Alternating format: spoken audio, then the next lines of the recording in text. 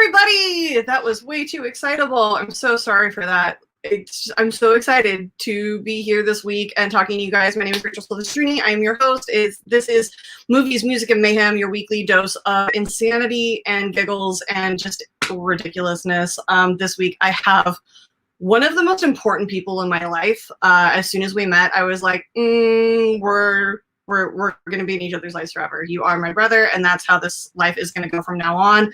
And he never objected, or at least I didn't let him. But you guys all know him as the head writer of Schmoedown. He is also one of the most amazingly well-rounded nerds, geeks, whatever you want to call him.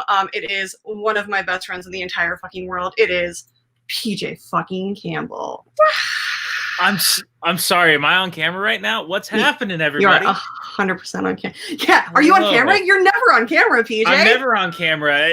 I don't know what this is like. I definitely already haven't started drinking tonight. So good luck to everyone watching. That's okay. Have you been enjoying this this diatribe of Saul's in the comments? Saul, I absolutely fucking love you. You make my heart melt, and I just look. I love Saul. We all love Saul. Saul is one of the best people in the entire world. I would do anything for Saul. Like, I would drive across country right now just to see Saul. Like, you know, that's how much I love Saul. I would brave the pandemic just so that I could see him. Peach, do you want a road trip? Always. New York? I always want to. Okay. Well, welcome, everybody. You don't have to ask me twice. So this week is brought to us by Bullet Rye. I bought a gigantic bottle of it just for this show because PJ and I have a history of literally talking for hours and hours. So guys, if you need a pee break at any point and like y'all need a pee break, just raise your hands. We will all take a pee break together. It will be fine. But I am drinking the Bullet Rye. And PJ, what are you drinking tonight? Mine is Diet 7-Up with strawberry rum because I'm a fancy asshole. Well, you're a fancy bitch. It's way more fun to be a bitch than an asshole. Bitches have sass, assholes are just jerks. But fine line. Divided by a vagina? But sorry. It's one of those nights, guys. I love you. Cheers.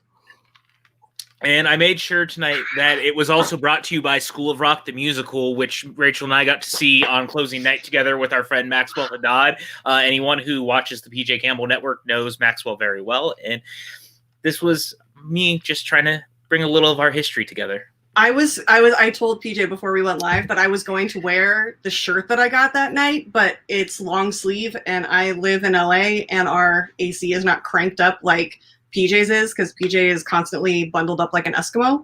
It's true. But yes, no, that night was fucking amazing. Max is an angel sent from the Lord herself above. Yep. Anna and surprised us and was like, hey, I have tickets to closing night of School of Rock, my treat. And I was like in tears weeping. And then like all the kids from the first cast were sitting like 2 rows in front of us over to the left and they were rocking out and everybody was so emotional. And I know what that's like to work on a cast like that. And it was, and I ran into Alex during intermission who was getting ready for Beetlejuice. And I got to congratulate him on that, which was fantastic. Yeah, that night was really amazing. And then we went out for pie? Where did we go? I was a little giddy and a little We drunk. Definitely ended up going to Juniors after. That's where it was. Because I will say that 95% of the time, if we have gone to any sort of Broadway production of any sort while we're with Maxwell, we either end up at Juniors or a bar. Yes. There's very little in between in that. Once we had Mexican food, and that was very surprising to me because I was so used to seeing, Juniors. Like, I'm used to going and getting Juniors, and I was like, wait, this is not Juniors. What is happening right now?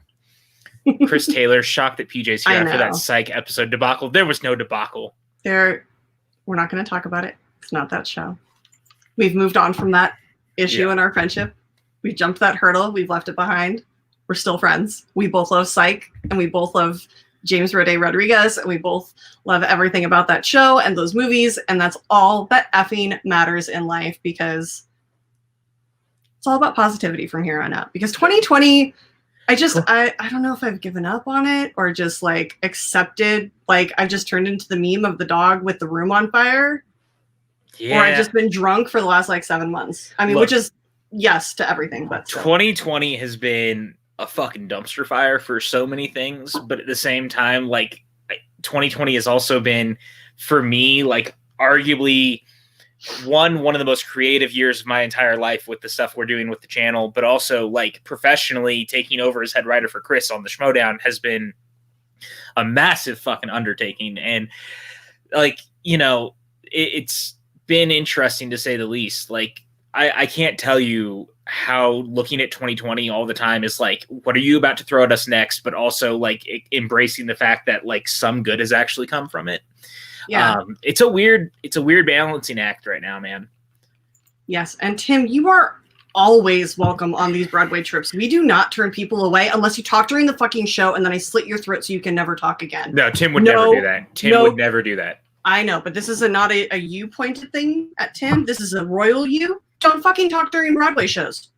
Well, he and I were supposed to we were actually going to see A Bronx Tale like the week after all the COVID stuff happened, because it was touring down here. We were supposed to get it at the college. I know. I was going to come and take you guys. I know. I was super excited. The tickets were super inexpensive. For those who don't know, A Bronx Tale is actually one of my favorite musicals, which I know is like it's a weird opinion for people, I guess. Like there's a lot, I know that there's a lot of people who don't look so favorably on it, but I love the musical adaptation of A Bronx Tale, especially because I love Alan Menken, and I think that it like really does the story of A Bronx Tale justice. And so I was really sad when that happened, because I was like, God damn it, are you kidding? Yeah, I went and saw it when it was here in LA, and Me too. I have a bunch of I have some old Newsies boys that were on the tour. My friend from Beauty and the Beast, like ages ago, was the dance captain. I think on Broadway as well as the tour. And so like I literally ran backstage and like saw everybody. And like as I'm backstage hanging out with my friends after the show, like there's fucking Chaz Palminteri, and I like wanted to run up and hug him, but I was like, I will probably break your bones because you are old and I have like fangirl strength at this point. Do you remember, was it last January, I think? You weren't, it was not this, was it this last trip in January when we were in New York, or the trip? Yeah, it was. It was the last one. I got to go to his restaurant in New York, which was fucking amazing. The Italian food that they made, it is one of the best meals I've ever had in my life. Like, I love Italian food. Like, I almost exclusively would only eat pasta if it wouldn't make me fat, which is why I've been losing so much weight, as I've stopped making so much pasta. But I got to go there. Yeah, you know how much I love pasta. Oh my God. But I got to go there, and dude, Chaz Palminteri is just, he's everything, man. He's just so lovely. I actually did get to talk to him that night, and I like approached him. They were doing post show notes, because he is incredibly involved with that show, and it is one of those things that I am so happy for, because like there are some creatives that just like do the show and then they just like let it go, and they're like, oh, it's in people's hands that I trust. No, Chaz was like on tour with them. He would like fly into like I think almost every city and like give notes and watch the show. And so they were doing post-show notes, and the stage manager, who was also a friend of mine, and a few other people were talking, and he was just kind of like standing at the stage management booth. And I just went up to him and I was like, Mr. Palminteri, I love you. He's like, thank you. And I'm like, I love Oscar. And he's like, he started cracking up. Like, for those who don't know, Oscar is the most underrated Sylvester Stallone movie of all time. It is also one of my favorites. It's very, a great comedy. It is hilarious. I love to pair it up now with What's Up, Doc? Ooh, with Barbra Streisand and Ryan, I can't remember his name right now, but he was super attractive in the 70s. Ryan O'Neal? O'Neal, yeah. And it's so great. It's just miscommunication. He plays a gangster who's trying to go straight. It's hilarious. Chaz Palminteri plays one of his like assistant lackey kind of guys. It's so fucking funny. Highly recommend it. It's so funny you bring that up too, because like he was so involved that when Nick Cordero, the late great Nick Cordero, when he stepped down from A Bronx Tale, he had been playing the role of Sonny, and the final shows, it ended up being Chaz who took over.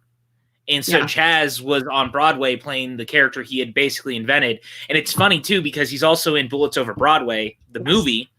And in the Broadway production of that with Zach Braff, Cordero was in that as well. And he also played the Chaz Palminteri role in that.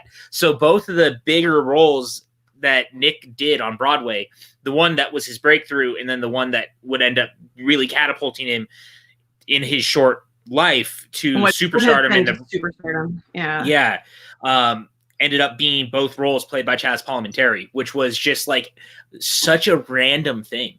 And I've always loved that because I love Chaz Palminteri. So, and Nick Cordero, who's his birthday is next month, and they're putting out that album from 54 Below, where he did a bunch of covers, which I can't wait to hear, because the dude had, in my opinion, he could have been like the second coming of the Frank Sinatra types. Like that's his voice. He was smooth. He was fun. Like just such an interesting person, such a great voice. I'm still so sad. He was so charismatic and so insanely talented. He had a heart just bigger than anything you could ever imagine. He was just such a lovely, lovely human being. And his passing was really, really sad, guys. Wear your fucking masks. Stop killing people that we love, and let us bring back live theater, because I am losing my effing mind, or what's left of it, anyways. Guys, real quick, if you have any questions for us, there are Streamlabs above. The link is above PJ's head. It's also in the chat. In the description. We do have one. Us your money. We do have one from Ferris. He says, "Hello." Oh my God, Ferris! I thought that said $5. Ferris, you wonderful fucking man. I have no idea how to move those over from Streamlabs because I'm ridiculously, I don't know. And then Michael K posted a donation, says, "Happy Thursday, everyone. With DC fandom just around the corner, which panels are you guys looking forward to the most? My top three are Wonder Woman 1984, The Suicide Squad, and Zack Snyder's Justice League." I am going to let you take this because I don't know what the panels are. I just know what I want to hear about. Look, I'll say right off the bat, like, I think arguably it would have been Snyder's Justice League had Affleck not been confirmed today to be coming back for Batman, or as Batman in Flash. So that means that fandom in the Flash panel, we're going to be talking about the fact that we're getting Keaton back. We're getting the fact that we're getting Affleck back. We're also getting a Flash film finally. But in the article, and something I thought was very interesting in that Vanity Fair report that Anthony Bresnikan wrote today, was that in the information when they were talking about the fact that Affleck wasn't the only one coming back, obviously they were talking about Keaton.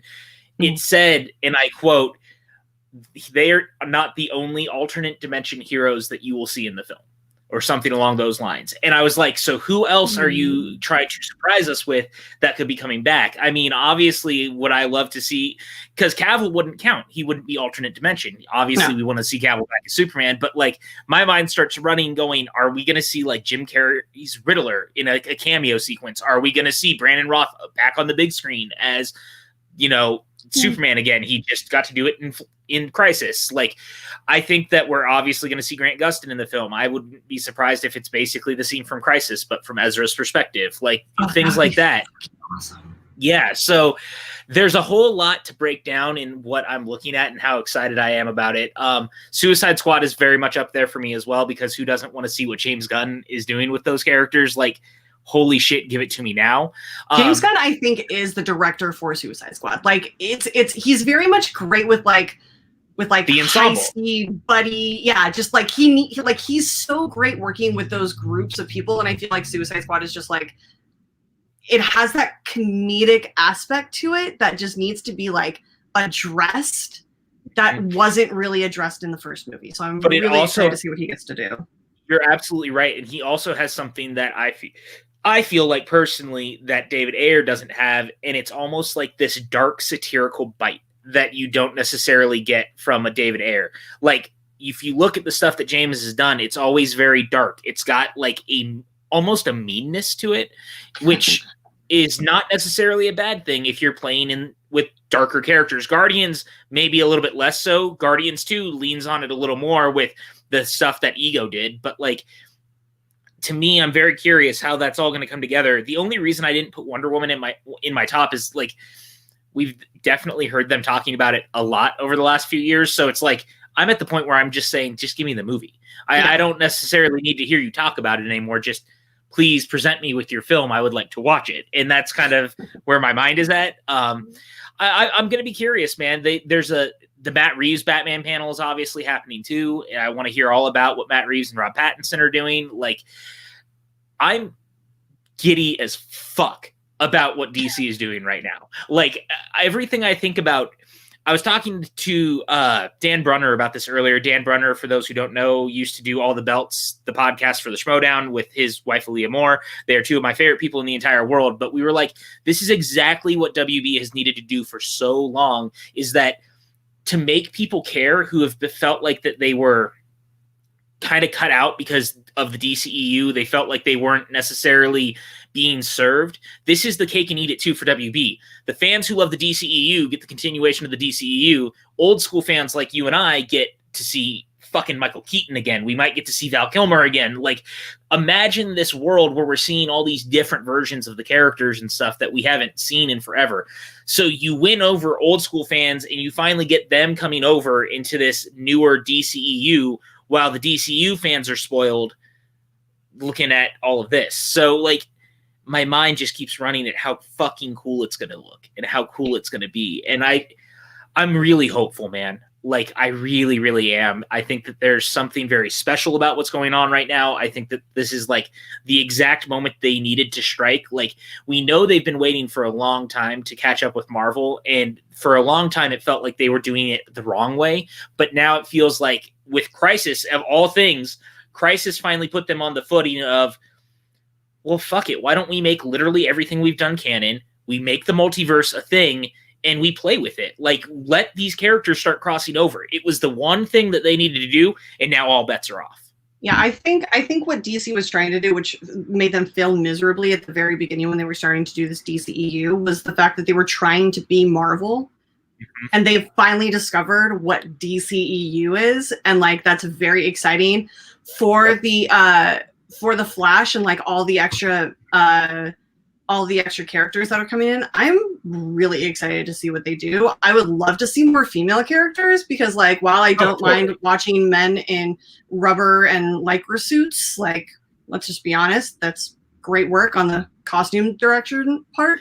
I would really love to see some like badass females come in and like, you know, kind of put Barry in his place every now and then, and you know, just kind of have their way with the DCEU and interact with everything. I think that would be amazing. I would love to see, because I know that there was.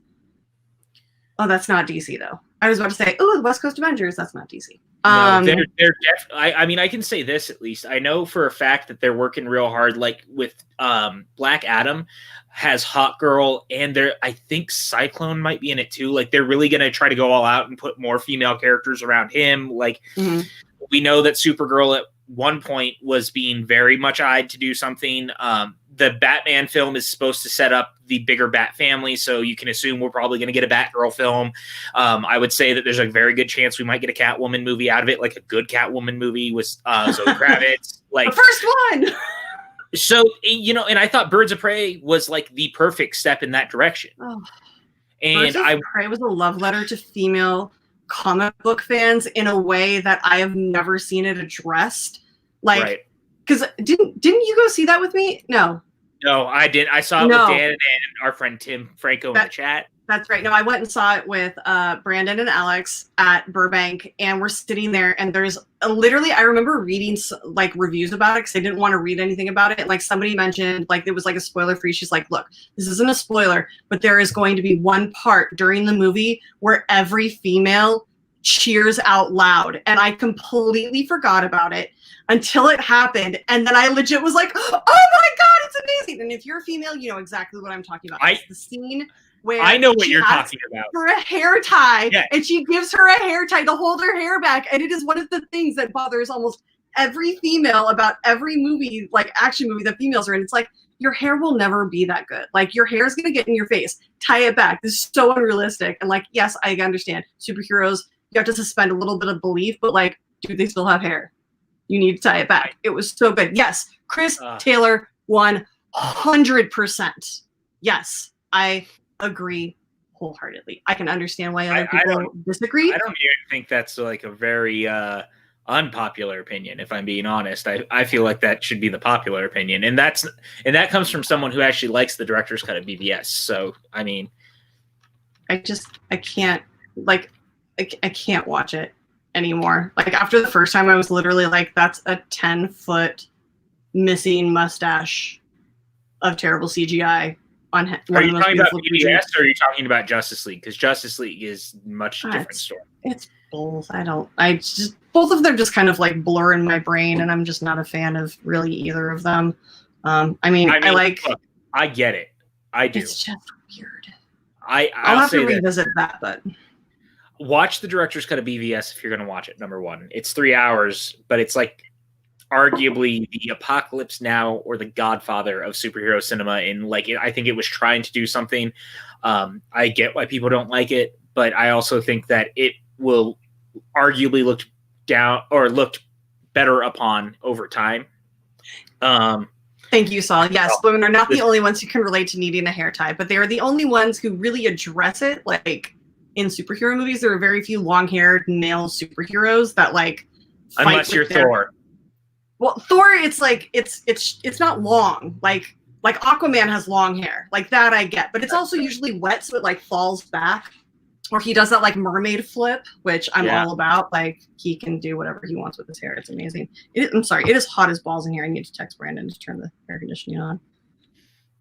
So guys, what you're going to learn is that Brandon's very bad at putting on the AC.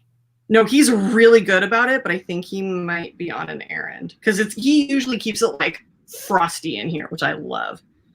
AC, please. So I think he like ran to go to the grocery store or something. And by ran, I mean literally ran because we're like 2 blocks away. God bless. I know. I've walked there before, and I'm weirded out by your area, and I've told you this before. There's way too many fucking churches like right in and around your apartment, and so every time I walk around there, I'm waiting for someone to start preaching at me, and I just want to be like, "Look, guys, I believe in one thing. His name is Cthulhu. We don't need to preach to me. It's all about Cthulhu in these parts. Please leave me alone." Yeah, we have on one corner across the street and down at the end of the block, there is a Mormon church. And then on the other side, I think it's Lutheran or Presbyterian. Yeah, there's a lot. But, welcome to Glendale. But we also have like, a 31 Flavors Baskin Robbins like 2 blocks away and Starbucks. What? I'm just looking at it. Talk about another man with long hair, but he was black, so it was probably not long. It was just kind of. Wait, let's get ready to talk. Schmoedown podcast says this is why I love PJ. Which part are we talking about? The fact that I could keep talking while drinking about superheroes, or because I'm like, please leave me alone because I think Cthulhu is the best? Because I hope it's the latter. It's both. Fair. Let's just be honest. I mean, you don't need only one reason to love you, because you are my brother, boo. And that's fair point. All that fucking matters. Yeah, I think that this year's been really interesting just because like you said, it has led to a lot of like creativity with you and I and like a lot of our friends. Like you started your channel back up. I started doing this, which is something I would never have fucking thought to do. But I'm really enjoying it. And you guys seem to too. So thank you for that. But it's also just like, this was also created out of necessity. Like, exactly. I do this so I can legit like talk to my friends and like reconnect and like, maybe meet new people. And so it's just been fun and ridiculous. But also like, I think that it also has a lot to do with the fact that production studios have not figured out a way to release new movies and like it's the release of new material has been so slowed down to a glacial pace that usually we're on these shows talking about what's new and what's coming up where we're like, well, it'll come out in March 2022. Like everything is slowed down so much. So like now we're actually like getting a chance to really get to know everybody in the space and reconnect. And I'm appreciative of that. I mean, it's like the ultimate sparkly silver lining of all of this, but I would much rather be able to fly to Phoenix and come see you. Yeah, I feel very much the same. And one of the things that I liked a lot about doing this was like, it's something we've talked about a lot. And Mike K obviously is in the chat, and so is Franco and Ferris and some of the people who have obviously watched my channel as well and are like over here hanging out. Like, one of the things that when we went back to it and I started it back up, and I was like, I don't want to just do a podcast. Like, I want to do a bunch of things. And watch-alongs are like a dime a dozen. But the thing about watch-alongs a lot of the time is people are watching popular movies that are newer. You're watching stuff that are going to get eyes. The thing that we did when we started it, we were like, I don't necessarily want to just do the popular shit. Like, I want to do the stuff that we like, that we have stuff to talk about. So we were doing... like last week we did the Rugrats, or earlier this week we did the Rugrats movie. Like, things that you wouldn't necessarily see grown adults watching. Or like earlier in the year, we had Mark Ellis and that's fair. Mark Ellis and Riley came on. We did a Young Guns 2 watch along, which was one of the best things ever. We've done like National Treasure. It's about shining a light on stuff that we wanted to shine a light on, but also like keeping in mind that, yeah, there is shit people want to watch. Like, look, we're doing a double feature next Friday of Godzilla 98 and Pacific Rim. Not a single person in the world outside of Sean Sullivan, whose idea this was, by the way, is asking for this as a double feature. And so now we're doing it, and I'm very excited, man. Like, I have so much fun hanging out with my friends. And then, like, Maxwell and I do a Broadway podcast now. We've done debate shows and stuff with you and the bracket shows. Chris Clark is doing Suddenly soundtracks. The channel has never been in a better place. I think we're doing some of the best content right now in the world. There's so much more to come. We're doing a fucking Bill and Ted triple feature watch along in like 2 weeks. Who doesn't want to watch all 3 Bill and Ted movies? And I was actually going to ask if, while you were here, if you would like to be on said watch along with us. Babe, you just have to tell me what time. Like, you don't have to ask. You just tell me. Okay, like, this is what it is. Like, this, like, the reason why you're actually on is because there was, like, I just thought that because you said, you and Max do a Broadway show, and I didn't know that you were on every other week. And so when you guys were like, oh yeah, our show's on Thursdays at 7. I'm like, well, then now I can never have you guys on my show because we do my show at the same time. And so then I think we were drunk and arguing, and you were yelling at me for never having asked you on my show. And I'm like, you have your own show. And you're like, I'm not on all the time. And we just started yelling back and forth. And we were like, well, I love you. I want you on my show. Fine, I love you too. And it was like, Number one, this is an accurate representation of our relationship. That is pretty much all the time. Number 2, Ferris, how dare you have never seen Bill and Ted? We're fixing this with the watch along. No, not how dare you. I'm so excited that you get to see it for the first time with us. I was going there. You stepped on it. You stepped on it. No, you stepped on it. Don't neg before positive. Just, I'm so excited. You always start negative first, and then you follow up with the positive. That's how it works. You're not a 20-year-old hitting on a 20-year-old at a frat party. No, you don't neg first. Has that ever worked? There's not a single time that has ever worked. Maybe not for you, but I have some really sad, depressing friends that when we were friends. Okay, well, I wouldn't do that. I want to shout out Chris Taylor, who says no BS here because of this weird time. It is giving me a chance to check out the PJ Campbell Network. That is what I like to see. That man right there. It's true. And Chris is amazing. I absolutely love. But you had mentioned somebody before who has sent in a Streamlabs, and it is the one and only the great Sean Sullivan, my other brother in arms. And he says, question for PJ. I miss you. Question for Rachel. I miss you also. Well, you know what, fucker? We love and miss you too. I love you so much. And I love the fact, like, guys, if you don't know who Sean Sullivan is, get on it. He's a ninja. But also, he has been growing out the top part of his hair, and I am dying for him to do an emo photo shoot.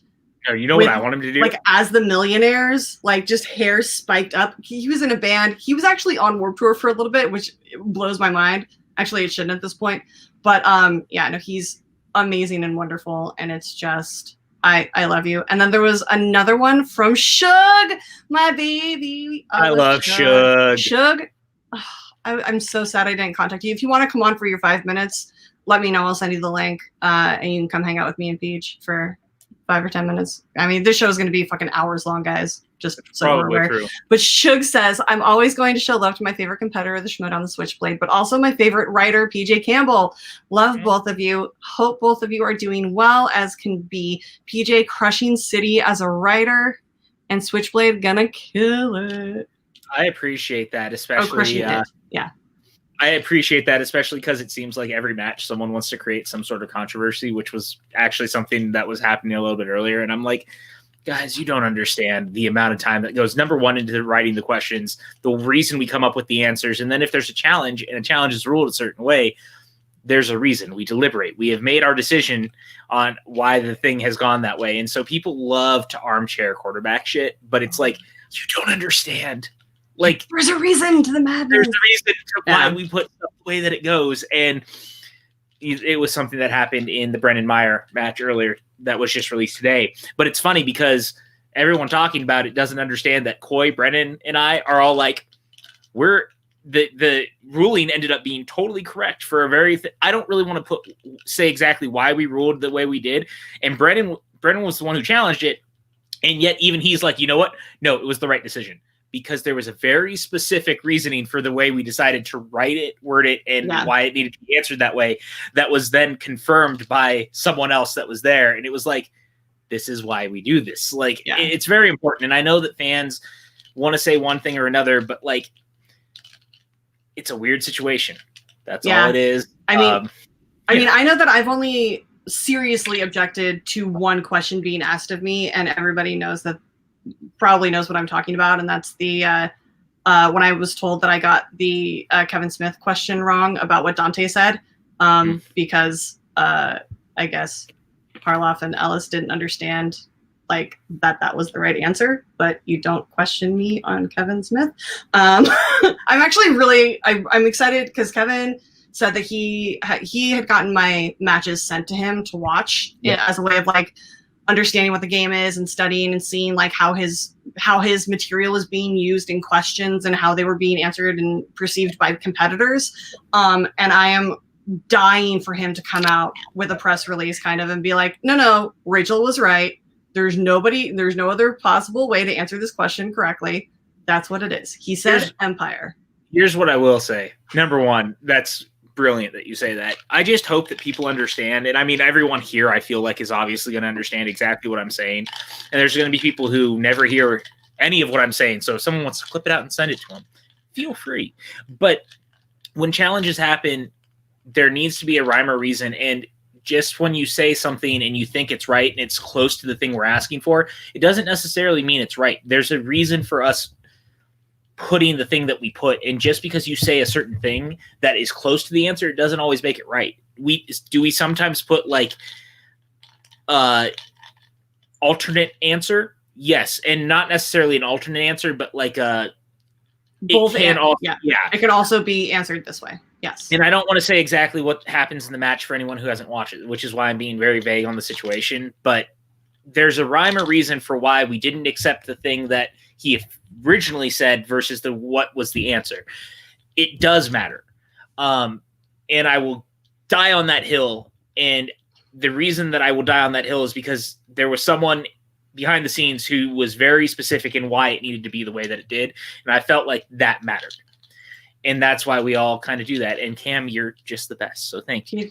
PJ, everybody loves you. I mean, and also it's, and I hate the fact that, objecting to questions and coming after the question writers as a competitor is like, can be perceived as like character work, but it still fucking sucks. Like, Like, hey man, you know me, I will defend you until my dying breath. And then I'll pass my love to Kevin Smith, so it's fine. You know how hard it is to be the head writer of this show where so many of your friends are competing, and then when you see your friends upset because they lose on the stuff that you write, like, it is so hard sometimes to actually, like, I don't think people realize just how hard that is for me. Like, I am very empathetic. Like, Rachel knows this. Like, so when people get down around me, I get down. And when people are upset, I get upset.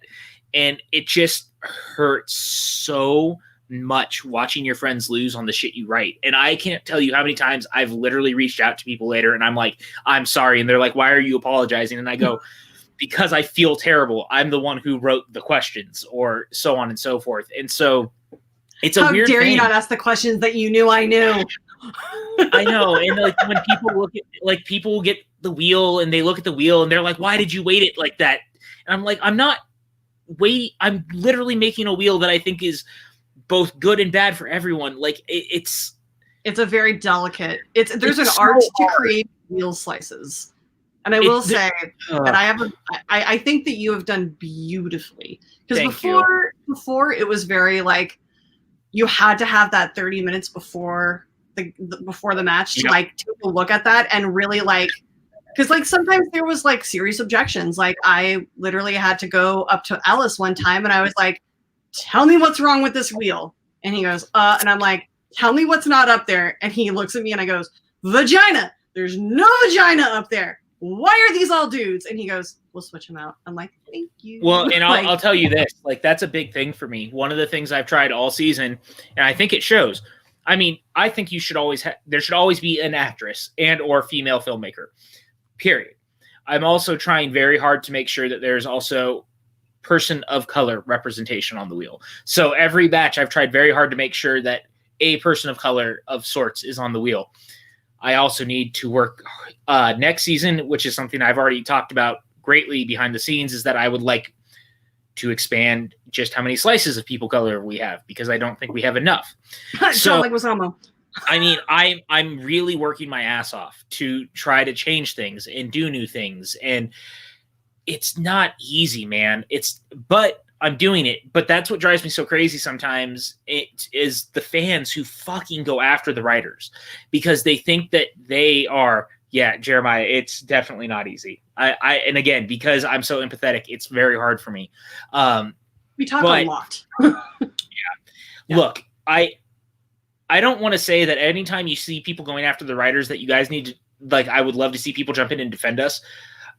But I'm also not saying I wouldn't necessarily also appreciate that, because people love to fucking armchair quarterback when they want to be right. And it's also because they think because people in the game play a character that they also get to play a character. And that's not how it works. Fans are fans. They're not part of the show in a characterial capacity, which is why we had to have this conversation a couple of months ago about how fans treated female players. And it's the same conversation we have to have about how you treat players, period. How you treat the production staff, period. How you treat the writers, period. Like, people want to always armchair quarterback and shit. And I just don't know how to be like, I know where you're coming from, but you're also wrong in the situation. And that's just the situation of the matter. I just feel like anybody who tries to come after you guys or any of like the actual like characters that we play as participants of the Schmoedown, it's like somebody going up to like Chris Hemsworth and being like, where's your fucking hammer? Yeah. Like, dude, somebody just got robbed. Why didn't you stop them? Like, dude, that's a character you play. Like, that's not who you are in real life. Like, yes, we all try and be good people, but like, those are characters. Also, I'd love to point out, and this is like very important to this conversation, is that for me, people also don't understand that the writers are not part of the show as characters. So when you go after the writers and the questions, you're literally going after the people and not talking about characters. And we are not computers. We are literal human beings. And you guys not you guys obviously here, but the people who do that, the royal you, is that they don't necessarily understand that you're going after actual people. And I know how hard that feels how hard that is for people to hear. But like, I saw, it was the Chandru match. And I brought this up when I was on From a Certain Point of View last week, when Chandru tried to challenge his question about Black Widow, or not Black Widow, Kobe Smulders in the MCU. And he tried to make this argument that, well, she's not really her, which is ridiculous. It's a ridiculous statement, and there's a reason it's counted. However, I also don't need to see people in the chat saying the writers need to do better. Yeah, no. Fuck that, guys. You guys have no idea what pressure they're under. I do love this. I saw that earlier. I was going to ignore it because I like them too much. See, now that's the kind of ribbing you can do. Exactly. That's what you can do. You don't come after people as people. But moving on, because we could literally talk about this until we are purple in the face and angrily yelling at the ether while we are drunk. It makes me feel better, for what it's worth. I mean, not all of us apparently, Saul. I mean, to be fair, I know that Saul is not a character. That's just who you are, and you are a genuine, wonderful, lovely human being, and I adore you. But Heard a rumor Okay. that Broadway is opening next fall. I wish I knew more. I So, hope that rumor is true. I also heard that because all of these theaters are empty and a lot of the theaters have been shut and locked with whatever show materials were in there at the beginning because they thought that they were just going to reopen and they didn't want to have to transport everything back and forth. I heard a rumor that a few of the shows were going to be getting recorded. I have heard during this pandemic, and they will be getting released. And I am so excited. When Netflix announced last week or the week before, I think it was last week, that they were going to be taping their Princess Diana musical. Oh my God. That hadn't opened quite yet. I knew that this is what we're doing. This is like a real thing now because Hamilton blew the door off of the idea of doing this, which was very important to begin with. Yes. I mean, I obviously am a big subscriber of Broadway HD, which is an app that is $7.99 a month, and they actually have like recorded Broadway productions. Kinky Boots is currently on there, and American Paris is currently on there. My baby. She Loves Me. There's all sorts of stuff. We can't bring up She Loves Me because you know how Zachary affects me. I went and saw that, and also not just the fact that like Broadway HD exists, but the fact that like I loved during when everything was still like open and normal, like before all this shit hit the fan. The theaters were showing these special screenings for $20, and it was like the most amazing thing to get to go into a dark movie theater with theater fans and watch. I went and saw Newsies. I went and saw She Loves Me and Falsettos, and like getting like just being able to make these shows available to people like just makes my heart happy. But like the fact that Broadway HD now exists. I want to say no. I was thinking because I want to say also Miss Saigon was one of those because they definitely did. I don't remember if I saw it, but I want to say Miss Saigon was definitely also like they did a bunch of those. I mean, obviously, we also know that they do the Met like once a week, or at least they did like Met Broadway shows like once a week from that, and like that stuff mattered. Yeah, and that like you to me was already my way of if I couldn't see something, because we were lucky being in Los Angeles that we could even have access to tours, because not even everyone's lucky enough to have tours. That's why I moved down here to Tucson. One of the things I wanted to be able to make sure that I did was that I had that kind of capacity to go see a Broadway production still, because that stuff still happens. Jeremiah, please. Yes. We will figure out what, because Broadway shows are like country music. Not everybody loves them. The people who love it. But there's always going to be an artist or a song for everyone. And I think we can figure out what Jeremiah is. I think he really might like what does Jeremiah, I mean, this is going as far as maybe he doesn't necessarily even start just with the musicals, right? Like the Broadway productions. Don't get me wrong. Do I think Broadway HD should be had by everyone in the chat? Yes. 100%. But a good place to start is sometimes with the adaptations of Broadway musicals that were made into movies. It's a good gateway. So for me, I would say Across the Universe. Both Across the Universe and Little Shop. Because Little Shop is a very much 60s. I mean, it's my favorite musical of all time, but also it's very much like a rock musical, similar to Across the Universe, in the same way that I'd also argue Rent is a great place to start for the same reason, because Rent is a rock musical. If you like rock music, that's where it starts. He said Inner Geekdom stuff, so I would almost say that Little Shop is almost... And Little Shop would be fun for him then. School of Rock.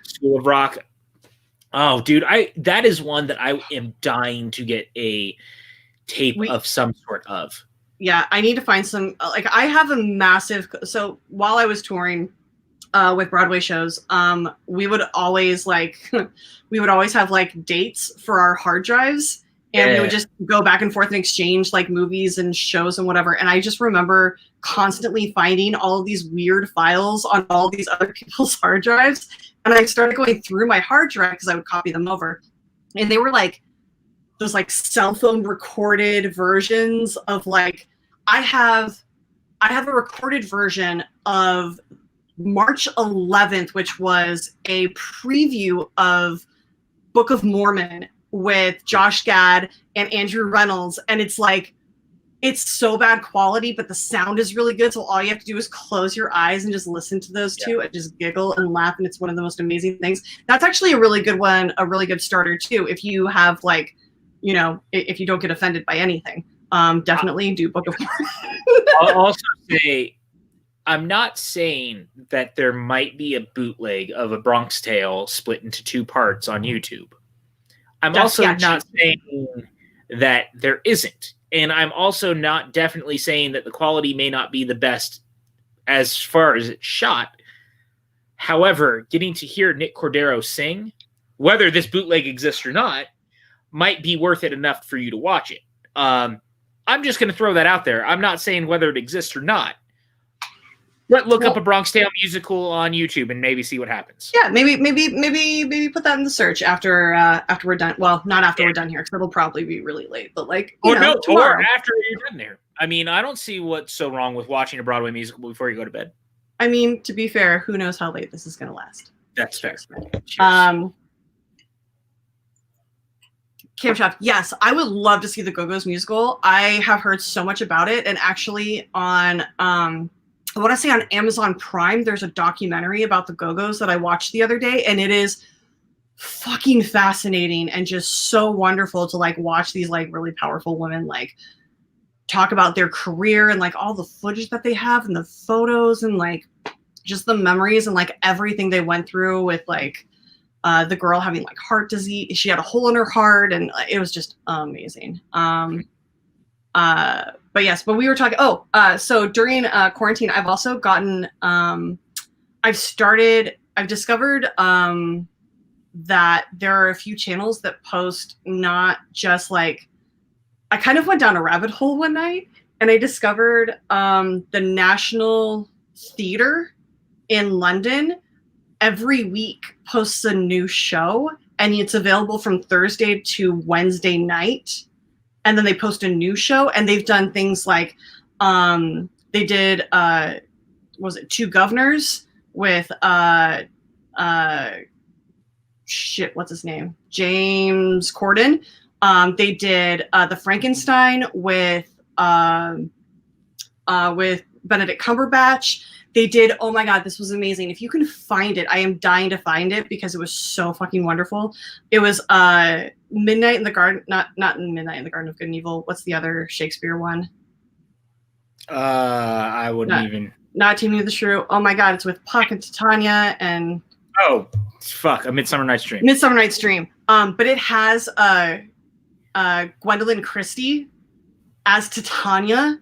But they swapped the roles of Titania and what's the male lead or the male fairy?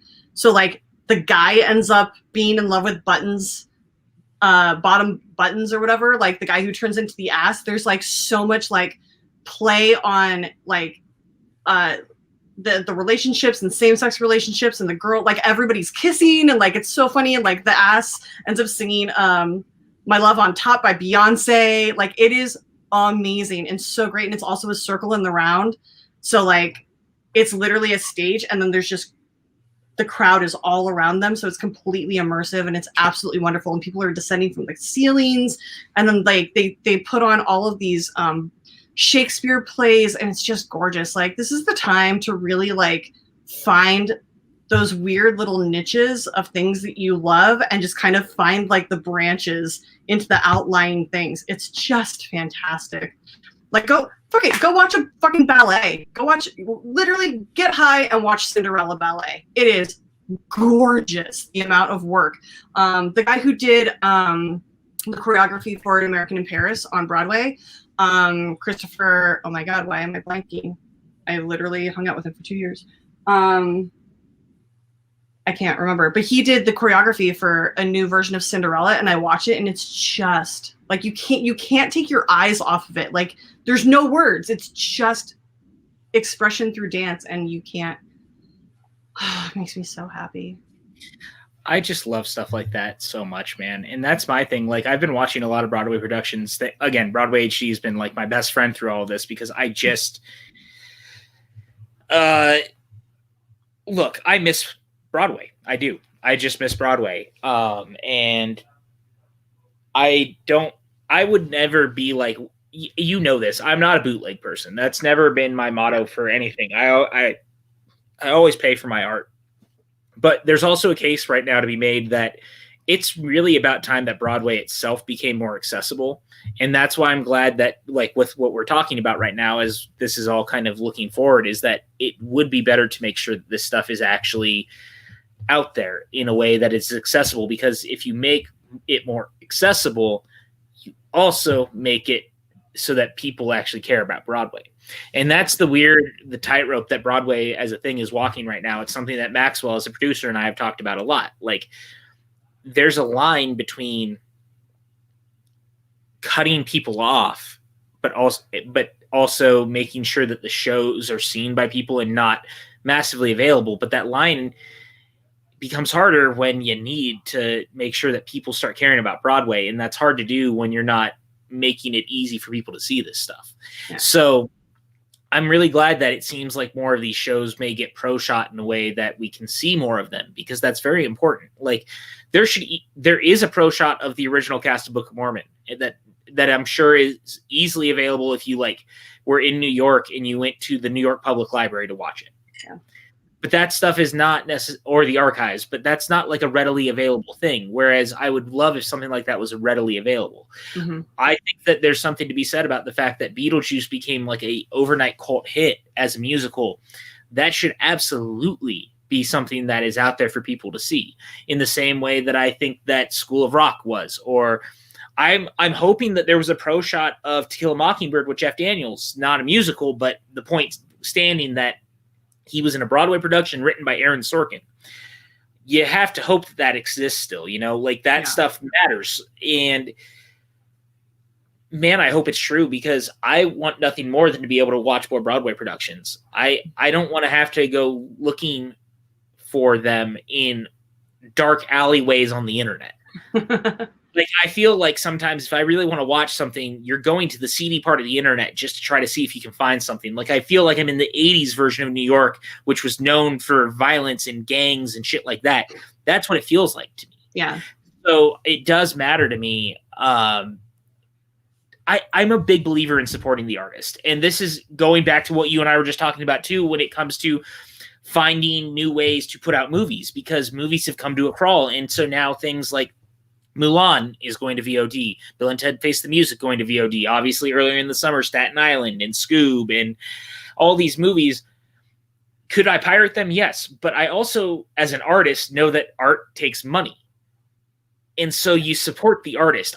We are a generation, and there's a generation before us and a generation after us that were raised on Napster, LimeWire, and torrenting. Just because we do it doesn't necessarily make it right, because that stuff cost money to make. There's a reason that bands need to sell merchandise and stuff now, because people just torrent music. Or in the new world with these subscription-based things, you're not necessarily making the money that you were making. So it matters to actually support artists. And I don't know it. I can't express how important that is, you guys. Support art. I know that it's not always cheap. I know that there's a lot of people who think Mulan being $30 is very, very expensive. And I guess right now, theoretically, can you look at it that way? Sure. But in Rachel's situation, you live in an apartment with 3 people. That's $10 for each of you, right? Just to watch Mulan. Or we can wait until November when it becomes readily available on Disney Plus. That's the thing. It's people are like, well, I don't want to wait. And it's well, then you pay the $30. Well, I don't want to pay the $30. Well, then I don't know what to tell you. And that's exactly it. We are not entitled to art. Do you guys know how many fucking times that I've bought the Star Wars movies since the days of VHS? Do you know how many times I've bought all the Kevin Smith movies over and over and over again? Because it matters to support the art, and I want to keep getting more stuff. I saw much earlier in the chat, this is going back almost to the beginning, asking how many movies I own that are this is just behind me.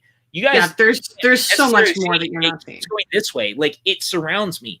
I own over 2,000 movies on Blu-ray and 4K and DVD because I care about supporting art. I care about making sure that my money goes to the people who make these, because I want them to continue making movies. If movies stop making money, if Broadway stops making money, if musicians stop making money, there's no more art. Yeah. Well, I mean, there's also an argument for not I'm kind of playing devil's advocate, but hear me out. Like it's one thing to like torrent and download a show that is being pirated, that is out in theaters, or that is, readily available to all if that is what you want. That is bullshit. Don't do that. Pay for it. Go watch it. See it the way that it's meant to be seen. But for shows that have closed, that will never reopen again, like iconic castings, I think that those are the things that definitely need to be recorded and made readily available. And like, yeah, if you find like if it's if the show aired like or was on Broadway like way before when they started taping these, and you find a bootleg copy somewhere, that is gold. Like there's no way to like donate money. Yes. Like if you honestly, if you find stuff like that and you really love it and you find something that like really speaks to your heart, donate to the Broadway Cares. Just donate to Broadway Cares. Like Absolutely. Just do it. Even like $10, it helps out so much, guys. Like it helps non-equity supporters or performers. It helps with people who get injured and have to like, especially with the whole Nick thing, like it really helped out with him and his family paying for all those hospital bills and like everybody. It's such an important thing to support the people that bring you the things that make your life better. And absolutely. That's the most important thing. So like if you find something, just literally, you know what, from now on, I'm just going to include a link to Broadway Cares in all of my stuff. So next week, check the description and there will be a link to Broadway Cares, or just search Broadway Cares and just donate $10 anytime you find a show that you love. Like, honestly. No, totally. It's helped out many loved ones. I mean, I definitely did a Broadway Care, because I think if you go on eBay, the Broadway Cares also has like a e-shop, and you can buy stuff from them too. You can also auction off signed window cards and playbills and all sorts of stuff. And like last year, I dropped a little bit of money. I'm not going to say how much, on getting a School of Rock window card that was signed by the entire original cast. Like I have that; it's hanging up on my wall right now, right next to me. I'm looking at it. Like, I love doing stuff like that, because to me, Broadway Cares matters, and like that stuff matters to me. Like I cannot say enough about how much that stuff matters, and we need to be protective of it. Like. It's weird, man. I saw someone said, PJ, he cares Campbell as my name. I mean, look, yes, I do. Again, I'm very empathetic to this stuff. PJ's a very aggressive Care Bear. You're not wrong. I'm also a very drunk Care Bear most of the time. I mean, I feel what would you think that your tummy icon would be for a Care Bear? Probably a handle of booze, to be honest with you. Yeah, I feel like mine would be like a bottle of bourbon crossed with like drumsticks with like a music note for the skull. I feel like that's my vibe. Yeah, I get it. Yeah. I get it. That's fair. I don't know. It would be like a film reel and alcohol, probably, for me. Just a bottle with a film reel wrapped around it. Guys, we are now actively asking for fan art. I think that would be amazing. The Care Bears scared you as a kid? Why? Because they shot like rainbows from their bellies? We could all do that when we were little, couldn't you? Mm-hmm. Care Bears stare, baby. I actually did that one day when I was drunk I think I actually did that at Barney's one night. I Care Bear stared someone, and I think Janine was like, "What are you doing?" I'm like, "I'm Care Bear staring." She's like, "Put your shirt down." Sorry. Of course, PJ is someone you can give big ass hugs to. Are you kidding? PJ is Snuggle Bear #1. I mean, pre-COVID, I was. Bitch, I would snuggle you so hard. It's fine. I mean, yeah, but I'm just saying, like, I would hug literally anyone pre-COVID. Now I'm like, it's harder because I'm like, not that I want to think that everyone's got COVID, but I also do have anxiety, and I'm like, I don't even want to be breathed on wrong, you know? Like, I mean, to be fair, I know how stupid humanity can be, because I worked in public relations I worked for so at long. Disneyland. Yeah. We get it. Yeah. So I have experienced stupidity and humanity firsthand, so I have no faith in humanity anymore. But my love language is touch, and I haven't been hugged properly in like 9 months. So I just might like cry the first time somebody actually gives me like a full frontal like bear hug. I just might like dissolve into their arms and be like, just snuggle me for like 9 hours. That's all I need. Just big spoon me. It's fine. I don't want to say that Tim is making people jealous in the chat, but it is true. Fuck you, Tim. Get off my feed. I don't need you here spreading that jealousy. I hate you. We had a very nice and pleasant afternoon off, and we went and had pizza together, and we walked around Arizona State University. No. And it was very pleasant. Or actually, University of Arizona. I apologize. Okay. I've been drinking. And we had pizza together, and Tim took me on a tour to see all the places that they shot Revenge of the Nerds, and we spent a nice afternoon together. I love Tim Franco. Tim Franco is one of the most wonderful people in the entire world. Don't tell him to go to away. I love him. Just stop making me jealous by telling me that you're hugging my brother. That's fair. It breaks my heart. It makes me sad. It makes me want to drive the 8 hours to your house. A, because I miss you, and B, I miss my fur babies. Because I already corrected myself. I'm sorry. Don't be mad at me. Yes. I got it. Rachel, you know when you come in. Oh my God, I am so excited to go to Canada. Like, no joke. Like, I don't care where in Canada. Oh, Chris, bitch, I'm gonna snuggle you so hard. Things I dream about. Well, there's a difference between snuggling and snuggling. Well, I would take both at this point. Yeah. It's been a while. I have no bar anymore. It's like buried in the ground underneath my feet. Yeah. It's so funny. I still joke about stuff like that. And the last year has been weird. Can you believe it's been over a year, by the way? No, I can't. It's so weird. That means that I've been living with these fools for a year, and that's like nuts. It really is. It's really wonderful getting to live with these two because they're so different but so similar in so many weird ways. But like, I love it. Alex will come out every now and then. He'll be like, because we're literally like, we have a bathroom separating our rooms, and it's a Jack and Jill, so you can enter through either side. And whenever he's recording in his room, it's not as soundproof as I think he thinks it is. But I don't mind. Like, there are some days when I'll just open my door into the bathroom so that I can hear him better. And first of all, he's an amazing musician. But then every now and then he will literally come out and be like, can I read you some lyrics to make sure they're not creepy?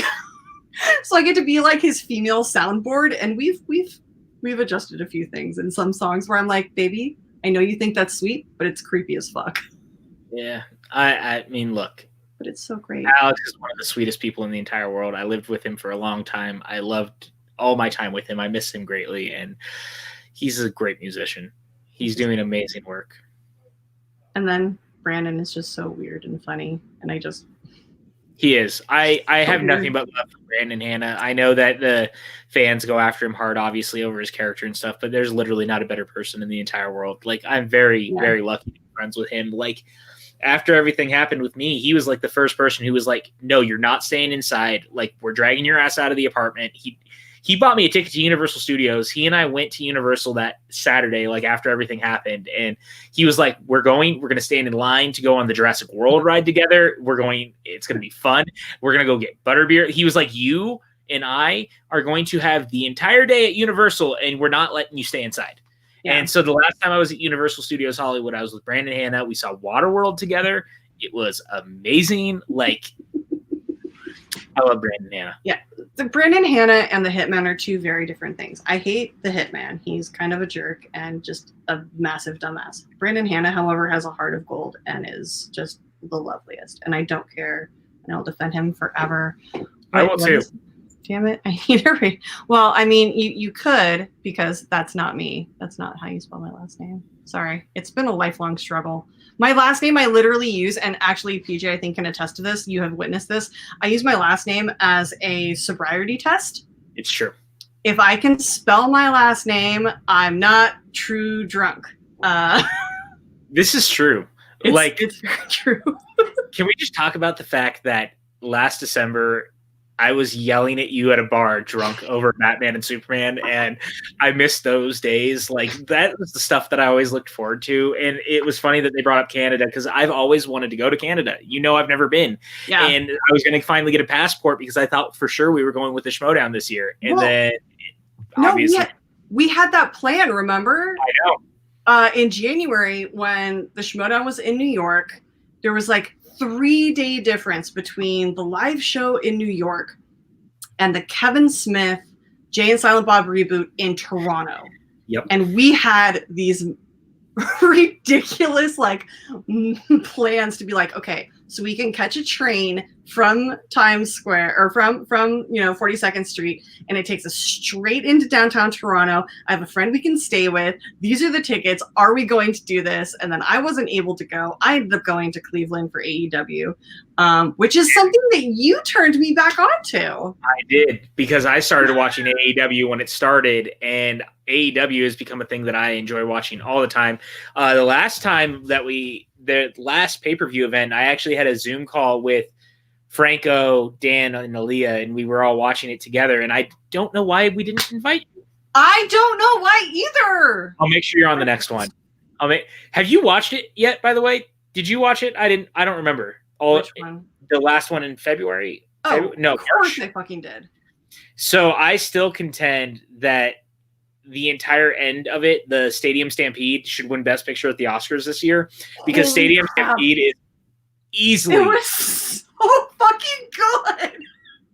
The drink break was so perfect. Franco, you're not helping the situation saying Late to the Party was there too. We're realizing that we didn't have Rachel, and I was literally the one who had her start watching AEW. Okay, so here's the story of how it all started. So in November, I want to say, I had a week off from the John Leguizamo tour because they were going. They were going to 3 or 4 venues in a row that were like very strictly venue vend, and we had people on the East Coast that were already going to be able to manage it, and it would have been too expensive to fly me out, and blah blah blah. So they gave me that week off. So I called PJ and was like, hey, I miss you. I haven't seen you in forever. Can I come stay with you that weekend? Actually, I think I just called you and I was like, hey, I'm coming to visit you these days. That's pretty much it, yeah. Because I claimed a room in the house because you abandoned me. So I felt like that was my repercussion, or my comeuppance. It was your award. It was my award. It was my pen. It was your penance for abandoning me. Was a room in your house. And so I claimed it. And then I was there, and you were like, I think it was like Tuesday or Wednesday, and you were like, hey, just so you know, on Saturday, we're watching the pay-per-view for AEW. And I'm like, oh, I haven't watched it at all. And you're like, well, I'm going to watch the last 2 or 3 episodes of Dynamite. Like, you can totally join with me. And then you showed me the clip, and it was Cody Rhodes running after the Inner Circle, and they hid in a VIP room, and Cody punches through glass, and I jumped off the couch and was like, I fucking need to see all of this. And you were very patient with me, and we went back and watched 9 episodes of Dynamite. And then Saturday came along for, it wasn't Double or Nothing. Was it All In? It was All In, because I think Double or Nothing was the last. Double or Nothing is Vegas. That was the very first one that they had. I'll never forget, though. We have tickets. We have tickets. Chris Jericho. I was like, they're making a shirt. It has to. I kind of want Kevin Smith to wear that T-shirt for his match. Over under 95. Over under 90%. Do I say that to Chris Jericho before we start shooting the match for the Schmoedown? Because I know that there's going to be time that, we always have the pre-tape time where we're all sitting there doing the pre-production stuff. Do I say we have tickets to Chris Jericho? Ask him if he has tickets. I should. You should. You have to. It was so fucking perfect. We were. I don't want him to hate me, though. I don't think he will. He's not that guy. He really isn't. He has one of the most. Have you watched his podcast? I have. I think he's brilliant. Oh my God. Talk Jericho is one of the most fantastic things you can watch. I highly recommend going to his YouTube channel and subscribing. He's so fucking intelligent, and I don't understand because he's had like 3 times the amount of concussions that I have had, and remembers way more stuff than I do. So I mean, go figure. But like that weekend was just so wonderful, and it literally like lit a fire under my like wrestling fan ass, to the point where now I am like actively pursuing trying to get a job with AEW because now they have AEW heels, and I would really like Brandy Rhodes to see this and be like, oh yeah, she's great, let's hire her, because I would love to help run like the live events when they start up. Did you see that they're starting to do like guests? Yeah. So when are we flying to Florida? I mean, I'll go. I have so many flight points, like it's not even funny. Every time Sturge has been like, if you come out or if we're near you, like I'll make sure you can go. I'm like, please. Yeah. I'll go. I mean, when I went to Cleveland, she was supposed to be there, but she ended up getting sick because it was like February or something. It was like everyone was getting sick, so she couldn't. It was January, yeah. She couldn't go, but she like still left me a ticket, and it was really sweet. And then I got to my seat. Have I told you about this? Yeah, you did. I got to my seat, and the person who was sitting next to me was like, hey, do you mind switching seats with my friend? And I was like, oh, I have an aisle seat. This is perfect. And I was like, no. And they're like, okay, great. And like got on his phone, and I'm like, well, where are they? He goes, oh, he's sitting like down there, because I was kind of nosebleed and he was like right on the side, and I switched tickets with him. It was the most amazing thing ever. I ended up sitting next to this couple who'd gone on the Jericho cruise, which we need to go on. Yeah, because it's next fall, and that has to happen. Look, I need to scream Judas in a crowd. You know what I need to scream? I've got tickets! Oh, the thing is that a friend of mine runs the karaoke on that cruise.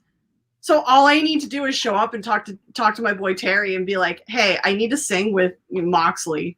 Cam said MTS Jericho Cruise. I mean, I wish. Don't even think that I'm not, like, I actually have friends who work for the company that run the cruise. If I end up having any say or end up getting hired by them, fingers crossed, don't think for a second that I'm not going to try and book Mark Ellis as the comedy relief on that fucking cruise. Don't even think I'm not going to try to. And then as soon as that happens, I'm going to be like, hey, it'd be really fun, because now that Jericho's in the movie trivia Schmoedown, if we have a fan movie trivia Schmoedown and do it like wrestling style, and we need to bring our head writer, and we need to bring our announcers, and we need to bring somebody for them to team up with. Yeah, it's going to fucking happen, guys. This is all assuming that I don't scare him off with my questions. Wait, who? Jericho. Oh no, you'll be fine. He's such a nerd. Oh, it's so great. I've said it before and I'll say it again. The Kevin Smith Jericho match is the thing that I've worked my entire life to get to. And I feel weird that I'm in this moment where I never thought that 2 people who gave me so much joy in my life growing up and shit would be the 2 that I'm now writing questions for, and I'm hoping to give something back to them. It's a very, really bizarre feeling. Like, I can't get over the fact that I'm literally sitting here going, oh shit, I'm going to be hanging out with Kevin Smith and Chris Jericho, hoping that they enjoy doing movie trivia with me. And that feels fucking weird. Yeah. In the right way, but it feels fucking weird. Like, I can't wait. But it's a what the fuck is my life moment that I have. You should be. I mean, I'm not going to lie. Like, it's a very nerve-wracking thing, and I understand being nervous for it. But, like, you're also, like, the best at what you do, so shut the fuck up, and you're going to be amazing. Thank you. I appreciate you for saying that. Shut up. You know I love you. I know. Yeah, thank you, Cam. That's literally the feeling that we all have for PJ. That was the same moment of one of the site producers showing up during our watch-along of Site 2. Like, remember that? Oh, my God. And how, like, I was like, I don't know, I have no chill right now. And Hogue makes this joke, and I'm like, Hogue, that's one of the producers. Don't fuck this up for us. I want them to come back. Dummy up. Shut up. Yeah, no, really. I mean, the other day when Kevin Smith was on SEN and my name got brought up, and Kevin was like, oh yeah, I've seen her tweets. I like burst into tears because we all know how much I love him. And I feel like that entire like 2 hours that he was on, I felt like PJ and I were just like holding hands through the ether and just like happy crying together because was it he means Yakavetta? so much to both of us, and it's just. I think it was like Yakavetta who was like, I wish that there was cams on Rachel and PJ right now. And I was like, no one wants to see that. No one wants to see how I'm reacting to all this right now. Like, yeah. I'm like, I can tell you exactly what's going on right now. We're just crying. We're just happy crying. Kevin Smith, man, like I can't stress enough. Like, obviously Spielberg has been a huge influence on me, and like George Lucas has been a big influence on me. Like, I love a lot of the big gun directors. I always have. But like, I'm never gonna ever say that I think anyone influenced me more than Kevin Smith. I caught Kevin Smith at a very young age when I shouldn't have. Yeah. Watching, back on Cinemax when Cinemax was still like very much a thing, and it was like, dude, I'd watch Jay and Silent Bob Strike Back on repeat all the time. And it was the first Kevin Smith movie to that point that I had seen because it was on all the time on Cinemax. And so then it became, I really love this. So that was 2001. I was like 11 years old, maybe 2002. You know what I mean? Like, I was young, too young to be watching those in the same way that you were too young to be watching those when you discovered it. And so for me, then it was like, okay, I really like these characters, and I didn't understand that it was a part of a bigger universe until like probably 03. So, a good bit of time passes because I'm just watching shit on Cinemax. And then it was like, no, fuck, I got to watch the rest of these movies. And so I bought all of them for my 13th birthday. I found all of them on DVD. And then I also bought the evening with, because I think at the time only the first one existed. The second one hadn't come out just yet. So I bought the first one, and the first evening with is one of the most overplayed DVDs that I own. Enough so that it's literally sitting fucking next to me right now. Well, and the second one, and the third one, and Jay and Silent Bob Get Old, and Too Fat for 40. Fat for 40. That's my favorite, I think. I think Too Fat for 40 is my favorite. I can't remember which one I saw because I think it was one of the, I think it was just live. One of those like Babylon live things that or not Babylon, because it wasn't Kevin and Ralph. It was Kevin and Jay. And Jay and Bob Get Old. Was it that one that they showed in movie theaters? Yeah, Jay and Silent, because I saw it too. I remember I saw that in New York with one of my oldest friends, Kathy Corbin. I love her to death. She and I used to do like random road trips when we were like 19. We flew to New Jersey when we were 19 from California without parental supervision. Like, who the fuck does that? We did. But like, she and I went to go see it, and it was when AMC offered like those group like deals. And so we got like a large popcorn and 2 large drinks. And like, we were laughing so hard, I almost threw up. And like, people around us were looking at us like we were fucking insane. And I was like, no, you don't understand. Like, this man, I mean, he's the unofficial co-host of my show. Look at this. Mean, like, can't really tell, but right here between the Rocketeer and that Gamera box set is a Movies cup. And if you look right here, that is a Kevin Smith pop vinyl. Kevin Smith. I have Iron Bob right here. I didn't get an Iron Bob, and I'm so jealous. Just order it off of FYE. They deliver it. I didn't. I thought that it was exclusive. Never mind. I'm gonna order it off FYE. Like, and I fucking Chris Taylor. PJ was watching a lot of Cinemax. AK. I wish I could tell you that was true. I literally was just watching Jay and Silent Bob, and pretty much like they'd play a lot of the Halloween films. So I grew up watching a lot of the Halloween films through Cinemax. I wish I could tell you that it was Skinemax, but if anyone knows me, that's really not the case. Like, no. It's really not. Like, I just watched a shit ton of movies as a kid. Like, I mean, to be fair, that applies more to me than it does PJ. So, I really am I'm totally honest about that too. That's a weird thing, but it's like it's very true. Where I'm like, no. Yeah, but there's just something amazing about. I think like, and I this is a bold statement, and I stand by it. I feel like Kevin Smith, both as a writer, mostly as a writer, but also as a director, is basically like the Shakespeare of our generation, because Shakespeare did such an amazing job of like being highbrow and lowbrow with so much heart all at the same time. And I feel that is Kevin Smith to a fucking T. Like, you can watch Jersey Girl or Chasing Amy, and it is so heart-wrenching and so just, it's so emotionally deep, but then they make jokes about like, oh, I bet she just needs a deep digging. Like, it's so like, it's so crass and so like lowbrow, but they address so many serious things. And then you have things like Jay and Silent Bob Reboot and Jay and Silent Bob Strike Back, which is very like it legit is a Muppet caper with Jay and Silent Bob. I have a hard time arguing with that, especially considering he was considering that his original script for Clerks 3 was much more Shakespearean. It was something he kept talking about, is he was like, this was my Shakespeare approach to the material. And it's like, I think that he's, especially to me, he's been Shakespeare for nerds for a long time. Oh. Like, I'd never heard anyone talk the way that I talked about pop culture in the same way that I did until I saw like Mallrats and Clerks for the first time. Like, that stuff matters. As weird as that sounds, like, it's not even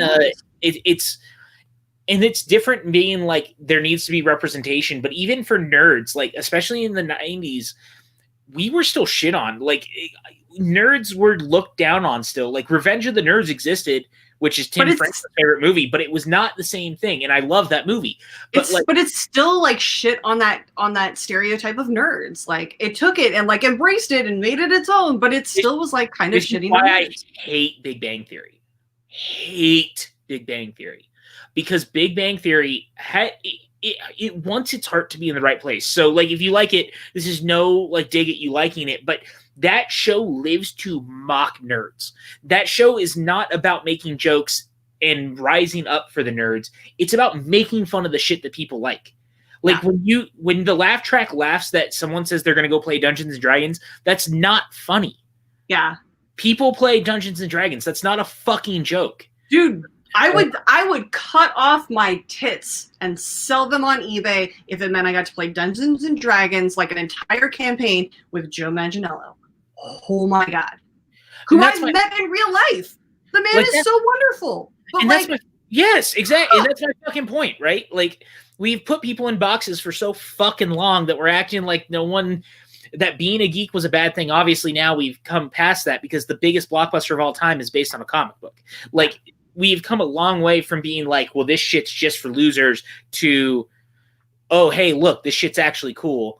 Like, it took a long time to get there. When I was in middle school and I was reading all sorts of comics, but like 2003, probably around the time that I really discovered fucking Sean. I'm sorry. Sean.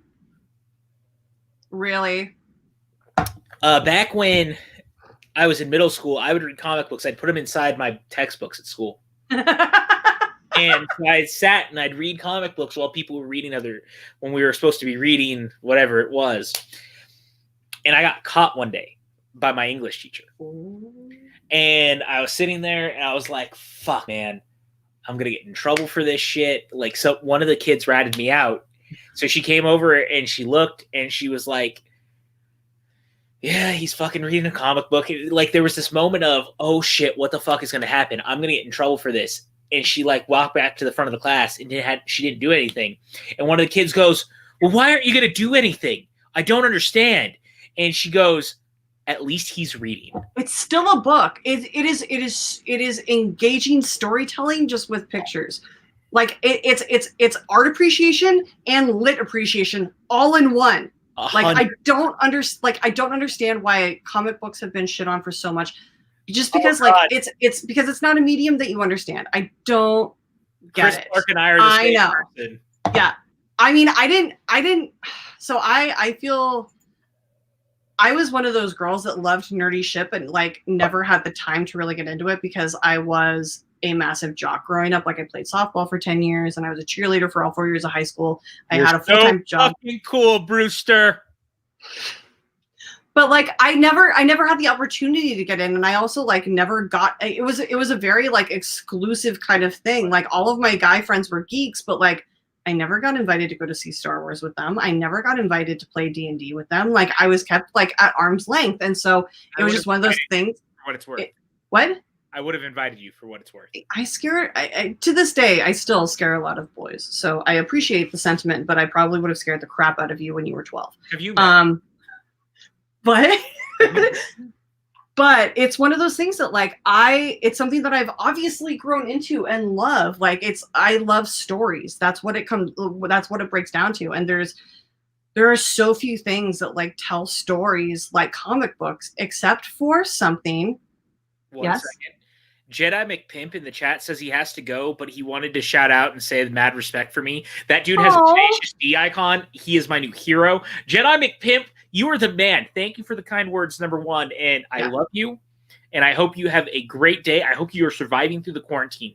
Stay gold, Pony Boy. Yes, thank you for saying stay gold, because it's not stay golden. Also, Jedi, you're the sweetest, and I love you, and I love that you come back week after week. Yes, come back and watch the rest of the show, because we're probably going to still go on for another like 2.5 hours, because PJ is apparently hell-bent on breaking the record for my show length, which, of course, we're going to try. But 3 questions, by the way. But while we have a break, I do have a few more Streamlabs that got sent in. Can I get one more alcohol real quick, and can I pee real fast before I come back? Yes. Okay, so PJ's going to take a pee break. So if anybody else needs to take a pee break, go. Yes, thank you. And I also need more alcohol because this now empty. So I need to go. Well, I said pee break, but yes, pee break and replenishing. Okay, I'll be right back. Okay, we're going to just... I wish we could play like elevator music. But guys, you are the best. This is why you tune in. I'm assuming because PJ is just like, we are just so similar, and he is my brother, and I love him to death. It's just the weirdest. You guys are the best. I can't. Yes, Sean, he can sit with us. Yeah. I still do it. I got comics stashed all over the place to this day. Why do you have them stashed, Saul? Just display them. They're so pretty. You can look at them, the artwork. It's so gorgeous. Don't hide them away. Let their light shine. What?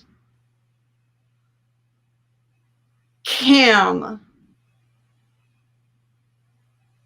I don't believe in giving things older than they are a person. I don't know. Let me look here. Oh, Shug, if you want your 5 minutes for your so guys, I do have a Patreon. It is listed up there. One of the levels is a drinking buddy, and as a drinking buddy, you sponsor. It's $25 a month. You get to sponsor the drink for one, or the booze for one night, and you also get the chance to come on for 5 minutes or ask 5 questions. Shug, if you want to come on, just send me a quick DM and let me know, and I'll send you the link. You can come on, because I know PJ will love to see you. I have no alcohol in the house. Maybe I will stumble on peppermint schnapps. Oh my God, peppermint schnapps. That just brings me back to like junior high school. That's just, oh my God. Saul. I'm pretty sure it wasn't off of her back. Aw. It's really fun. And we do have a golden day. No matter what the level, you get to participate in our golden day at the end of the month.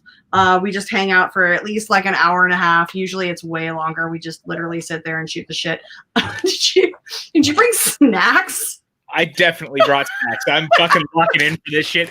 These are Lay's from the Kettle Cooked New York style pizza version. Wow. Very, very important to me. And so had to bring that with me. Guys, if you have not, the strawberry Malibu is fantastic. So here we are. I'm fucking locking in for this shit.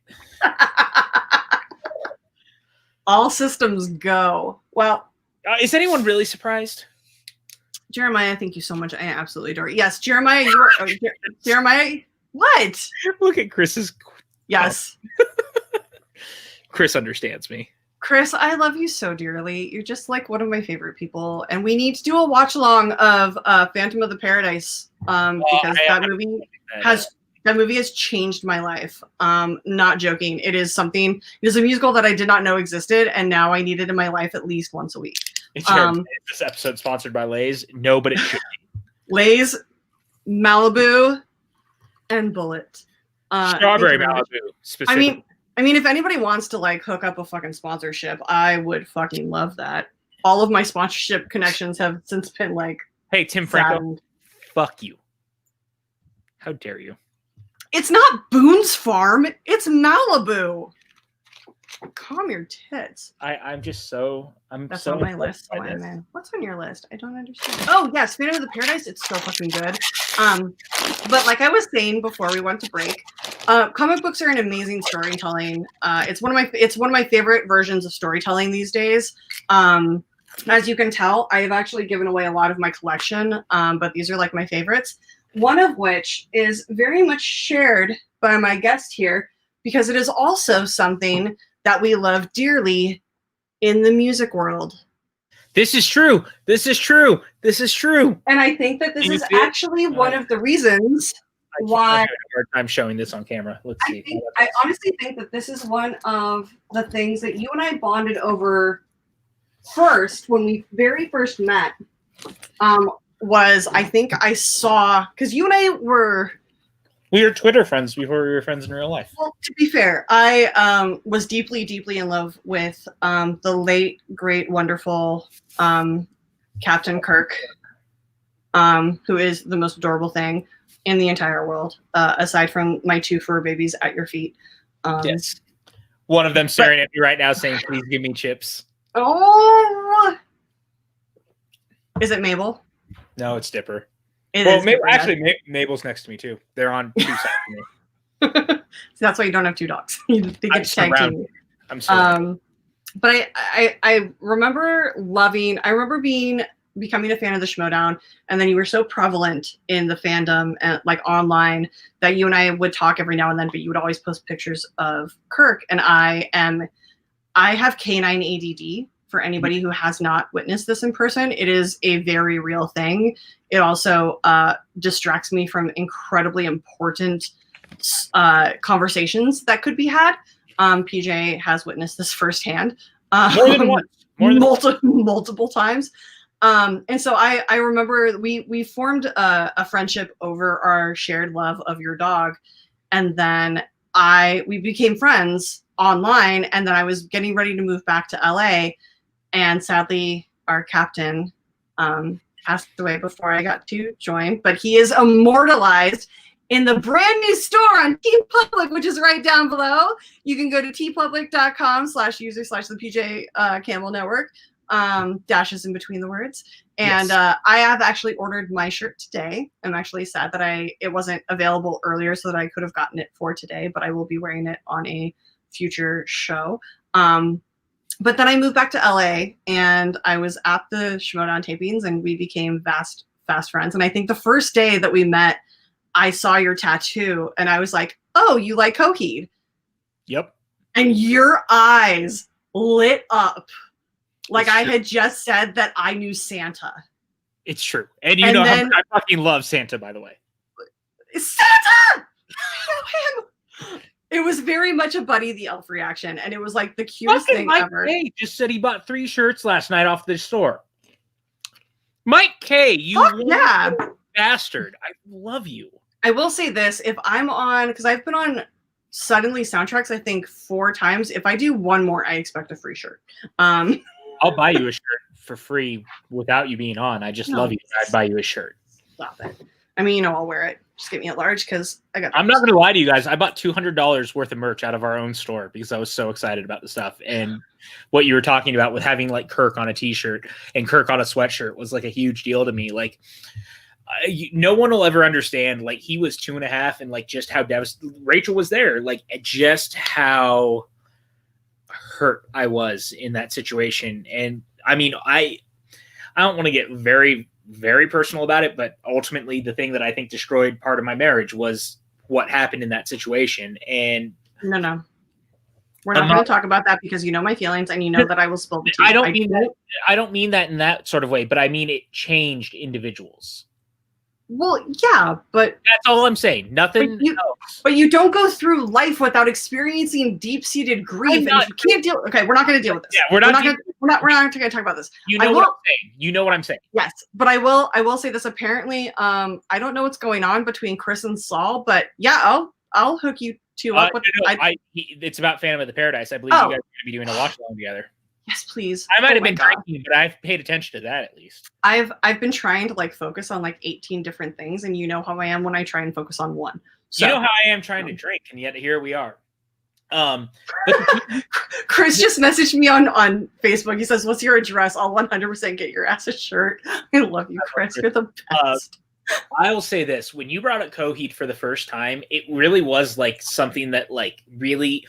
That was what we bonded over more than my dog in a way, because Coheed to me was like the anthem of everything that I knew the world to be. Coheed hit around 2002, 2003, right as I was becoming a teenager. And they dropped the second stage, Turbine Blade, which is arguably one of the greatest debut albums of all time of any band ever.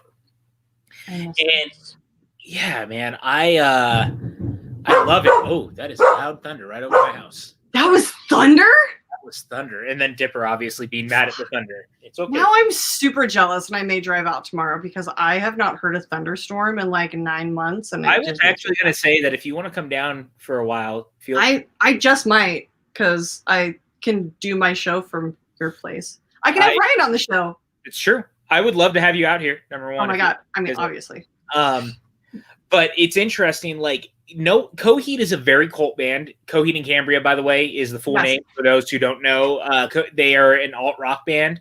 They were very lumped into punk for a while, but they are so much more than just that. They are an alternate rock band that is mixed.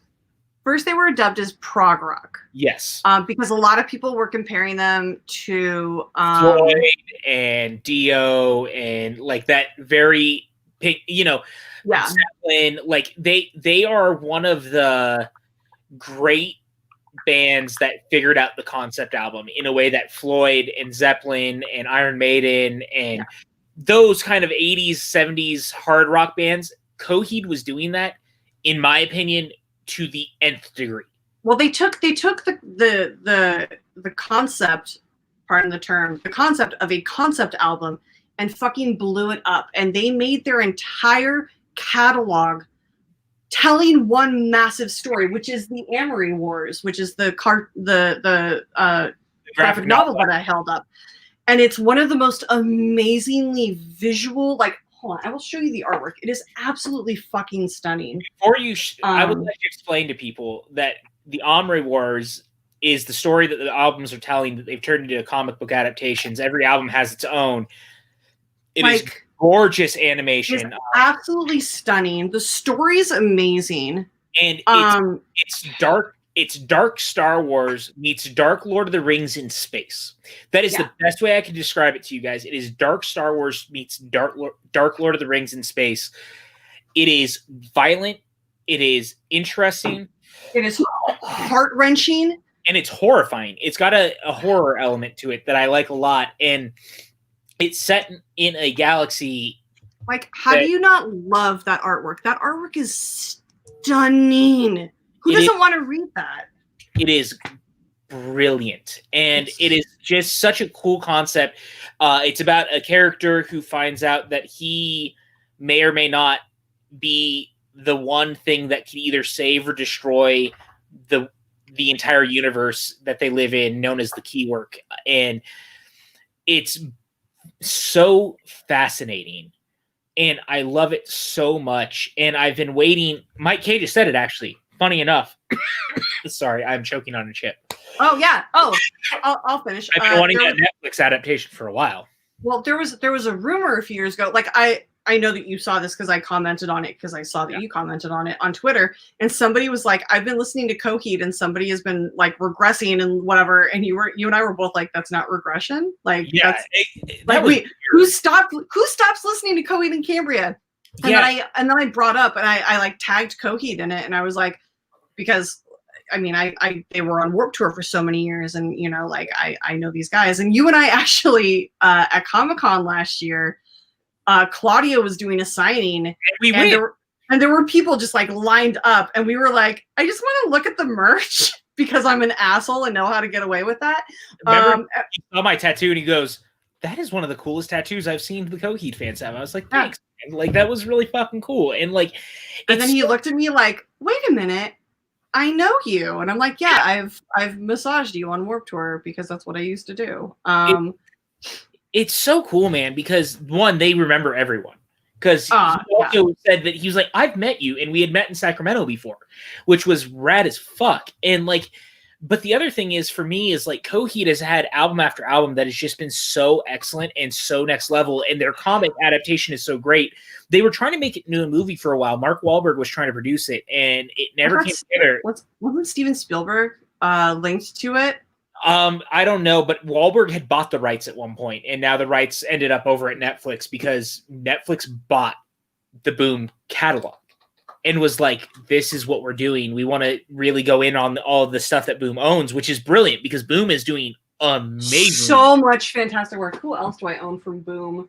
I mean, Boom bought, before Netflix bought the Boom catalog, Boom had bought Archaea, and Archaea Comics for the longest time was doing the best comics on the market that no one was reading, which was driving me nuts because Archaea was doing unproduced Jim Henson stuff. They were doing some really just brilliant one-off comics that were written by like Gene Roddenberry's son. And I own almost all of everything at one point that Archaea was doing. Archaea did Mouse Guard. For those who don't know what Mouse Guard is, like, read Mouse Guard. Mouse Guard is fucking brilliant.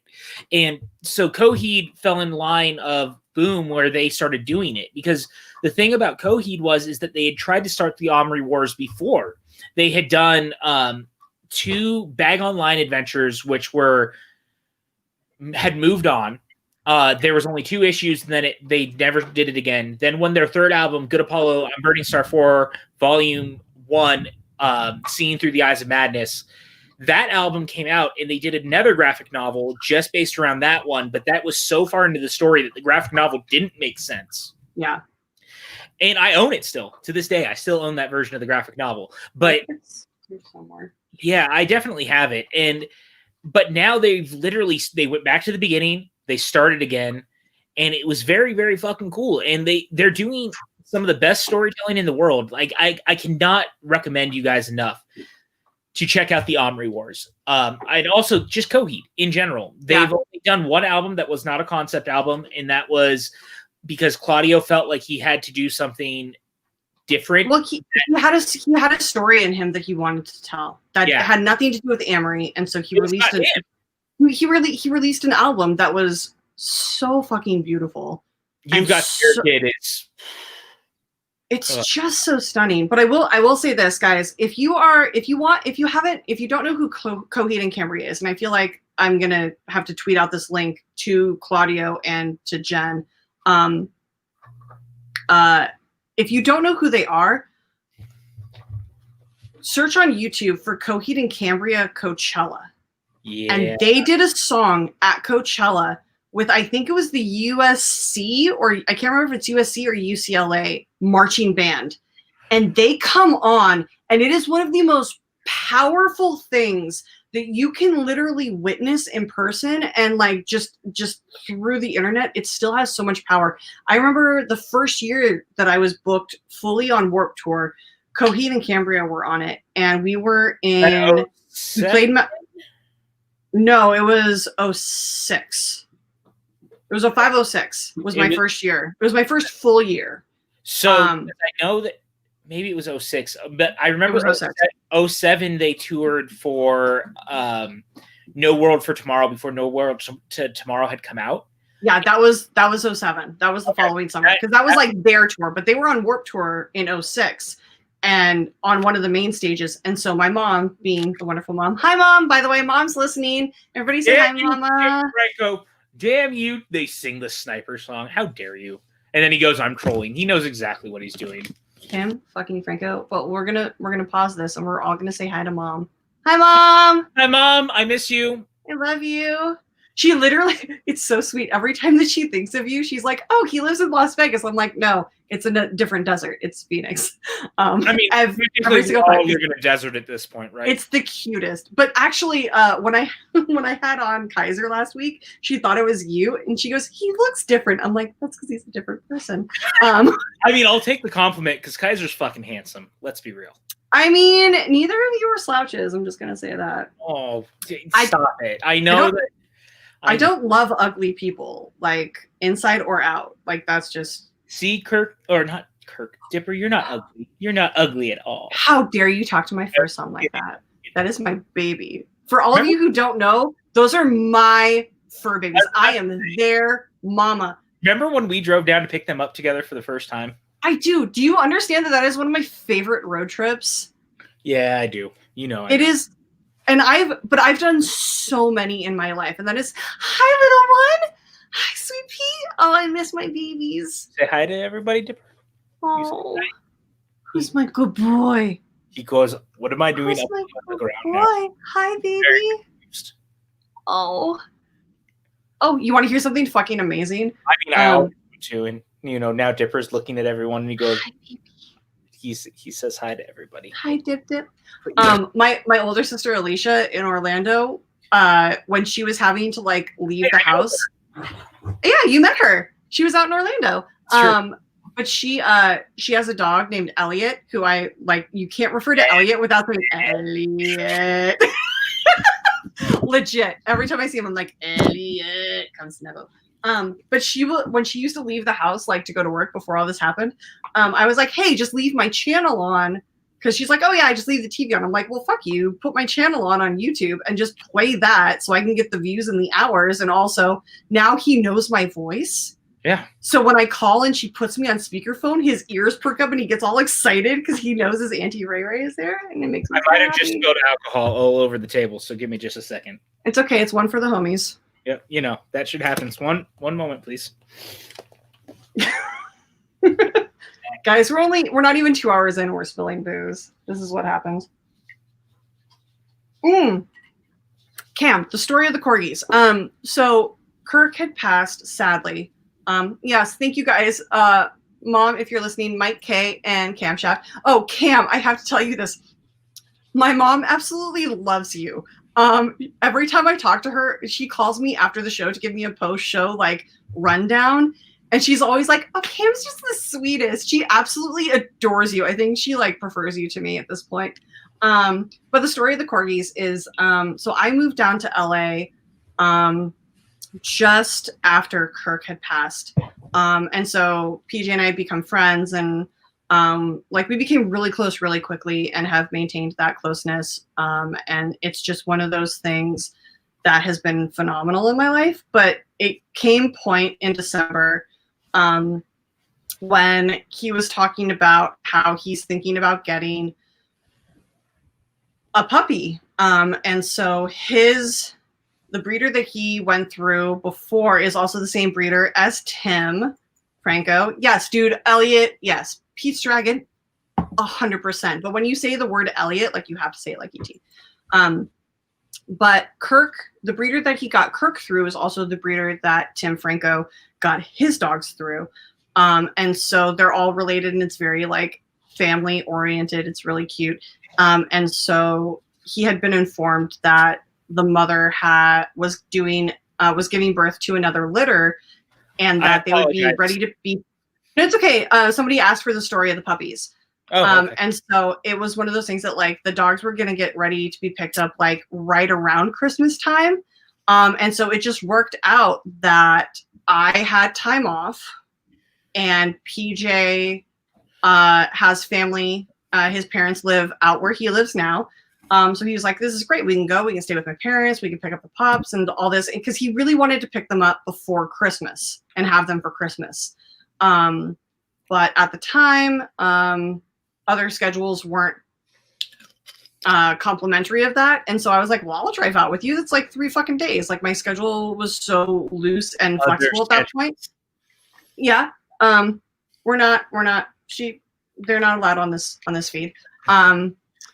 And so I was like, yeah, I can totally rearrange. And so I rearranged my schedule. We drove out to Phoenix for a few days, down to Tucson, picked up the puppies, and then I got to spend 8 hours driving back basically with Mabel trying to jump into the back seat over my shoulder, and and the other one just like asleep at my feet, who was like the cutest thing ever. It was so adorable. I would show pictures, but I don't know where they are. Lick off the ground. Yes, but I will say this. We do have some StreamYard or some Streamlabs sent in. Chris Clark sent in $5 and said, keep rocking, fam. Much love. I love you, Chris. You know that we love you. You are the best. I love you. Just to the core of me. Jeremiah Morris sent in $5, said, PJ, thank you for all that you do. I may not know a single question that you put out, but I appreciate it. Also, Rachel, tell Hannah you need a bear hug. I mean, come on. You know what? bear, touch is not everybody's love language. Every now and then I force them to give me hugs, but it's not the same as when it's reciprocated. So it's one of those like, unless you mean it, don't say it kind of deals. That's true. And then Sean sent in another $5. Says, question for Patrick. Where to start on listening to Coheed? I know 2 songs. Question for Rachel. Can I borrow that comic next time I see you? If you're talking about the Amory War, if you're talking about the big one, yes, because I know where you live and I will kill you if something happens to it. So, I mean, and for me, not to step on what you're saying. Oh, no. As far as if you're asking me where to start, I mean, I always say start at the beginning. I think the Second Stage Turbine Blade as a debut album, as I said, is one of the greatest debut albums of all time.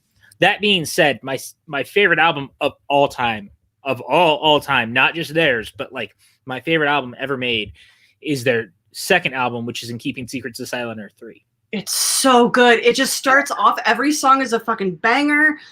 Yeah. I'll say this.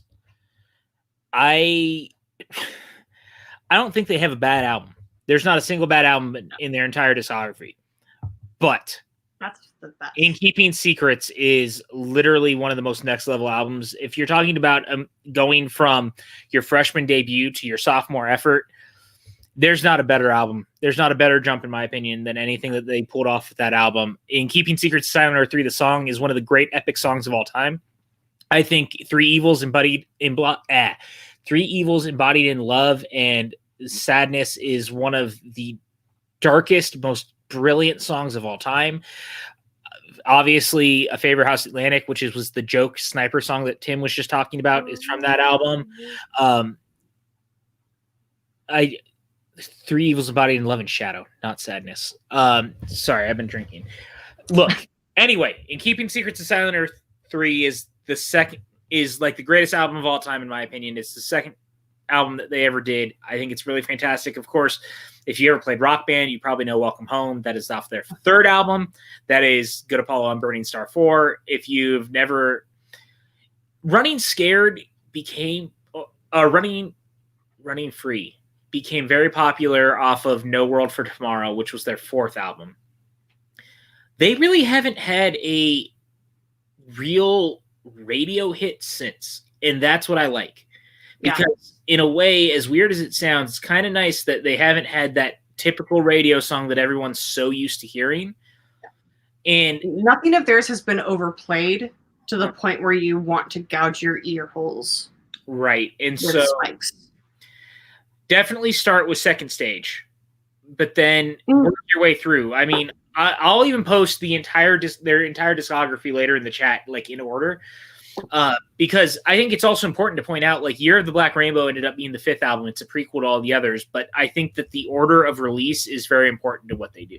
Yeah, I think Year of the Black Rainbow, because it is a prequel and it was released so late, I think it's very, like, it's one of those reveals where, like, you hear a story and then you hear their background and it makes you appreciate the story that you just heard and add so many layers to it. It's so phenomenal. But I will say this. I was telling a story of how Coheed played Warped Tour.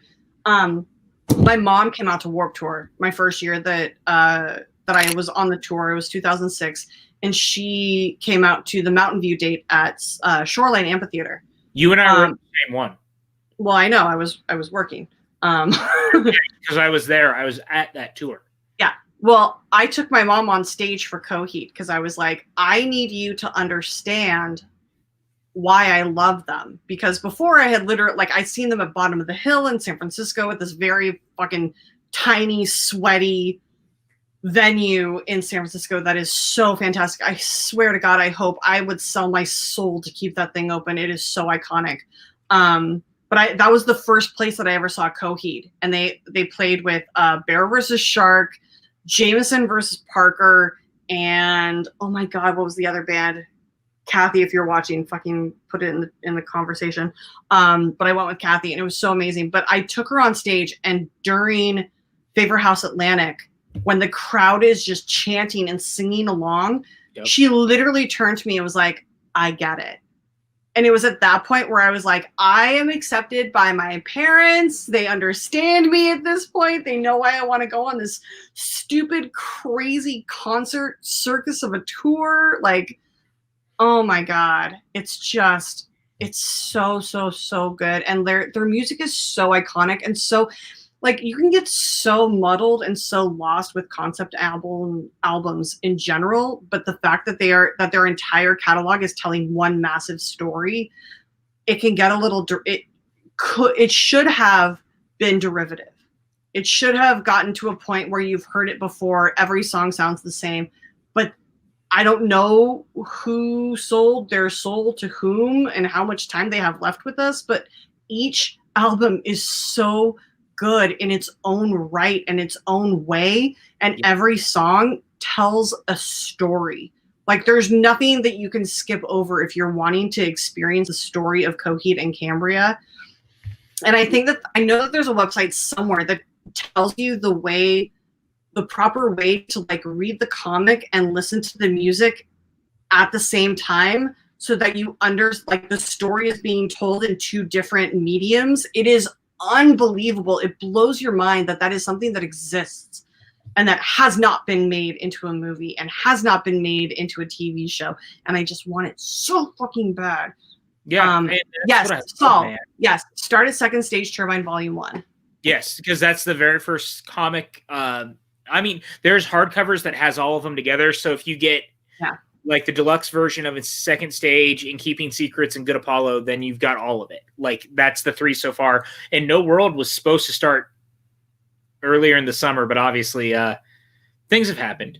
So I don't think that they've fully started it yet, which is interesting because this is the first time now we're in completely uncharted territories as far as the story in the comic goes. Yes. Wait, time out. Jeremiah Morris donated $5, says, gotta go to work early tomorrow, so gotta get some sleep. You all keep rocking and have a great night. Sending a virtual hug. Jeremiah, Thank you, Jeremiah. You are a saint among men. You are so supportive. I absolutely love you. You are the best. Sorry, we got to that 2 minutes after you put it in. No, I'm sure he's still around waiting for it. But I just also want to yell at Sean, and he's like, the only songs I know are Favorite House Atlantic and Welcome Home. You basic bitch. No. To be fair, that's what people know. And that's what we were talking about, right? Those were the radio songs. Those were the songs. Those were the songs that got videos made on MTV or Fuse. Well, Fuse, because Fuse did Warped Wednesdays. I'll never forget. Which I miss. The first deluxe album they put out for Second Stage had the acoustic version of Elf Tower Mexico. And the first time I ever listened to it, it starts with a Army of Darkness quote, and I lost my mind. Army of Darkness, also my favorite. This is my boomstick. And I was like, what is happening? And I was so hyped. I have seen them more times in concert than any other band I know. I've seen them close to 20 times live. I've usually seen them at least 2 or 3 times per tour. Except with me, both times. Because I was stuck at work. I know. So, guys, this is the saddest thing in the world. And I hate to bring this up for PJ because it breaks his heart and it breaks mine as well. So like I have mentioned previously, I have toured with Coheed. I am friends with their crew. I am friends with them. Their sound guy, when they did a co-headlining tour with Taking Back Sunday, we're playing in Irvine at 5 Points, and I have not seen their sound guy in ages, and I absolutely love him. And I text him and I was like, hey, is there any, like, I'm like, I don't want a ticket. Like, I just want, yeah. Sean said, did the words Elf Tower, New Mexico just come out of PJ's mouth as a complete thought? Yes, that's an actual Of course. Yeah. But so I ended up getting 2 backstage passes for me and PJ, and it was amazing. And he ended up having to stay at work. This is when he had the most awful job in the entire world with like the world's most nasty boss, who was terrible. And I'm so glad that you're not working for her anymore, because she is a cunt rag supreme.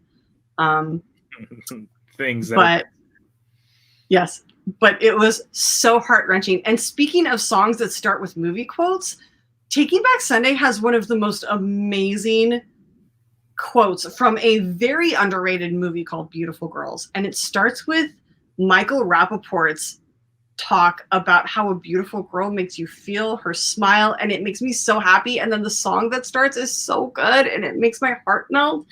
Yeah. And I'm pretty sure they played the quote before the song during the show. And I was literally standing side stage and was texting PJ photos because I didn't want you to miss out. But I know that it had to have hurt. And I'm just, one of these days, I'm so excited to take you to go meet them and hang out and like drink beers. Me too, man. It'll be fun. God, it's just been a long time, you know? I haven't been to a concert since the last time I saw Coheed, and that was in 2016, and that was 4 years ago now. Like, it's been a long time since I've been to a concert. And speaking of like random shit like that, of when you go and you hear like a movie quote and stuff, I'll never forget. I got to see Rush on the Snakes and Arrows tour back in like 07, 08. And that was, what? Are you kidding me? No. Sean. No. We can't be friends if you're ditching us for Last Stand. That movie's garbage, number one. And we are amazing. And this is like a dream cast of podcasts. That hurt my soul. That hurt my soul. Sean, I'm real sad that's no. Your that, honest schedule? Fuck the schedule. It's quarantine. He thinks he's cool. Whatever. All I'm saying is that I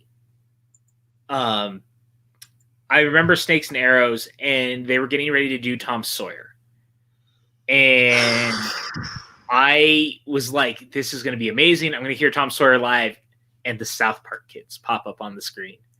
And Trey and Matt had done a like 30-second video for South Park.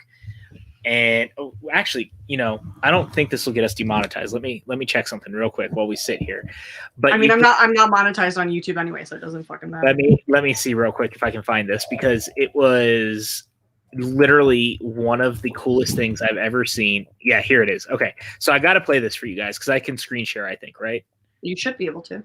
Okay, let me see, because I want to show this. This is. I will say this about Rush. Is that ever since I Love You Man came out, I never want to see Rush without Jason Segel and Paul Rudd. Well, watch this and have your mind blown. This was a real thing that happened, and I lost my mind when I saw it live. So can you hear the audio, by the way? No, you didn't share audio. Oh, here, wait. Let me find the audio. That was my bad. Guys, again, I apologize. I have been having copious and make it full screen. Can I do that without it kicking me out? You should be able to. I mean, it shouldn't kick you out. Yeah, that's good. Okay, so, Little Rush. This was a real thing that happened. And a 1, and a 2, and a 1, 2, 3. Oh, 1, 2, 3. Oh, yeah. Modern day warrior named Tom Sawyer. He floated down a river on a raft with a black guy.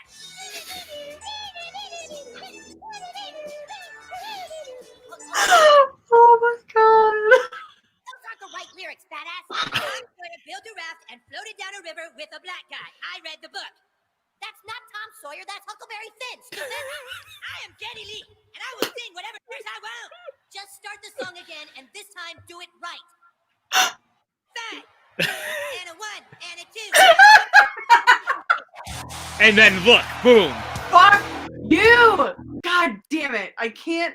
So that was a real thing that happened years and years and years ago. That was just the coolest thing, and I'll never forget how I just was like, holy fuck, this is really happening. And I realized then it was like, man, look how cool this shit is. You know what I mean? Like, I don't know. To be fair, I think one of the most amazing things that I've never been able to see that I can only imagine is just phenomenal to witness in person. I want to go to a Gorillaz concert. Me too. Also, can I just say that Tim Franco was like, damn, you were smart about it. I should have said Twin Peaks because he knows I would have.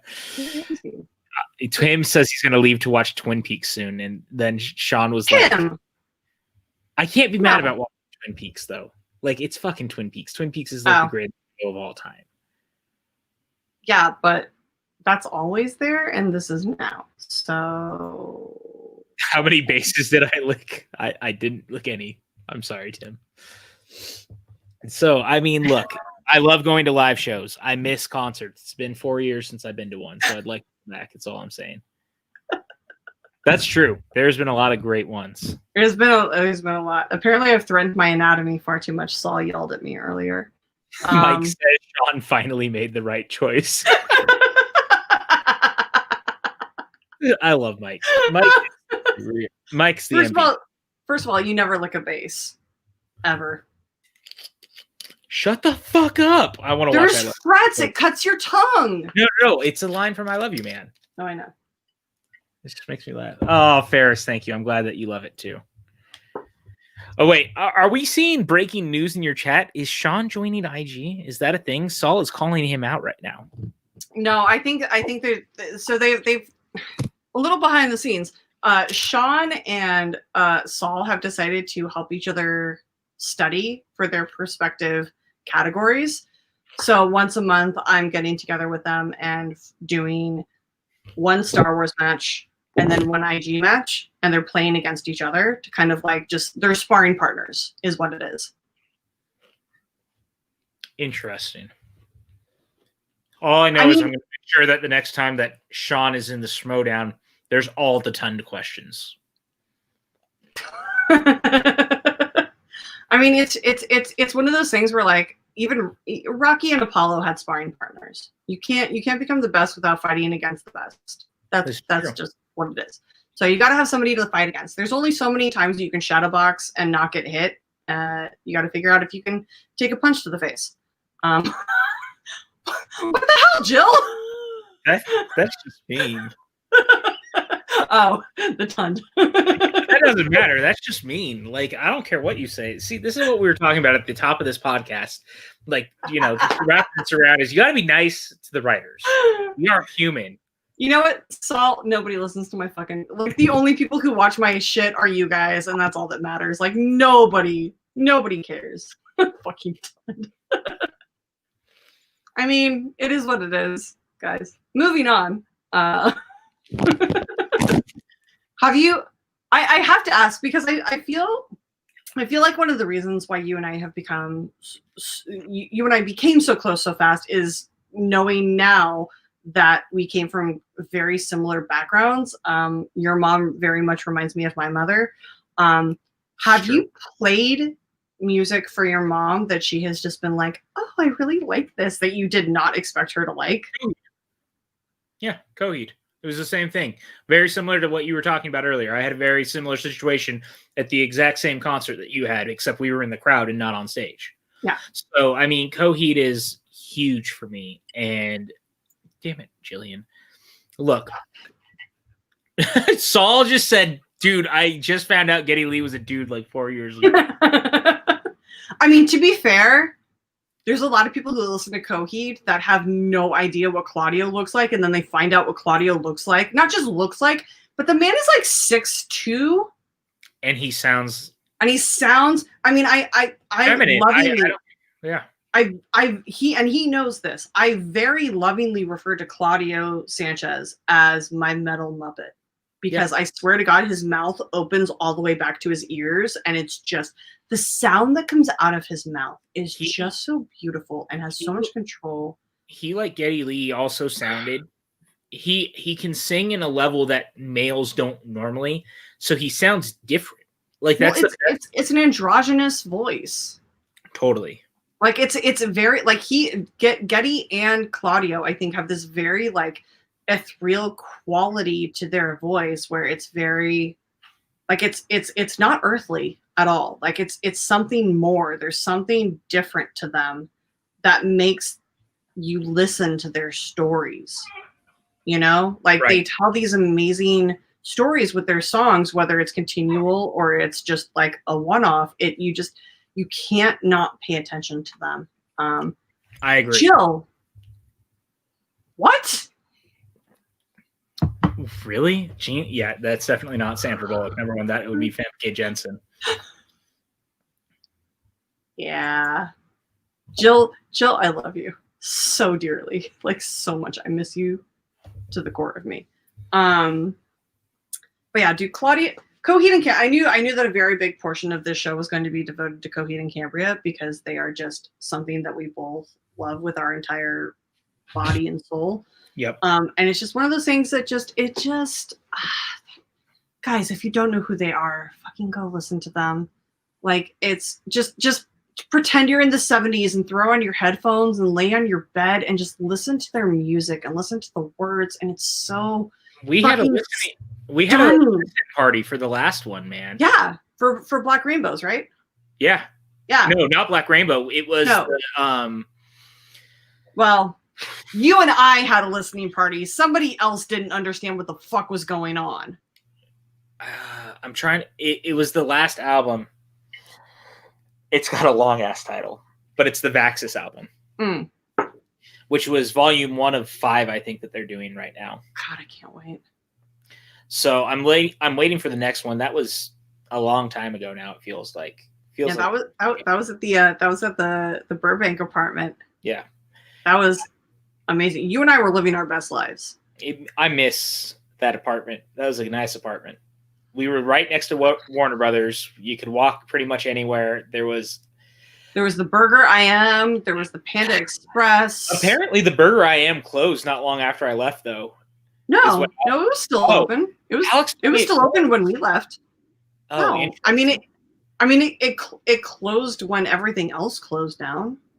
Huh? Alex had told me it was closed, and I was like, "Oh, that sucks," because I liked it. No, it was closed every time that he went by it, but it was not closed. Got it. Okay. I was confused because I was like, man, I freaking love that place. Like, oh no, I used to order from that place all the time. And like the Vons was right there. The Warner Brothers Ranch was across from us. Like, I used to see them shooting stuff all the time. It was a really, really great area, and it made it easy to get around because we weren't super far from the Bowl or getting to Hollywood and Highland or literally anywhere else in the city. Like, we'd go to bars all the time. I do miss Los Angeles because I miss my friends, but I don't know if I'd ever go back, not unless stuff went down in price because everything here is just so much cheaper overall. But I also, my car got totaled on the 405. So going, wanting to ever move back there is also a chore. Yeah, but right now there's nobody on the 405, so fuck it. That's fair. But I mean, once it starts up again. Dude, yes, Mike, I miss Fuse TV. I miss MTV too. No, I don't miss MTV because MTV was only MTV for like the first 8 years of my life, and then it became something awful. But it had Celebrity Deathmatch. Celebrity Deathmatch was fucking amazing. That's my is that available anywhere streaming? Because I don't know. It should. I mean, I'm sure that you can watch literally all of it on YouTube. I'm sure that all of the clips are there. But I don't want to have to keep explaining to 20-year-olds on Twitter who the celebrities are. There was a little while it looked like it was going to come back. I would have watched the shit out of that. Like, could you imagine a modern day version of Celebrity Deathmatch? It would be amazing. Trump would shut it down hardcore. Well, not just him. I mean, I was going to say, we have changed as a society where I don't know how acceptable that would be as a show, which is really too bad because satire and stuff is part of the thing that made me me. Like, I'm a huge fan of the Naked Gun franchise and spoof movies like Airplane and, the first 3 Scary Movies. I mean, even the 4th to a point, but Hot Shots. The spoof movie genre was important. Like, that stuff. Oh, thank you, Cam. I just, I miss that version of satire and comedy. And it's so beyond gone because people are so uptight all the time, which, look, there's a reason to be uptight about stuff, but not that. I love how Jedi McPin said that he was leaving, and an hour later, still here. He came back. I saw him in the chat. He was like, "I'm back," and he was like, "I'm doing this," and I was like, "Yeah, that's what it's all about." I just get so invested in conversation than glance over. I think that people have I think people's shitty behavior has been aired too much for people to take things lightly these days. I don't disagree. And it's just one of those things that Yeah, I would really love to see a celebrity death match between, or I would have loved to have seen a celebrity death match between Rihanna and Chris Brown when that fucking shit went down. It would have been fucking funny as hell, and it would have brought to light a whole lot of conversation, and maybe she wouldn't have gone back to him and not been, you know, a model citizen for all these fucking girls to look up to, but that's just my issue. It's fine. I don't know, man. I just miss, again, and maybe this is part of the reason I like James Gunn, and this kind of goes back to what we were talking about earlier. Like, I like when people have a bite. I like when there's some sort of, you know what I mean? Like, that's, like, I don't know, man. It's a weird thing. It really is, because I think about it a lot, and I'm like, comedy used to have much more bite than it did, or than it does. And that's not saying that all comedy now is bad. Not even a little bit. Oh, Jedi said he went to watch the Kid versus Duralde match, and then he had to come back to us. So thank you. Oh, yeah. I need to talking about with that. Yeah, I need to watch that. I need to watch that later. I haven't watched that yet. It's a good match, man. They play fair. Of course it is. First of all, it's Brendan, and then it's also like Santa. Yeah, Brendan's awesome, and I'll just say, like I said, like that challenge. I now that I know that at least one of them was watching it, like, to be less vague about the way that it went down.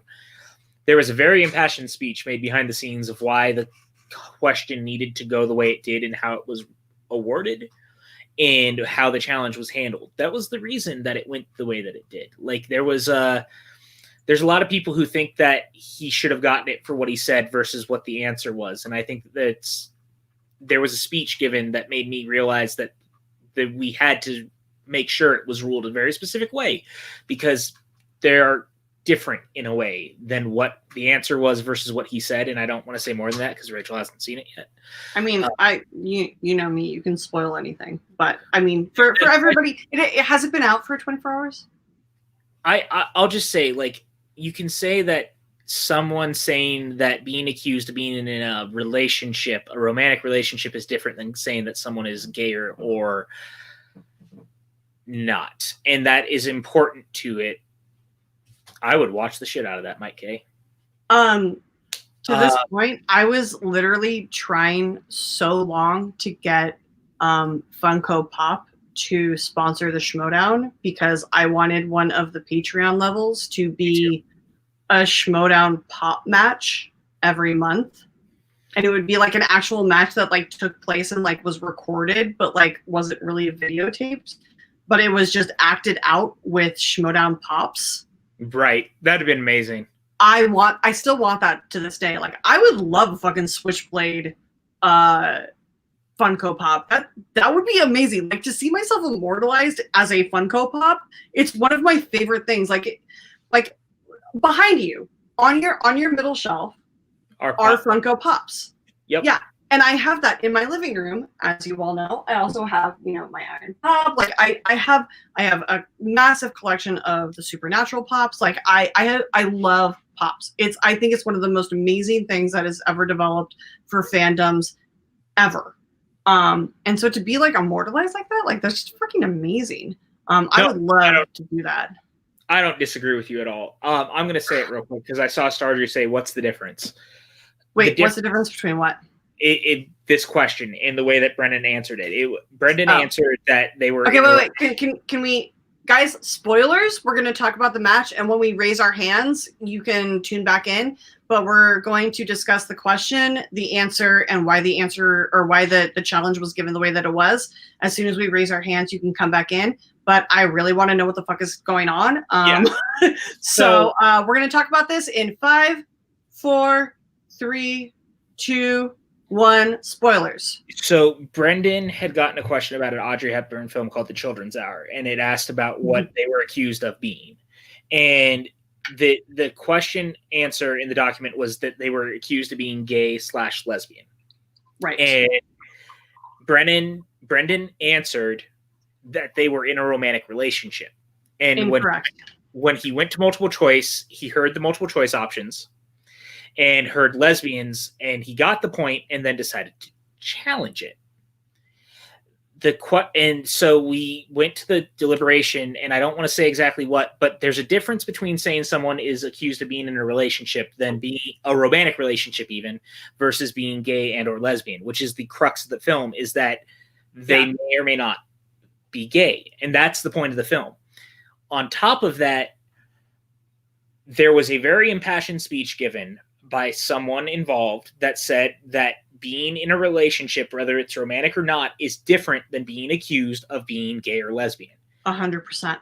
And that was why the challenge fell the way that it did. Brendan still got the point for the 1 point because he went multiple choice and said lesbians, but also retained, but we didn't give him 2 points because it is a different situation. And there's a lot of people saying that, well, he says it's a romantic relationship. It should be,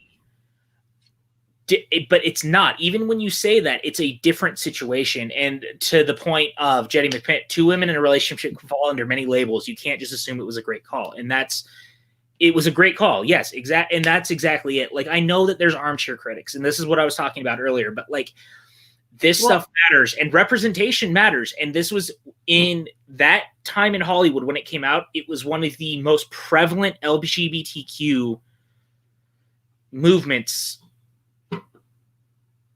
The point is that they're accused of being gay, whether we like it or not. That is the situation. No, honestly, that is in the description of the film. If you go into imdb.com, it is literally the fact that this community thinks that these nuns are lesbians, not that they're in a relationship together, but that they're gay. And that is the issue. Like, I've never seen it, but I remember reading that description, like, very, very clearly being like, oh shit, Audrey Hepburn did that? Mm-hmm. Like, it's a very different thing. Like, I mean, even if you change... There we go. Saul just said it. If you've seen the movie, you wouldn't think it was a bad challenge. Saul, you should go put that in the Facebook group, in the comment section, seriously, because there's a lot of people... I can't argue more, and I don't want to say who said what. And Mark did ask him to elaborate. Like, he was given the chance to give a more descriptive answer of the situation. Like, there's a reason that it matters. And to just say that they're in a romantic relationship, honestly, I forget Saul doesn't have a Facebook. Here's Rachel, all I'm going to say is representation matters. We can't just cycle things down to being a romantic relationship. We need to be specific about things these days. Well, this stuff matters. Here's the thing. 90% of us went to college, or at least live vicariously through friends of ours that went to college. A good portion of us have had homosexual encounters, whether it's been a momentary thing or it's been a lifetime changing thing. The fact that that's happened does not change your sexual orientation unless that is who you are. Exactly. You can have sexual encounters without it being a relationship. And that is the difference. And it's funny because, Coy and I were talking about it again today because, Coy and I are great friends. He and I talk all the time. Yeah. And I think that's true too. I think Brendan didn't want to say the word, which is. Yeah. But see that I don't care if you're comfortable saying it or not. Like, right. When I got that question about Red State, about what they were, the first couple that died were accused of being, like, I literally couldn't remember it. But then as soon as they said homosexual, I was like, that's it. But it's not a crime, and like made a huge deal about it because it's really not. Like, I don't give a fuck. Right.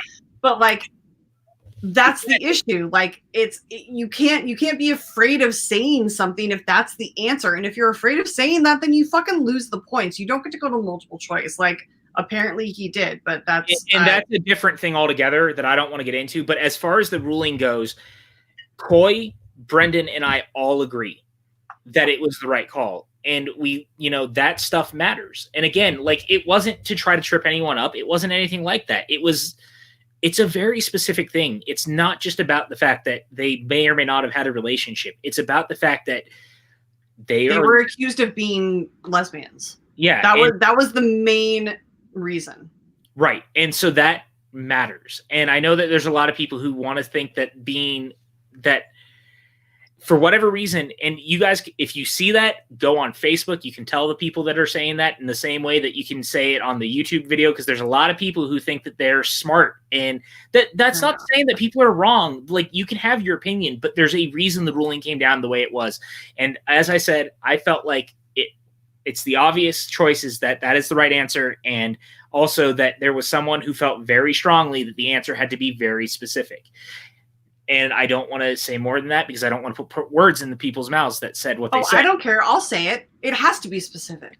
It's not the fact that they were together. It's the fact that they were gay. That was the issue that the townspeople had. Exactly. So it matters. And that's why we ruled the way we did. It matters. Being in a romantic relationship is different than actually being gay and or homosexual. That just is. And we can move on. Okay, guys, come back. Come on back. You're good. We're now going to talk about relationship statuses and whether or not kissing, whether or not Katy Perry's "I Kissed a Girl" means that she is a lesbian or she just had a kiss. And Jedi McPimp, who said, "I'll post after the show. The ruling was right," and thank you. That's the thing. It's true, and that's all I want to say is the ruling was right, and everyone agrees with the ruling. So everyone needs to take a deep breath. It didn't affect the outcome of the match. It's all good. It's true. Controversy. They love it. I will say something kind of related to this. There's, I don't know if you've seen it, but there is a sticker of a mama bear guarding 3 little cub bears that have like the coloring of like the gay, transsexual, and bi flags as their colors, and I want that sticker so much. That's very because I love all my babies, no matter who they love or what they put where into whomever. I don't care. I love you all. Guys, just don't hate on people. Like, love is love. Love is love, and that's exactly. Where is it? Where is it? I have it. Is that the Mark and Draco "Love is Love" that I believe you're pulling Mark off? and Draco, Jason Inman, "Love is Love," that I got them to sign when I went to the studio for one of the first times. That is beautiful. Because I'm a fangirl. Guys, just fucking, there's so much hate in the world. Why add to it? No. Like, why? So I just wanted to say, you guys, I appreciate everyone who listened to that. Jedi McPip, thank you for that. BJ, always great to the peek behind the curtain. Look, I've always been honest with the fans. That's the one thing I'll say. I've always been upfront. I've always been honest. Joe, that is true. Dean, what's going on, Dean? Look, I just want to be honest. I've always tried to be upfront about the way I feel about how things go with the show. I know that challenges have become a thing that this is not even in particular. Like, challenges have become a way of the game, not in a way that I necessarily agree with. And, you know, that's... Well, here's the thing about challenges. As a competitor, there are very few questions that can be written where there is only one answer. Because I am a very, like, debate litigious person. Like, I love debating things and being like, well, this word means this and this word means this. Like, which is why I challenged my call on the Kevin Smith question, because I was like, it says Dante says. Dante doesn't say Empire Strikes Back. Dante says Empire. That is asking for a quote. And in my mind, I'm very literal when it comes to that shit. So that's what's in my mind.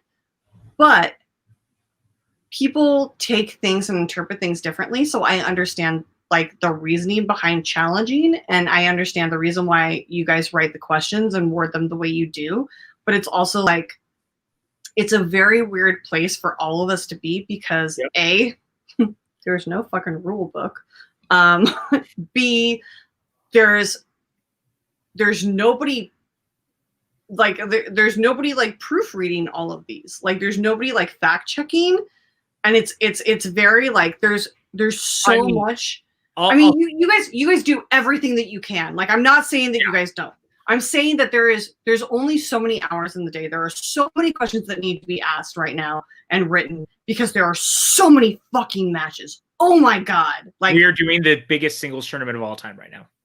Not just you guys, but you guys are also having to prep for a teams tournament at the same time. Like, that's fucking massive. It's I don't.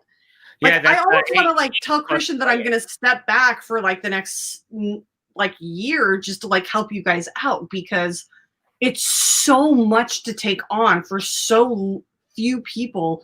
And for like, we're not even going to talk about pay, but like,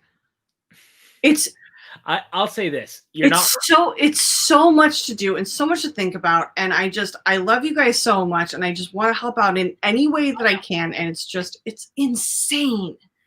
And here's what I'll say, man. Like, I work so I'll say real quick. Jedi McPimp says people will try to twist the rules to fit the competitors they're cheering for. Some can't separate their feelings, and I agree with that. That's absolutely true. There's 4 of us who work on the show as far as the questions go.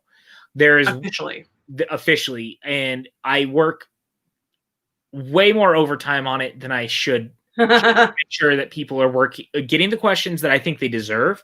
Not like the competitor, but I mean, I want the show to feel exciting. I want it to feel fun. I want people to have a good time. I'm trying to change it up. I'm trying to make things different. I'm trying to make sure that things feel a little more balanced. I'm trying to make things that, it matters to me. I love this show. You guys, I was a fan since the beginning that fell into it. I gym ratted my way in, Mark Ellis's words, not mine, and became the head writer over time. I care about this show immensely. I am working odd hours all the time just to make this stuff work. And I would do it again and again. And I believe so thoroughly that Christian believes in the stuff that our team is doing. He's always backs us. He and Mark stand behind us when I'm on every call when it comes to every match. If there's a challenge, I am a part of the call that makes sure that things go the way I believe they should go. There's never a time that I felt that they have not trusted me. There's never been a time that I felt like they have second guessed the thing I've said. There's never been a time that I felt like they didn't believe in the thing that we're doing, no matter how much. And look, I will continue doing it anytime someone asks me. And I love being a part of it. So when I hear people say stuff like we need to be better, it drives me crazy because you don't understand the amount of work that we're doing. But also somebody saying it needs to be better, like better how? Because it's so subjective. Like in my mind, better means more movies that I know and love, which to be fair, like you and I have had so many conversations about this. My favorite movies are movies that will probably never get asked about more than once in this competition. Like ever. Like there was one and I was stoked and then I was livid that I didn't get it because it was about Eurotrip and it was what movie has the song Scotty Doesn't Know, and I was like, fuck you! No! I want that question! What the fuck? And I'll say this too. Angry. I saw a lot of people like super upset yesterday over that Jason Blum question in Sabrina's match. Yeah. And what's interesting about that is I would never ask about any other producer unless it was like Kathleen Kennedy, Jason Blum, like massive super producers, because Blumhouse is huge right now. Right. But also, like, again, there's no rule book. There's nothing dictating what type of question is going to be asked. So we don't know what to exactly study. IG and Star Wars are completely different animals. Star Wars is very specific. It attains to everything that is in Star Wars. And if a character appears in Star Wars and is not named, you better fucking read all of the books, look at all of the wikis, and understand what the fuck that is. If you're an IG, it's a set number of movies that are being addressed. In teams and singles, it is a goddamn clusterfuck of questions. You could be asked about anything. So it is so hard to study those type of questions. And I'll say this. Until we get that rule book, until we get everything that is outlined and there are parameters, it's literally like we're just wandering around the wilderness, like eating berries that could be poisonous to us. Like we don't fucking know. And I'll say so this much too. that can be asked. Yeah. Like as far as this one goes, and yeah, I saw Jedi McPimp. I think I did see that you. Oh, Oblivion, by the way. Yes, Saul. It's an Oscar category question, and here's why. The movies we were asking for are not even a decade old, and Jason Blum was on every tour of that. Yes, but see, here's the issue: is that there's not an Oscar for producer. No, it is. Every Best Picture winner is a producer win. That's why the director doesn't really talk if Best Picture wins. It's always the producer. Not necessarily. It depends on who produces it. Like that's what I'm saying. And but like it's so like. But see, I see what you're saying. However, that was the unspoken rule of Oscars. Maybe, but and this is the only reason I say this. is because Jason Blum, like Kevin Feige and Kathleen Kennedy, is at front and center of every one of their films. That is the only reason something like that is okay. In the same way that when you look at, if you think of Halloween, the 2018 film, you're usually thinking about Jason Blum and the fact that he got Halloween off the ground. You're not thinking of David Gordon Green. In the same way that he took a chance on Whiplash, in the same way that he promoted making sure that Jordan Peele made BlacKkKlansman happen. The two of them worked together to make that happen. He has always been front and center in a way that Blumhouse is a big part of it. And I think that's very important. And that's why. However, that is more of like an insider information thing versus like a general knowledge. Like I understand where you're coming from, but I have two things to say. Star Drew, there has been a few. And I fucking agree with you. I love that movie. Secondly, I would like to formally propose marriage to Chris Taylor. I've seen a lot of Eurotrip stuff. I don't think you understand how much I love Eurotrip. When I went to Europe the first time, I tried to get a picture, like a shirt made with a picture of me with 4 stars underneath it, like Cooper Neal had it.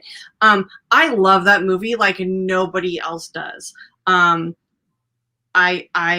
need to meet, and I will probably kiss you on the mouth. And I think that Tim just kind of said it best for me. That's the only reason. And it's the honestly, same. I think it was pretty easy because you just had to figure out Blumhouse movies nominated for Best Picture. I knew Get Out and BlacKkKlansman easy. I mean, yeah, but that's also that's a subjective question. Like, no, is that the point? That's the point of Schmoedown, because I hear people complain all the time about the question levels. Well, yes, I remember very clearly. I can't remember what level of question. It was either a 3 or a 5, but it was a question about dodgeball and what killed Patches. And I turned to you. I think I was standing literally right next to you, and that question got asked, and I turned to you, and I was like, "That was a 5-pointer? Are you fucking kidding me?" Like, I can name, like, it's Luck of the Irish. It's a sign that crashes on top. Like, I know exactly what it is. And you were like, "Yeah, most people don't know that." I'm like, "Oh, okay." And that's exactly it. And like I said, I mean, for me, I don't think that it's any less valid than anything else. And also. Why hasn't there been more Bloodsport questions? And see, that's exactly my point. I don't want to go. I go out of my way to make sure that the stuff that we do is gettable. I've never been of the mind that anything should be not attainable in some sort of degree. And that, because I do think before this, and this is not a knock at Chris. I learned everything I know from Chris. Chris is the reason that I am the writer that I am now. But Chris definitely was writing harder questions, sometimes to the point that I know that a lot of people may not get them. And I saw that a lot. And I see it still now because people think 5-pointers are like this Mount Rushmore-ly high version of question writing. But like not every single one of them is. Like I've been wildly impressed by the 5-pointers that we've been writing lately because I think that they're also attainable. That stuff matters to me. Like, I really want people to have fun. I don't want to scare people away from this league. I want people to have a good time. I want to see people achieve what they're doing. There's a reason that I think, in my opinion, even harder questions have been in the 2 points lately than some of the 5s, because I want you to be able to go to multiple choice if you don't know. I want people to have a good time. Well, see, here's my view of what 5-pointers should be is they should be deep cuts on popular movies. Like incredibly deep cuts. I mean, I'll use you as an example, and I hate to do this to you, but You've Got Mail question was hard in a popular film. Your 5-point question, right? Oh, Jesus. Yeah, like that is a hard question. Did that air? Yeah, that was live. Your team match with Ben. We didn't. Nope. It was a pay-per-view. That wasn't our 5. We didn't get to our 5. Oh, yeah, it was. I'm pretty sure. Wasn't it your 5? We didn't get to our 5. I'm 95% sure you got to your 5. And there's Tim, Dabney Coleman. Can someone fact check for that for me real quick? I think that was the 5-pointer, right? Guys, I did 2 matches in 2 days and I can't keep them straight. I'm 95% sure. Everyone... Chris. Yes. See, Yes. Saul just said it. Saul just said you did get to your 5-pointer. It was the Dabney Coleman question. Okay. I wanted to make sure. This is me you're talking about. I may be drunk, but I'm not stupid. I'm not saying you're stupid. I'm saying that there is a lot of matches that have happened, and there's a lot of matches that have been taped, and a few of them have not been aired yet. I knew what I was talking about, though, because I remember that Goddard was there, and you guys kept going back and forth between Alan Alda or what was the other one? I don't know. And it was an old white guy. I could literally point him out of a lineup. Can I just say I'm so angry that the only Oscar question in a third round that I've known I didn't get. I mean, that's fair. I was so angry. I was like, my 2-pointer is so easy. Oh God. And look, man, I'm just trying to have the best time with these questions, you know? No, and I know, and I love you for that. I honestly I know the appreciation for film, and I feel like we have the same appreciation for the same types of film, but I don't this isn't a dig against you or Chris or anybody who has written 5-point questions, but I don't feel that there have been a lot of 5-point questions that have been very female fronted. Well, I'll say this, and this. Aside from the ones that I've missed in my matches where I blanked out on Nathan Fillion and Runway, but there's not. I think statistically it's very low in the number of questions that have been. I think it's more female films asked about. I think it's changing, and I can't say more than that. It is, and I'm very excited for that. Because I care about that shit. I saw people. I know, and that I saw people excited last Friday that there was a 5-point question. Ooh, Saul, I like that. Saul, I will play you for that. I think that. I saw people excited that they saw a question about menace to society as a 5-point question. And that's the kind of stuff I care about. Again, like I said it earlier in this, because we've been going a while, is that I want to make sure that there's always a POC on the wheel. That stuff matters to me. I want there to be more diversity, and that stuff matters. It just does. What'd you say? I said Tu Wong Fu.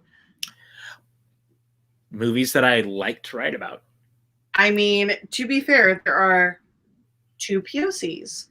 It is LGBTQ+. It is 90s. It is wonderful. It's one of my favorite films of all time. And it has one of the Landon brothers in it. Oh, but it also has a great cameo by Robin Williams. Yeah. And that movie is fantastic. And that's my thing. I really am trying. And it was so funny. And Jedi said it best. The industry's been male dominated. It's not my fault. But I think the writers are trying. And that's the difference. Here's the funny thing is that it hasn't really been male dominated for decades. It just hasn't been female recognized for decades. Well, the other problem is because there's been so many movies that have been directed and produced and championed and written by females that have never been recognized, that are some of the biggest films in history. One of the biggest court cases in history for actors against movie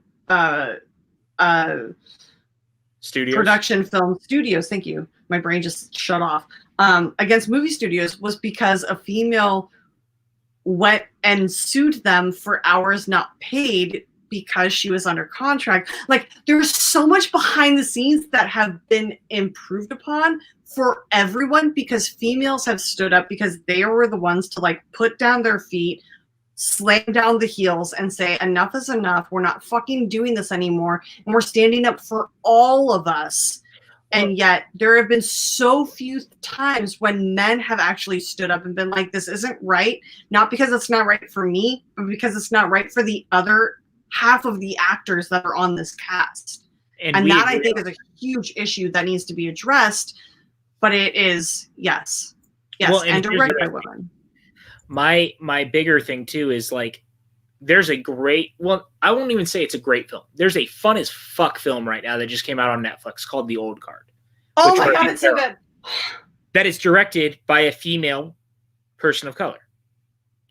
And yet I will not be able to ask about it because it is a Netflix film. Because right now, as far as things go, the only Netflix films I can talk about are the ones that have had theatrical releases, which it did not because it came out in the middle of a pandemic. Until we revise and get an actual rule book. And my point being is that I want to make sure that we are seeing more of that. And I'm trying hard to make sure, because as you guys can see behind me, I love movies. I don't believe in just the, that we could ask the same questions over and over and over again, or I could definitely start going deeper on stuff and making sure that we get questions about a little bit of everything, a little bit of all the things, because I want to get more. That stuff is important. I want to see, like, the fact that I don't know how many times, if ever, we've asked who directed Wayne's World, because Wayne's World was directed by a female. Yeah, it was. And she's amazing and fought so hard to get that movie made. Yeah. Or a woman, I should say, not a female. I don't want to be derogatory. I apologize. That's fine. I'm just, but I'm just saying. She identified as female, so that's fine. More just trying to make sure that the point being is that this stuff matters. Yeah. Yeah, La Llorona is a great example on Shudder right now. Not The Curse of La Llorona on Shudder. It is a Guatemalan-made based film on the La Llorona curse and legend that is beautiful. It is on Shudder right now. Shudder, by the way, is a horror-based service, and Shudder is doing some of the best content right now as far as new releases go. If you guys have not checked out Shudder, I highly recommend it. Send me your login. I will. Because I mean, first of all, me in horror movies. I can't. Also, anything that has to do with La Llorona, I instantly reference the very first episode of Supernatural because that's all it addresses. And it makes me happy because it's Baby Jared and Baby Jensen. Dude, the La Llorona one, that new one that's on Netflix, is fucking creepy. Like, wait, what? The new, or not Netflix, on Shudder, I'm sorry. Oh. I was like, no, I've seen the movie that's on Netflix. It's not that bad. No, yeah, that's the Conjuring Universe one is a very different movie. So I'm just saying, I do like having a good time.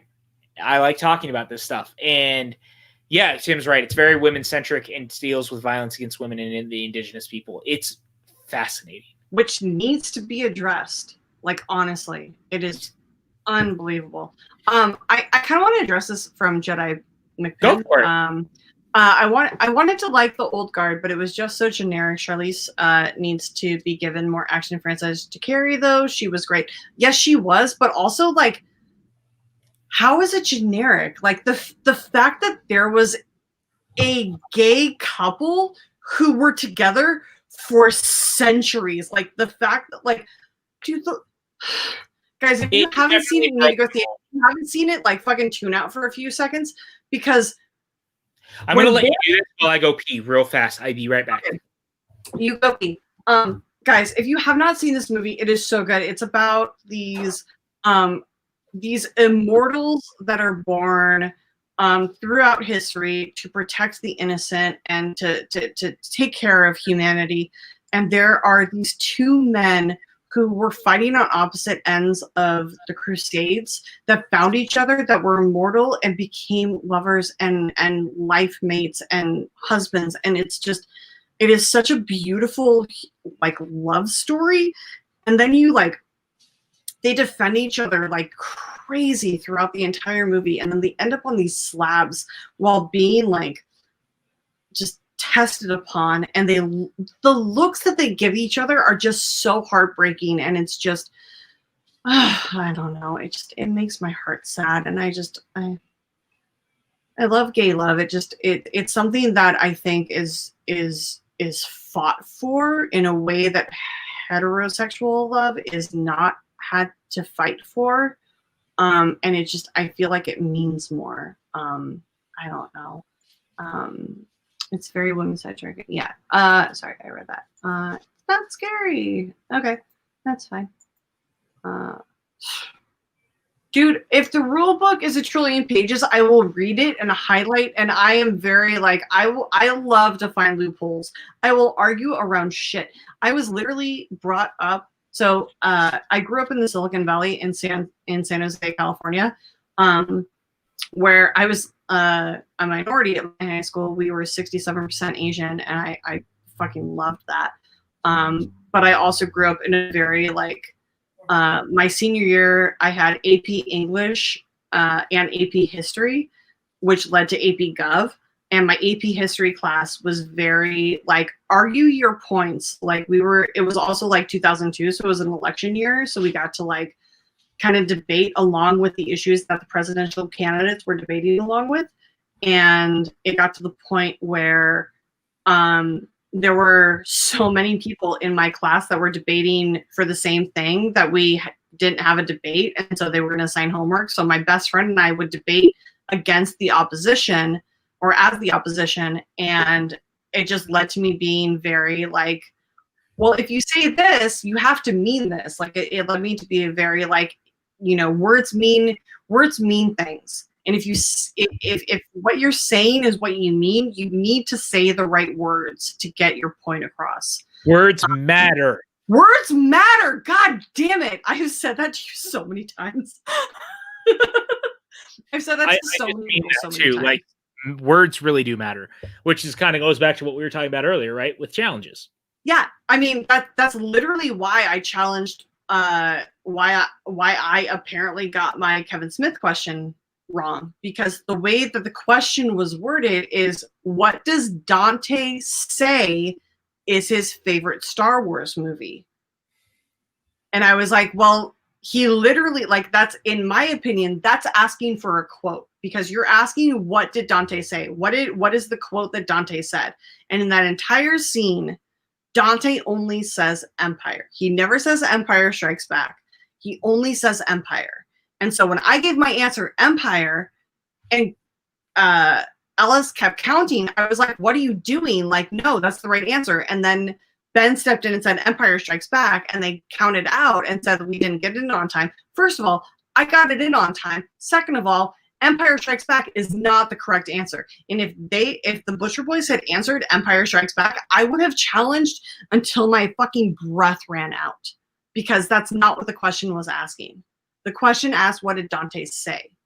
And Dante never said Empire Strikes Back. Dante says Empire in that 23-second quote, like in that moment of the movie. And I know that movie word for fucking word. That whole sequence is even on the soundtrack. Like, that's how well I know it. So, but like, look, it's also one of those things that like I would cut out, and like people would object to that and be like, "Oh, Rachel's just being, like whatever." And I'm like, no. Here's the fucking like clip from the movie. Watch this. He never says Empire Strikes Back. You can go fuck yourself with sandpaper. Because I don't know if you've heard, but I'm very against telling people to go fuck themselves. Have you heard about this? No, never. Okay, so when people get, I'm joking. This is me. Well, you know when people tell other people to go fuck themselves, I'm like, you're literally wishing them to go experience an orgasm. Like, that's one of the most amazing, breathless, fantastic things you can experience in life. That's not a good, like, that's a great thing. That's not something you wish upon your enemies. Dude, go fucking jack off with sandpaper. I know. Yeah. You're not wrong. You're not wrong. I'm never wrong. Unless I answer around one question. But I was not going to make that joke because that would be not fair of me as the question writer. No, I'm not overheated about a match I won. I'm overheated about a question that people were giving me shit about. And again, look, I will say, I don't get mad when people challenge things. Is there times I think that it's frivolous? Yes, absolutely. Like, I look back at the Lord. Well, not just that, but same match, but like the Conjuring 2 question. Everything about that Conjuring 2 question, that Bibiani challenge that actually ended up costing him the match in the end by 1 point, was a very frivolous challenge when all things are being, considered. Because the entity in that film is definitely possessing all of them through another ghost. Whether you like it or not, that's the situation. It's true. And so it's a frivolous challenge. One that Bibiani later admitted was not correct, but it happens. And look, I love all of everyone involved. The Schmoedown, I've said it before and I'll say it again. The Schmoedown is my family. Like, I found a family through this game. I'm an only child who only has 2 parents. I don't really have much else outside of that. I found family through this. I love every one of them. It was why I take this so seriously, because I want them to have a good game. But 2, I want everyone to have fun. And like the frivolous challenges stuff, it's interesting. It's become a part of the game that I don't necessarily love, because I think that I think it's Dan Burrell who's always said that we should really just go with like, what is his term for it? Like, in the spirit of the game. And now the spirit of the game is changing, and it's interesting to watch it evolve, because the spirit of the game is a little bit disappearing to becoming the new form of a sport, less so entertainment, which goes with having faction standings and things like that. And that's great. But the spirit of the game is very interesting, because we're changing the spirit of the game also in that like same breath. Yes, but I also think that that challenges have been used to kind of throw off a competitor's rhythm. Exactly. That's my point. But I think that that's been used for like 2 or 3 seasons ago. Like, I think that some people have like thought that, like, maybe it's just me thinking this because he's such a game player. But Bateman is so tuned in to like the game, not just like for the trivia portion of it, but he also competitors. Yeah, but he also understands what it is to play the game of Schmoedown.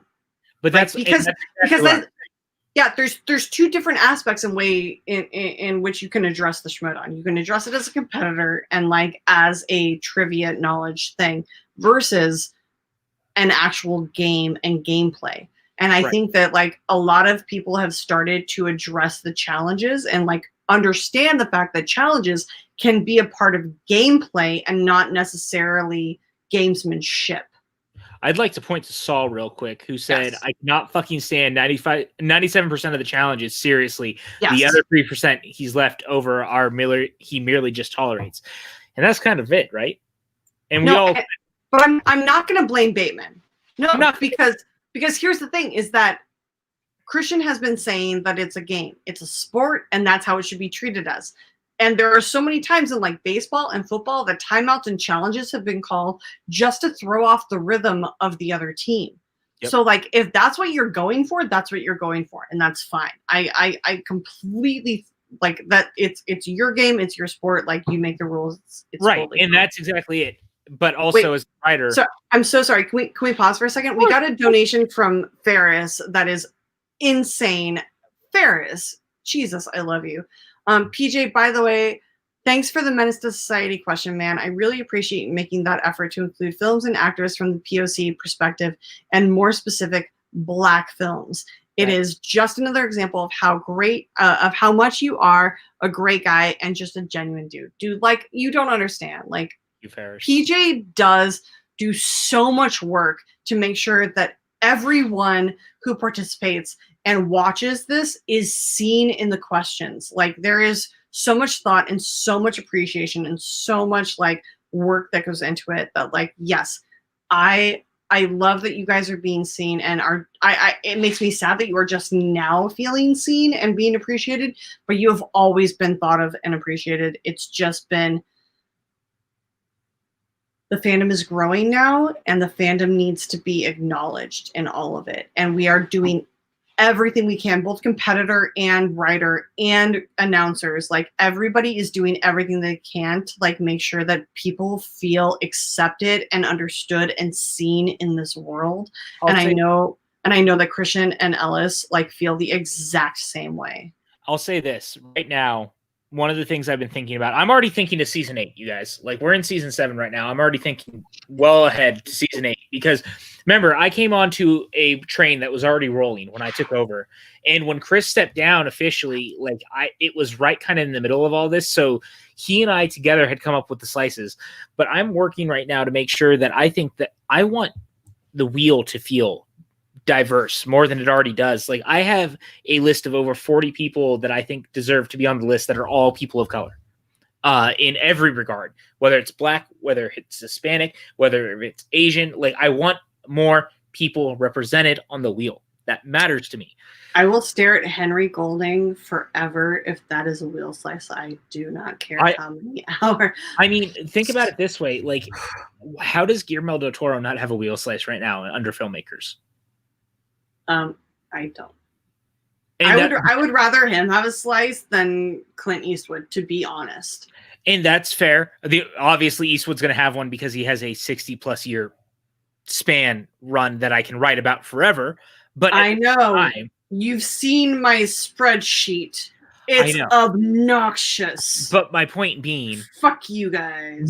One of the first people I added on, and I will take full credit for this because it mattered to me, was Ice Cube. Ice Cube deserved a slice because Ice Cube's run as a filmmaker and as an actor has run almost 30 years now. Yeah. To me, that stuff matters. And I'm going to say that over and over and over again.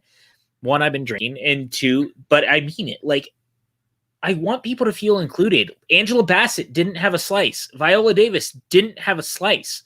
Like that. Michael Pena. I would write the shit out of Michael Pena's slice. I have a story to tell about Michael Pena after you're done on this speech. Saul said, "I don't see challenges as being timeouts. They're more a penalty flags." I don't disagree with that. Danny Trejo, Jedi McPimp just said, definitely one that I have written down in my list right now. First of all, number fuck one. you. Do you know how many fucking films Danny Trejo has been in? Oh my god! Unless we're asking questions about his menu at his taco place. No. And also Ang Lee, Jedi McPimp, for the record, is another one that I've been thinking of. Star Drew, yeah. But like, Chris Taylor, thank you. He's like, watching this, I've gained more respect for you, PJ. Thank you. Like, this stuff, I care because I grew up in a, like, I'll say this. I grew up in a very redneck area of California that definitely was like a truck stop on the way to Tahoe. But yeah, you did. In that, yes, you know. Oh, that city did not begin. Okay. No, so guys, for those who don't know, PJ grew up in Sacramento, which, while it is the state, I grew up past Sacramento, by the way. Yes. Well, Sacramento, like, no, right, like you live in LA. Yes. But like, Sacramento was, while it is the state's capital, it has also been just like completely discounted as one of the most ghetto places in the entire state of California until recently. It's come up. It's gotten, the last 20 years have been kind to it. The last 10 years. The last 10 years have become incredibly welcoming. It's been gentrified. Things have been getting cleaned up. Like, the crime has been getting negated. It's been really good, not just like gentrifying and like hiking up rent, but like also the fact that like they're improving education systems and reformation. Like, it's huge. Like, it's a big deal in Sacramento. But also, like, back in the day, it was, you don't stop in Sacramento. No, and look, it matters to me because I also grew up in an area, like, there was a lot of Hispanics and a lot of people who had come over the border who had ended up there. And I don't mean that in a derogatory. I'm being very literal. But we also didn't have a lot of African Americans. So it didn't become until I really fully moved to Los Angeles that I had people that were Black or anything else in my life that were prominent. But at the same time, as weird as this sounds, I listened to a lot of rap growing up next to the rock that I listened to that made me watch a lot of the urban films that had come out. So I grew up watching things like Don't Be a Menace. I grew up watching things like Barbershop and Boys in the Hood. Boys in the Hood. Like, that stuff spoke to me in a way that it didn't speak to everyone else because I paid attention to the stuff around me. So instead of becoming a redneck conservative psychopath, I grew up becoming more of what you guys see before you right now, which is someone who's super excited about watching anything from everyone. Some of my favorite films of all time are Asian because I grew up loving martial arts films. I'm obsessed with Jackie Chan. Like, hold on. Somebody legitimately was super excited for that. Where are you? Someone was like Jackie Chan and I saw that. I did see that. I think it was Star Drew wanted a slice. And I'll say this. I think Jackie Chan I can get away with more than some of the others because Jet Li is a lot harder because he did not have a run in America of American release films in the same way that Jackie Chan did. Yeah, but you could get away with a martial arts slice and throw a shit ton of Jackie Chan and Jet Li movies into that. I would love to. And I don't disagree with you. The problem is, and this is a thing that drives me nuts, and this is a personal thing. So no one, if you're here watching this, don't like run and complain or anything. This is just how I feel about stuff. But like everything has to be technically theatrically released stateside to get on the wheel. Yeah. And it sucks because a lot of the Jackie Chan filmography that I would love to talk about was never fully theatrically released here. Well, it's not just the fact that it was theatrically released; it's the fact that it's accessible to people. Like, right? Because I mean, to whitewash it, and because I'm me, Kevin Smith, Red State is a movie that it was theatrically released for a very short amount of time, but you cannot find it streaming. You cannot download it anywhere. I literally ordered it off of Amazon, not realizing that it was from France and a region B, so I can't fucking play it. And yet the movie is still accessible to be asked in action adventure, Kevin Smith, right, 2000s. Like, it's still accessible to be asked about because it was actually widely theatrically released. Yep. And it's one of those things that's like, well, how, like, the only actual slice that you should feel comfortable putting in, which you have, is in Kevin Smith, because it's very like subjective. Exactly. Like, a lot of people aren't gonna, like, that's like a 20-point question in action adventure versus like a 5-point question in Kevin Smith. But if you fucking spin Kevin Smith or you requested Kevin Smith, you should fucking know that question.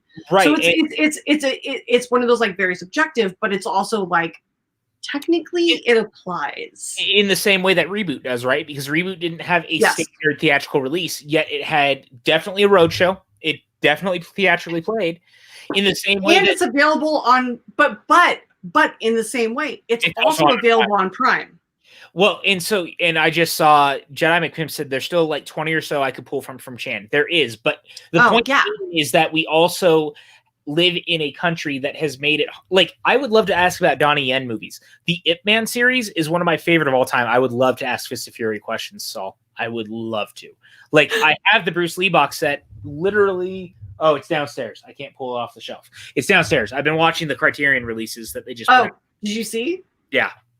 Schmoedown. It matters. But like, I would love to ask more about Jackie Chan movies, but I want to ask about the Jackie Chan movies that are like his apex films. Like, I want to ask about Police Story. I want to ask about Project A. I want to ask about Armor of God.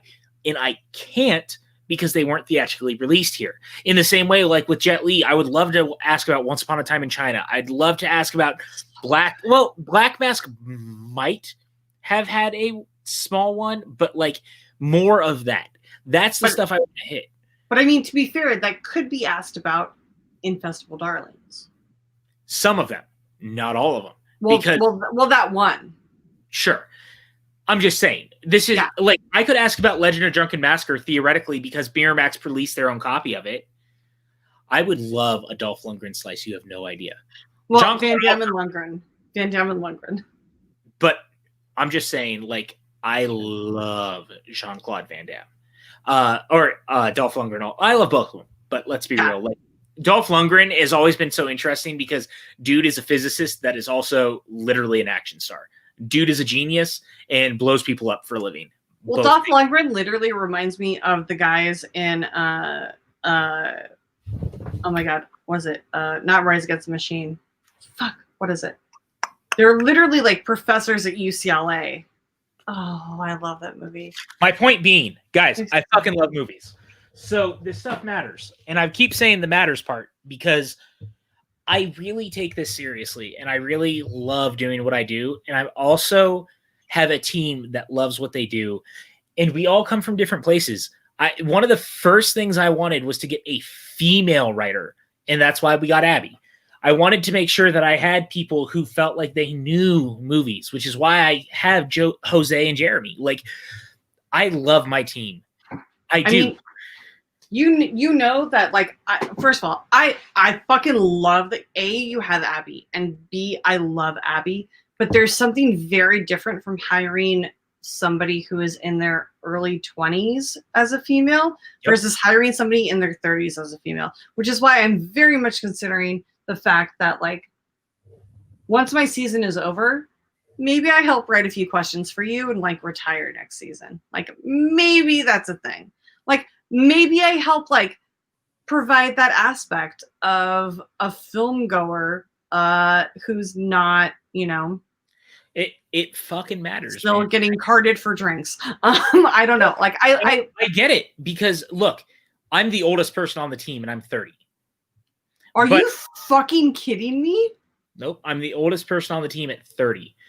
However, I'm also an old soul, which everyone will agree with, which is why it's also weird because, like, in your match, when it came to asking a Jimmy Stewart question at 3 points, the one that Ben got, my heart hurt at that. It's crazy to me that feels like it can be a 3-point question because I grew up watching that stuff. You know what I mean? Right. Like, but also you and I grew up in very similar situations where we were raised on movies that were in our parents' timeline. Like, I know personally, I've said this, I was not able to pick the music that I listened to until I was 11. However, I also was raised on movies from, like, the 60s and 70s. Like, I didn't know a modern movie until I was, like, 8 or 9 when I started getting taken to, like AMC still to this day has, like, the summer movie club. Yeah. And back in the day, you used to buy the summer movie club and they would give you actual fucking tickets. Can I just say for the movies? This is for Star Drew. I know Dolph was the Punisher. I'm aware of the Punisher. Yeah. 100%. And to your point, it's funny because, like, I definitely grew up watching older films, but also my parents had, I've told you this, like, I've been to your parents' house. You have. But back in the day, before I knew you, the VHS collection we had was similar to what you see behind me. So I had movies at my fingertips at all times. And while I grew up watching a shit ton of older stuff, my mom had a habit of just buying new things. And so I grew up watching a lot of the 80s and 90s stuff. Obviously, I grew up in the 90s. I was born in 1990. But, like, I grew up watching, like, Beverly Hills Cop and Blues Brothers and, a plethora of the 80s films. Obviously, my favorite film of all time is Back to the Future. Like,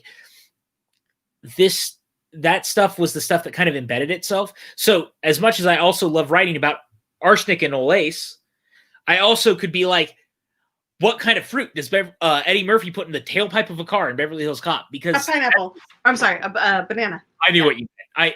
But the point being, I could get there because that's the stuff I grew up on. Yeah. Like, I grew up on a little bit of both while also only listening to, like, Frank Sinatra and the Temptations until I was in, like, middle school when it was like, oh wait, AC/DC exists and this is fucking awesome. Oh hey, so, Metallica's a thing.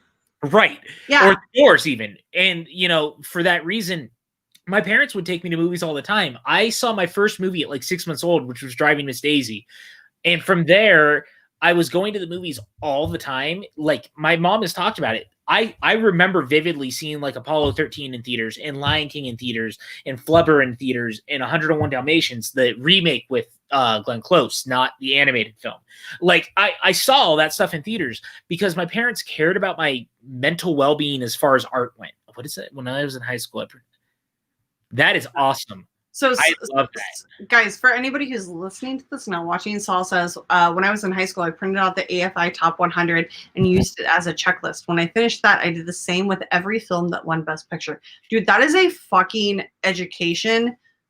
Like, that is an education at the grave that I feel like Sam and Rachel's child is going to receive. No, totally. And I'll say this. Um, Like similarly to Saul, and this is fucking crazy. Oh, Beach Boys, sorry, Drew. I fucking love the Beach Boys. I saw that was my first concert ever. Actually, was the Beach Boys. I actually got to. I love you and I hate you at the same time. Well, I mean that's everybody's feeling. It's fine. When I was, what was I going with this? I totally blanked. Sorry, we were talking about. I saw the AFI thing real quick. And we can move on to the next thing after this. But when I was in middle school, I had a binder, and I became known for this. I carried around a binder of all the upcoming films that were coming out, including all the stuff that was happening in their productions, including all of that stuff, because I was so obsessed with filmmaking that I was downloading shit off of websites like comingsoon.net back in the day. And had this binder. So I followed the production of things like Fantastic Four and The Hobbit in like a very early age of like, this was like 2004 when internet reporting and stuff was becoming very popular and just starting out. And I followed those productions for so long. Oh, bye, Chris Taylor. Thank you. Chris, I'm sorry. My fiance is leaving, and I feel like we owe him a proper goodbye. So. Chris Taylor, this one's for you. Love you, baby. Come back and have fun. Yeah. Listen to the rest of it later. Because I don't know if y'all are aware, but we are well past hour 3. Yes. This is going to go for at least another like hour or two. Because this is legitimately like everything that happens whenever PJ and I hang out. Like you guys are inconsequential. I love you guys, but like this would be happening regardless of your presence. You guys are just fuel to the fire. It's true. If you start sending us money and asking us questions, I'll answer anything you ask. Seriously, I will. But this is the stuff that like we would be doing at Barney's after a taping. No. This is what we would be doing at your apartment. We did this at my apartment. This is what we did every time we hung out. Like, I don't care where we were. Like, this is what we... Do you remember our favorite... real quick, not to cut you off. I'm loving that we're seeing a turnover of fans because now there's people who were not here who are now here. AJ Lancaster, sorry, and Motorola just popped in. Like Joey! I love seeing that. And then, of course, Mike is still here. Jedi Mike Pimp came back. Camshaft is still here. Tim has been here. I'm pretty sure Jill and Soul left us to go watch X-Men. And we obviously, Soul is still here. Like, I love you guys. All of you. I just love that we've been going so long. There's a turnover in the people in the chat. Right. But here's my favorite part is that the fact that like... And, of course, all the Let's Get Ready to Schmoedown podcast guys. I can't not love Ferris and Shug and all of them. You know what I mean? First of all, my heart belongs to the Let's Get Ready to... I know, I get it. But also, the fact is that like everybody who's active in the chat right now, you guys are exactly what makes the Schmoedown so fucking great. Yes, Tim, I know you're still here, and one of these days, dude, Tim, I may be a little drunk now. Someone send Tim the link. I will send him the link. Tim, I'm saying this right now. One of these days, you and I are gonna snuggle so hard, like it's not even funny. I haven't seen Tim in 2 weeks, and I miss Tim as much as I miss Rachel every given day. Oh fuck you! You've seen Tim so much more than me. I've seen Tim twice since quarantine has started. Which is way more than you've seen me. That's 2 times more than I've seen you. You've hugged him so many more times than you've seen me. That's fair.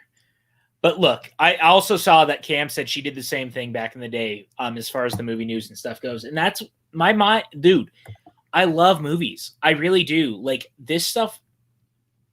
It matters enough. It matters to me. Like that's why I wanted to do this. When I fell in love with the Schmoedown, I fell in love with it because it felt like I found the group of people that got the stuff that I was doing, and I didn't even know them yet. And little did I know when I started watching Schmoes Know back when they started that I would finally be working with Christian and Mark. Like working with them has been a dream come true for me from someone who never thought he'd end up in this.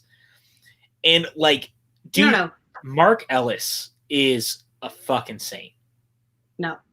First of all, we're not going to talk about Mark like he's a human being because he's not. He's not. He's literally from fucking Cthulhu himself. Mark is a gift from the goddess above. Second of all, the fact that we are now in the same conversation with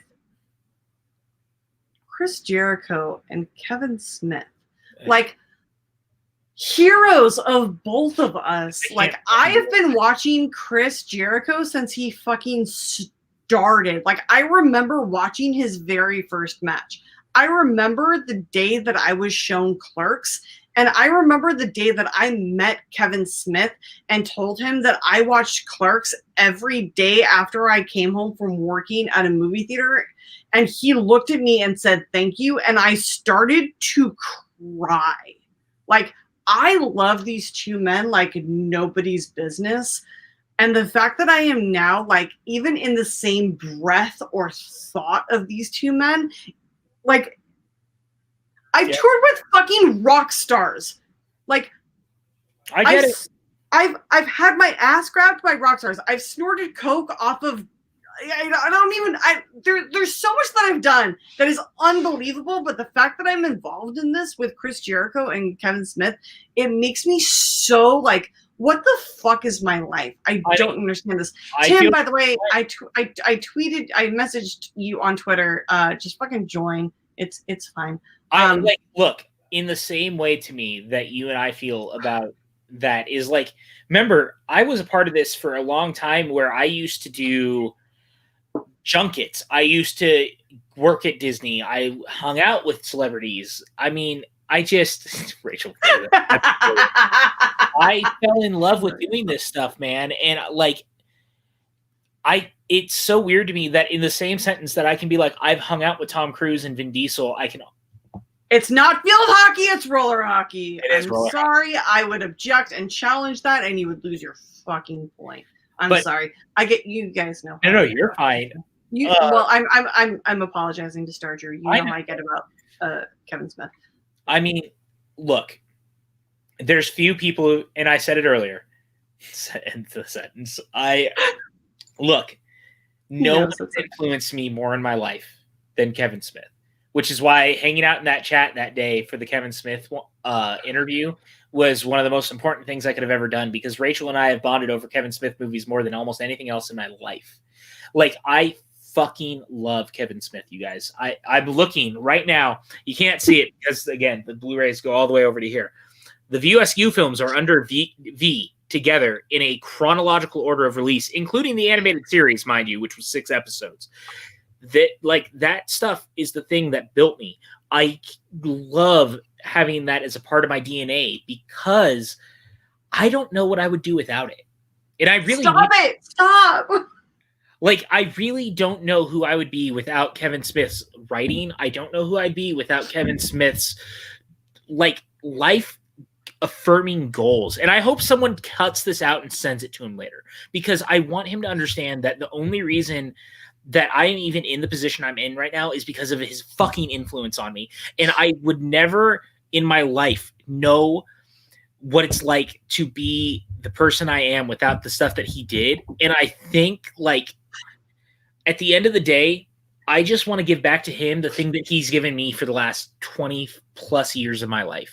And the thing is, like, I feel the same way, but like, there's literally no way. Shit, I just saw there's literally no way to give back to Kevin Smith what he has given to both of us, because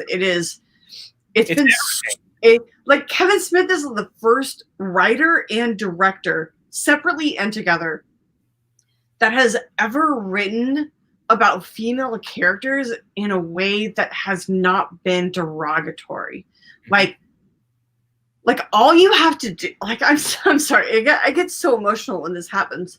Well, especially like you and I, especially, like, and I mean, like, it is, that's a big part of it. Like, but like, Kevin Smith he doesn't write for men, which so many writers do. He doesn't write. Like I said, he doesn't write for men. He writes characters, and every character is so fully, like, formalized and just formed and projected. Like like even if you go back to Mallrats is kind of like a comedy and kind of like an elbow in the ribs. Like it's funny, but it also like, dude, the Shannon Doherty character, like I don't care who you are, like she's a fully functioning. Oh fuck, yes. Funny, but it also like, hi Tim. The Shannon Doherty Hello. character, like I don't care. Sorry, I have an echo. That might be Tim who has the interview stuff on. Hi, Tim. I know. I turned it. I was like, oh, I guess I should just turn this down. Hi, But, buddy. like, How are you? I miss you. I'm good. I was Tim- just laying in bed watching this, and then you're like, well, why don't you come on? I was like, well, okay. I mean, Tim- it's no different than us being on Zoom calls. It's true. Tim, do you object to me snuggling you super hardcore the next time I see you? It's fine. This is the same. That is literally the same response when you sent me that picture earlier of the thumbnail, and you were like, "It's fine," and I was like, "I don't mean it like that. I just mean it works." I'm a bear. Exactly. Well, yeah, but I'm a little more aggressive when you know what I mean. I'm a teddy bear. I request to you, PJ, because you're my brother and Tim's not, and it's been a long time since I felt touch. Anyway, I get it. You know, I get it. It's all right. Guys, I'm gonna mix Powerade and Malibu. Let's see how this goes. It actually works really well. I'm having water. I have water next to me. I have a massive glass of water in a Mets cup because I live with. You live with Brandon Hammond. It's mostly because I try not to drink during the weekdays myself right now. What are weekdays? I don't understand. I mean, look. I mean, I'm fortunate. I have my normal job throughout this entire thing. I've been fortunate enough that I've been able to work from home. So, normal. I mean, it's normal in the fact that I'm still working. Sorry, Cam. I'm working from home, which is different, and I hate it, but you know, it is what it is. But yeah, so I try not to drink during the weekdays. But I definitely drink over the weekend, so I'll definitely drink tomorrow. That's true. Yeah, I'll drink over the weekend for sure. No, but here's the most important question. What days? This is a very important question. Well, Tim, I might drink with you tomorrow. Well, see, here's the thing, Camshaft, is technically if you're in Eastern, Mountain, or Central time, it's tomorrow. But because we're in West Coast, it's today. I don't know. It's Thursday where I am. Franco, you're apparently the IPA man, according to Camshaft. I mean, I like IPAs and like sours and stouts. I mean, most of what I collect and what's in my fridge are stouts, but that's just because those I can hang on to in age. Like an IPA, I can't really hang on to, but I do love a good IPA. I mean, that's like for sure. I mean, it's one of my favorites. So a good IPA is very debatable. But this isn't the beer podcast, so. I mean, if you want recommendations, Rachel, I can tell you where to go in your neck of the woods to get a freaking great IPA.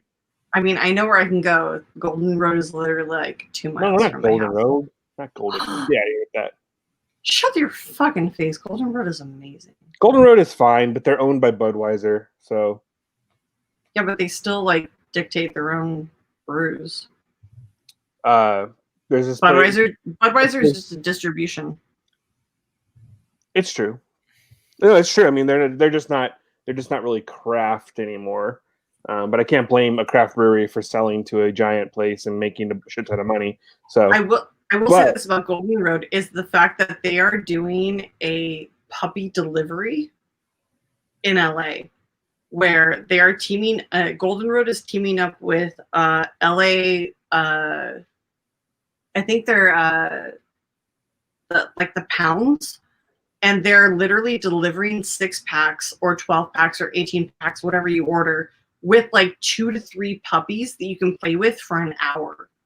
And you know what the worst thing is? You know what the fucked up thing is? Is Golden Road is 2 miles from my house, and I'm not in the region that they deliver to the puppies. Do you know how fucking angry I am? I'm like, I can walk to your fucking. I'm not sure I believe you're not going to bring me puppies. I'm not sure I really fully understand your anger right now.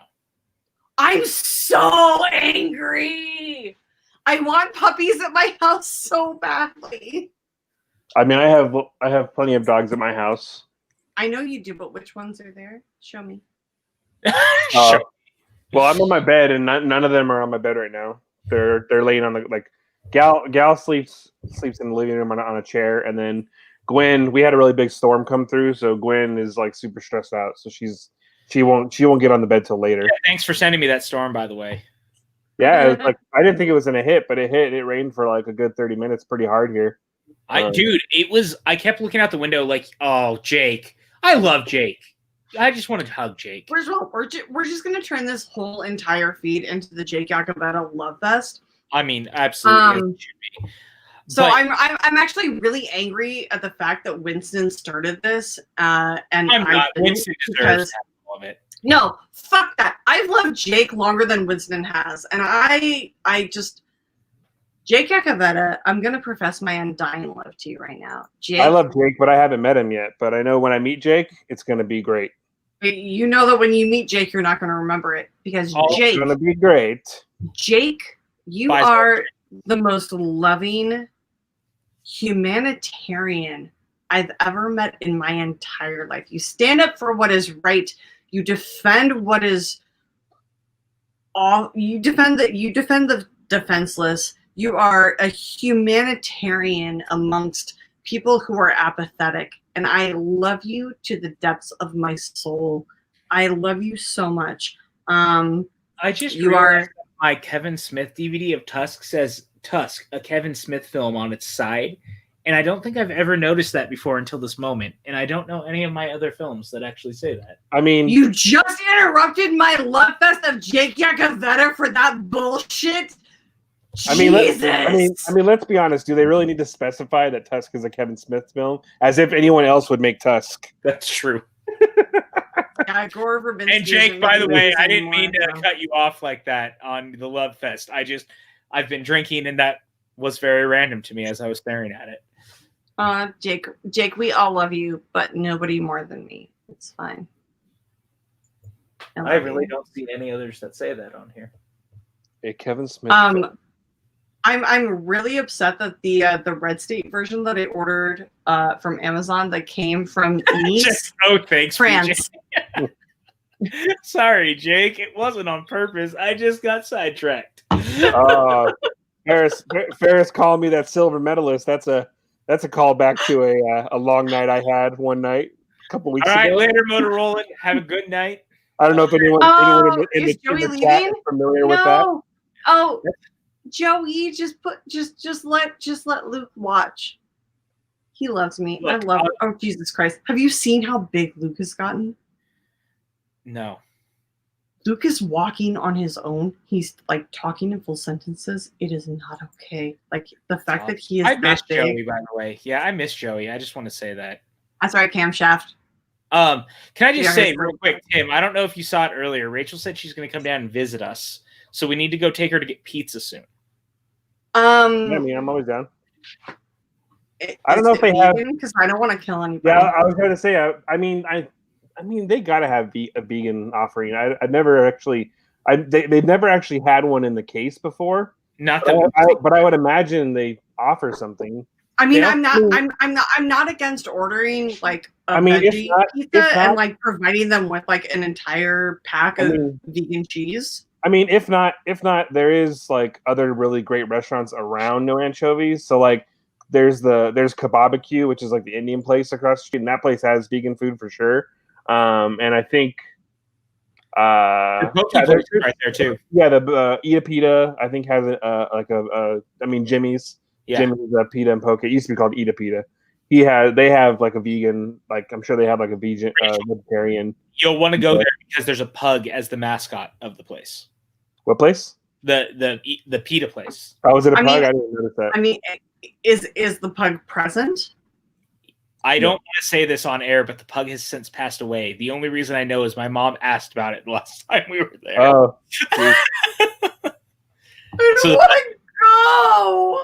In the same way that Kirk lives on the channel's logo for the PJ Campbell Network, The pug lives on for the. I mean, No, I mean, fuck you. If there's not two pugs at the pizza place for me to pet, that is not the same as Kirk being the logo of PJ Network. Oh no! The restaurant was hard pressed to find Euro meat. What can I say? Damn!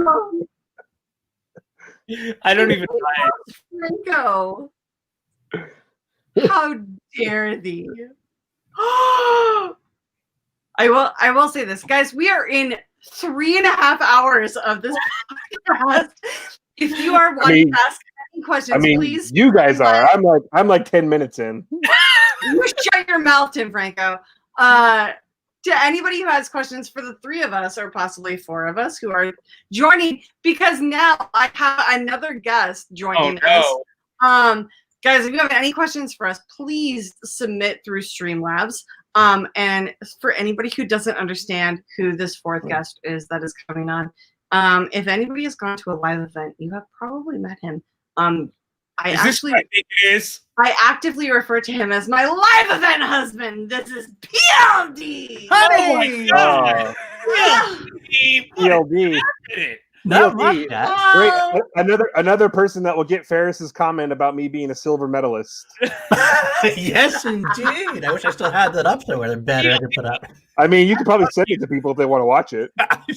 It's private video right now. I'll have to maybe unprivate. That was a long, interesting night. Fuck this. I think Ferris is leaving now. No, Ferris, don't. Oh, Alex Shashik. I've been thinking. I'm sorry. Well, I've got a lot of love for my HOA family and everything else, my Action RE family. Stop. No, I love Paul. He's my favorite. Oh, I missed you, man. It's been a while since I've seen you. It has been, man. I'm so happy to see you. How you been? Okay. Time out.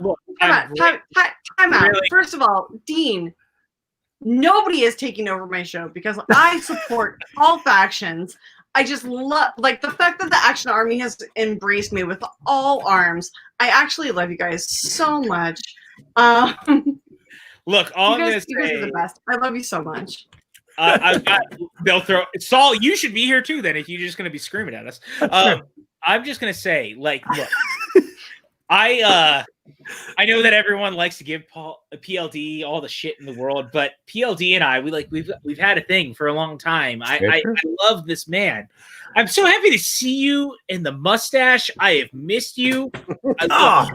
You're wearing the Queen hat tonight. Look, dude, how are you? I'm taking over the show, but how's your night been? You're not great. I was going to be here earlier, but I was doing the general debate for the Action Industries for Ben and Drew, and so then I saw you on there. I'm like, I hope this ends early enough that I can hop on behind the scenes and surprise both Rachel and PJ, because I love you guys so much, and I do get to see you guys at all. And then I see Tim Franco's on as well, and I'm like, that's even better. It became the best stream of the night. I was going to say, you're like, I love both of them, but not me. The general's debate tonight was the what is the greatest comic book movie of all time. Now, none of the submissions were very usual submissions, so it's all about the debate itself. So, which one of them said the Rocketeer, and why did they win? No, fuck you. Which one is the winner of Josie and the Pussycats? Because that is the correct answer. Josie and the Pussycats is 100% the right answer. That is not true when you have Timothy Dalton and Billy Campbell and Jennifer Connelly. PJ, you can go jack off with sandpaper. I don't give a shit. I'm just over here in my Mystery Men corner, so I'll see myself out. Mystery Men is amazing. However, I can get behind both of these two. Wait. Look, I can't do this. Point. They went this way. Wait, real quick. Are you just being... I can't figure it out. I'm way too drunk. Alex just said, what do I have to do to get you on Schmoebaits? I actually don't know if I've ever literally been asked. No. Here's my answer. PJ, can I answer for you? Yes. Alex, you have to provide him with edibles from California. I miss edibles. Done. And you also have to provide him with questions that are not going to insult anyone, but are going to be funny. So it'll be a team up match of PLD and I versus what the best Kevin Smith movie is, and PLD and I are going to win because Clerks 2 is the best Kevin Smith movie ever made. True. True. Hashtag truth. Yeah. Oh, exactly. I will tell you to go fuck yourself. No, the best Kevin Smith movie ever made is Reboot, and I will fist myself up through your anus, up through your uvula, and through your throat. I don't give a shit. You can go fuck yourself. You're gonna fist yourself. You said you're gonna fist myself through your. I don't know where you went with that. I don't give a shit. I don't know who you're fisting at this point. I'll stand by it. I don't give a crap. I've had so many drinks at this point and no bathroom breaks. None. PJ's had 2 bathroom breaks and a drink break and a snack break. I don't crap. Well, to be fair, the reason also is I also drink as much water as Andres Cabrera does throughout the day. So, that's a lot of water. It's a lot of water. I drink a lot. I learned from him, actually. Can I tell you guys a story, a behind the scenes question, or behind the scenes? One of the very first times that I really went to the studio was before Schmoes had not been Schmoes anymore. And I went over there, and before it started, they were like, we have literally no water in the studio. What do we do? And they started to panic. And I was like, well, I'm here. I can go buy water. And so I went and ran down to a 7-Eleven down the street to get water for everyone on Schmoes. And that was that. You guys remember the episode where Ellis came out in the Predator suit? Oh, of course. Yeah. That was the episode. So I live in infamy for the fact that I bought them water for that episode. So all the water bottles, I don't know if their water bottles start appearing because I am crawling on the ground, putting water bottles up on the table. So I learned very early on what it was going to be like to work for this group of people. And now I'm the head writer of the Schmoedown. So I guess I did something right. All right, well, you stacked the waters properly. I'm gonna leave this stream for 5 seconds because I legitimately have to pee so bad. Don't worry, we can run this. Don't worry. We got this under control. Well, I know that. That's why I'm leaving this. That's why I feel like I'm leaving this in good hands, guys. Give Send it up. us all the Streamlabs right now. Streamlabs, and I will. Well, they don't have access to the Streamlabs, but I will answer all of them once we get back. But I have to pee like a goddamn pregnant racehorse. I love you guys. A pregnant racehorse. Wow. Now I gotta ask you guys. Go ahead. So we're sitting here, we're talking about it. Are you excited about the Jericho Smith match? In the way that I'm excited about it? You guys, are you as excited as I am? I am easily as excited as you are. I can't wait for this. And I'm just hoping beyond hope that Kevin Smith is spun. That's all I got. I just please spin Kevin Smith. I don't care who it is. I definitely wrote some questions for Kevin Smith that I hope that gets hit for. Oh God! If he gets hit and he misses it, it'd be glorious. I think it'd be just so entertaining. Just the entertainment value alone of that. I just don't know how if he challenged something I'd write, I might have. Well, that is just it. I remember you said that the SEN thing. We'd be like, "Oh, it's really this." What would be worse? Would it be worse if he challenged it and he was right, or would it be worse if he challenged it and you proved him wrong on something? Kev, shut up! I know you better than you know yourself. I don't know how to answer that because all I really want is for him to follow me on Twitter. I want to follow back, but I also don't think that's ever going to happen because he literally follows 69 people, and I feel like that's a very specific reason. And all I want is for Kevin Smith. I just want Kevin Smith to compliment me on the questions that I write. Remember, he did like your class action tweet. Remember that? That's true. Dude, he knew that we did class action together. That's what it was. That's true. Look, all I know is that I can't fucking wait. And I'm super, super excited. And all I want is to make Kevin Smith proud. You will. I know you will. You know Kevin Smith so well. Your questions are going to be glorious. I've worked very hard at it. I also just want Jericho to be happy because, it's fucking Jericho. Guys, I am taking this match so seriously. Not that I don't take everything else so seriously, but you should, man. Don't fuck this up, PJ. Thanks. You were watching SEN the other day, then. All right. I'm scared. What did I miss? You're literally talking about the Kevin Smith and Jericho match. You're fine. Don't worry. Literally. I'm so excited for it. I might cry. I'm not even joking. That's actually true too. It's going to be super fun. That's actually true too. That's pretty funny. That makes sense. Doug Benson would only follow that many people. Actually, it would make more sense if Kevin Smith only followed 37. How many dicks did you? But, have I told you guys a story about like what I yelled at him when I first met him? No. Can I just say, Saul says I keep my followers list very exclusive. I'm aware of that because he doesn't even follow me. Neither. I'm not on stream. I mean, I don't want to tout, but maybe he does. I don't remember. He's tweeted at me before, so I know that he knows that I exist. Okay. Same. Okay, we've had no Streamlabs questions in Jake the last hour. Jake said that he sent something that would be the easiest question ever, so I'm very confused by you saying that. No, he didn't. I mean, he may have posted it, but didn't send it. Maybe I missed it in the chat. Maybe. Jake, DM me on Twitter and I'll ask it. Yeah, so you only follow one person. Yes. And that one person is not me, and it hurts Christian. It's Christian. It's Christian. I believe that falls under the that falls under the category of Christian made me do this. But it's true. But to be fair, Saul loves me more than Christian. I muted Christian a long time ago. Jake just said that he didn't, and I'm looking 10 I'm just kidding. PM. PJ just I asked. I thought he said I've been drinking. Hold on. Whatever tomorrow. I don't want to answer that because I'll say this. If you guys ever ask me about who I think is going to win those matches and stuff, I'm never going to give you a straight answer, only because being so close to the situation, I don't feel comfortable doing it. I'll talk about the matches after the fact, but never before. Okay, I you know what, I will. Shazam and Corruption. I feel like my debut against Corruption could have gone very differently had I not had my head so far up my ass. And had we beaten Corruption in that first round of Anarchy, Corruption would have been fucking nothing. So I feel like Shazam has an edge.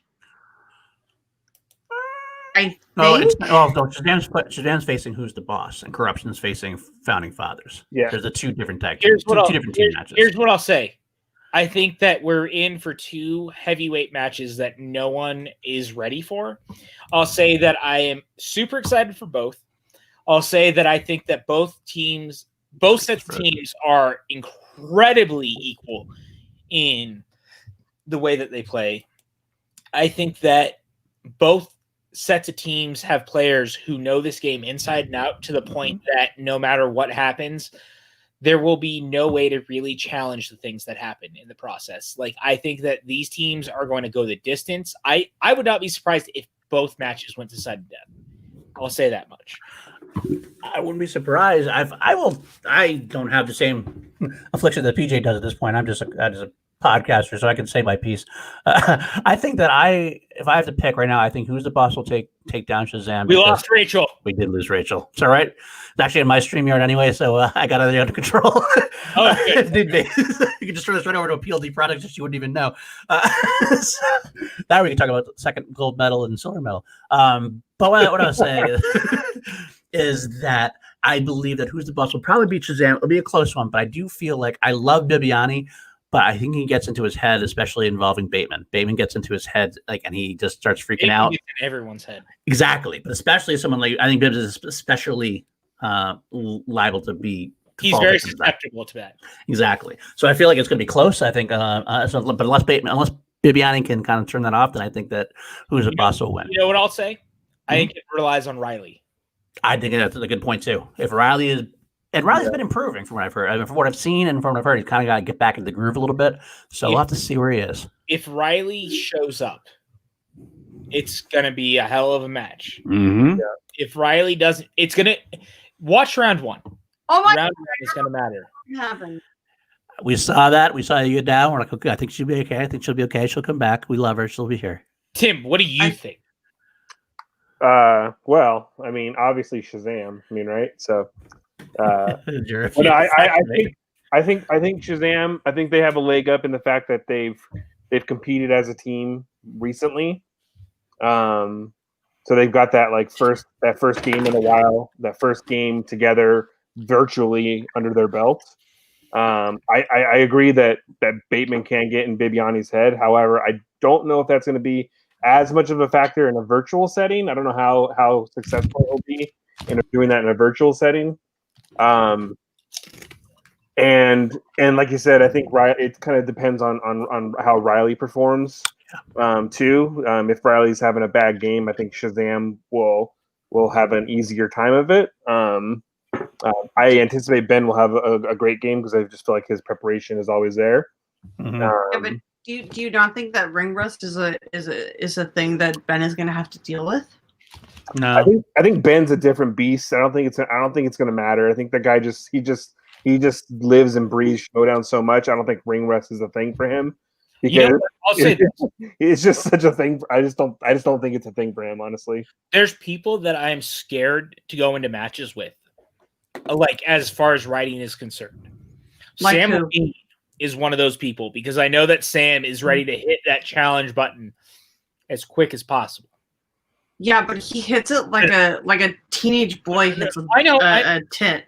My point being, Ben Bateman is one of the people I am scared of going up against in that same. Oh, wait. I'm sorry. PLD and Tim, do you not object? No, I don't object. I'm not going to object about that. I don't think anyone's objecting to it. I'm just saying, like, there's certain people I worry about going into a match because I worry about the technicality of them challenging stuff. Bateman is one of those people. Yeah. I mean, everyone has holes, Sarge. I mean, literally, everyone has holes. Well, to be fair, everybody has holes that Bateman hopes he hits for them. I'm talking about we all physically have holes. I am too. Gold medals, silver matters a lot. Jedi, I love you so much. I think where we ended that PLD, I was awarded a participation trophy. I think that's what it was. That was the final. That was the final one. Say real quick, this is a movie I'll never be allowed to ask about in the Schmoedown. Which one? Called Road Racers. It was a Showtime movie that Robert Rodriguez directed. It has got David Arquette.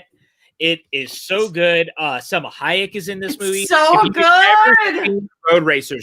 This is a movie about people doing like competitive rollerblading and like roller derbying. This movie is awesome. Rodriguez directed it. It is fucking amazing. So please see it because I can never ask about it in the Schmoedown. So this is my one time. Well, 51 minutes into this, I want you guys to watch Road Racers. You may not be able to ask about that, but you can ask about Prayer for the Roller Boys. That's true. That's true. It had Selma Hayek in it. I'm all over it. You know that, PJ. It has Selma Hayek in it. That's why I had to tell you.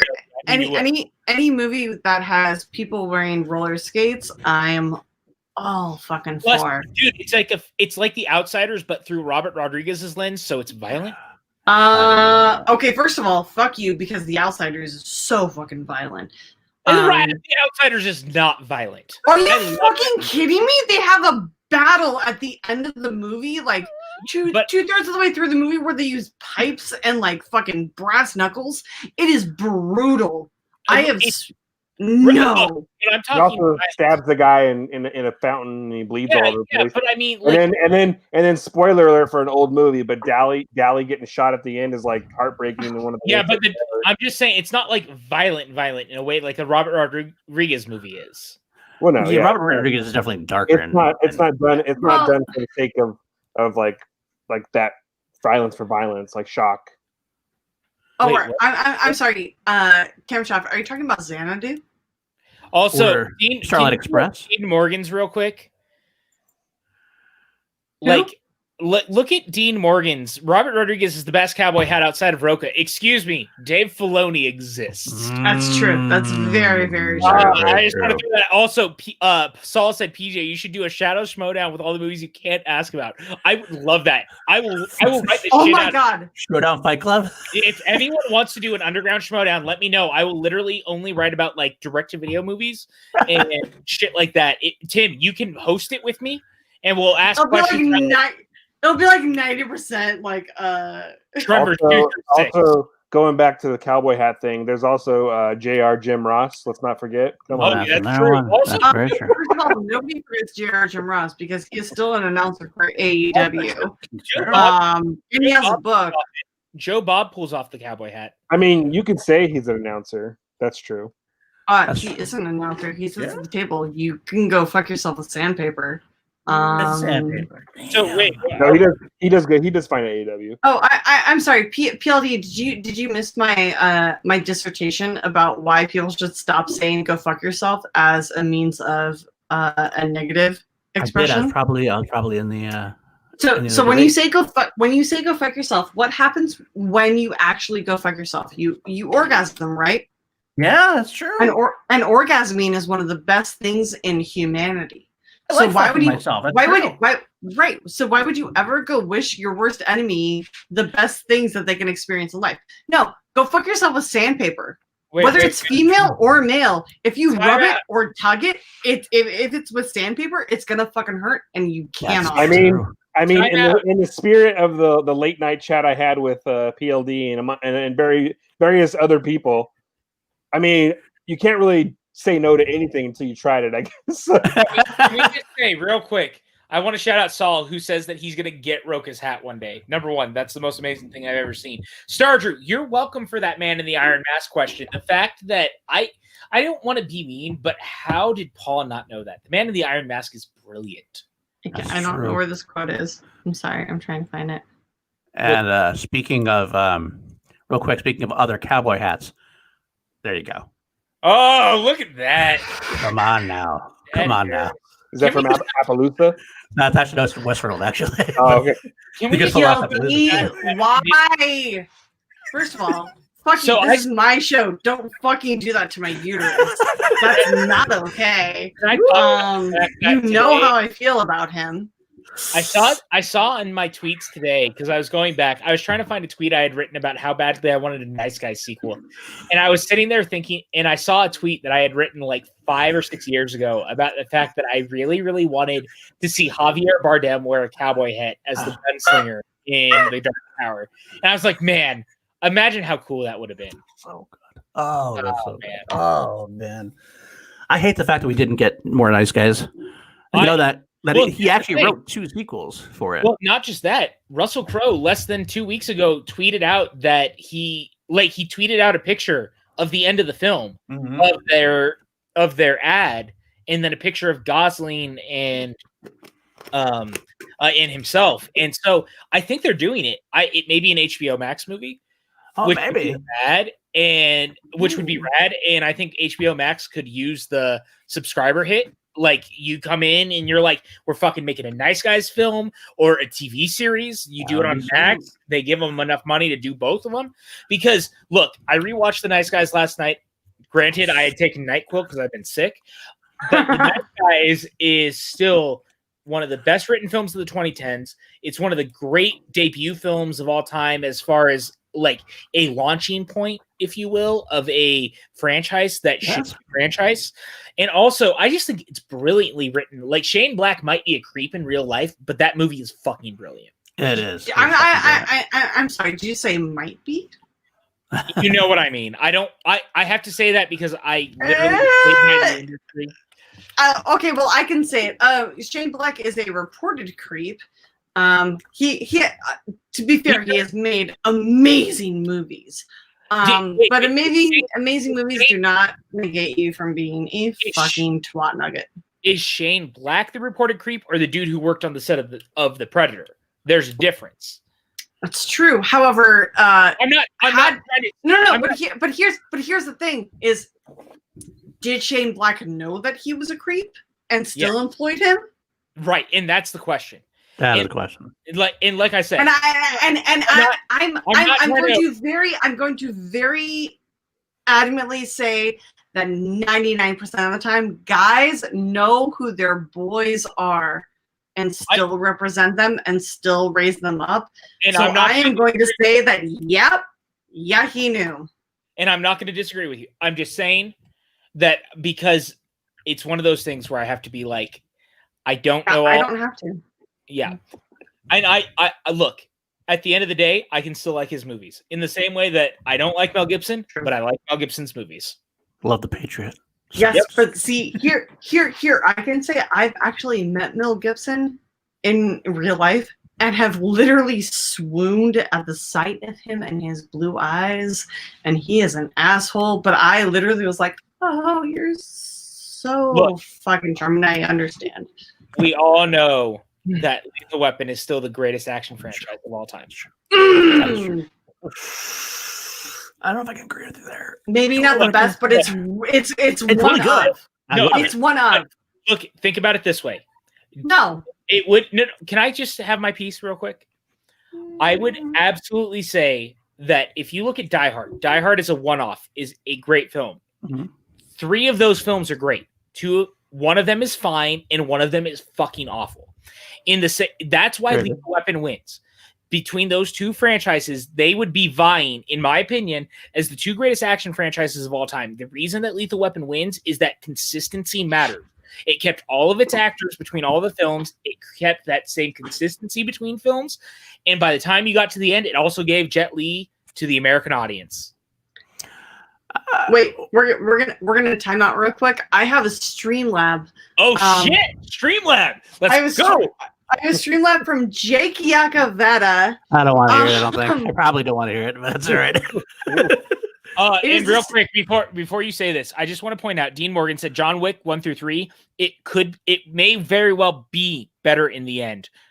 However, at the moment, it is not, because it is not over yet. I would throw Mission Impossible in there too.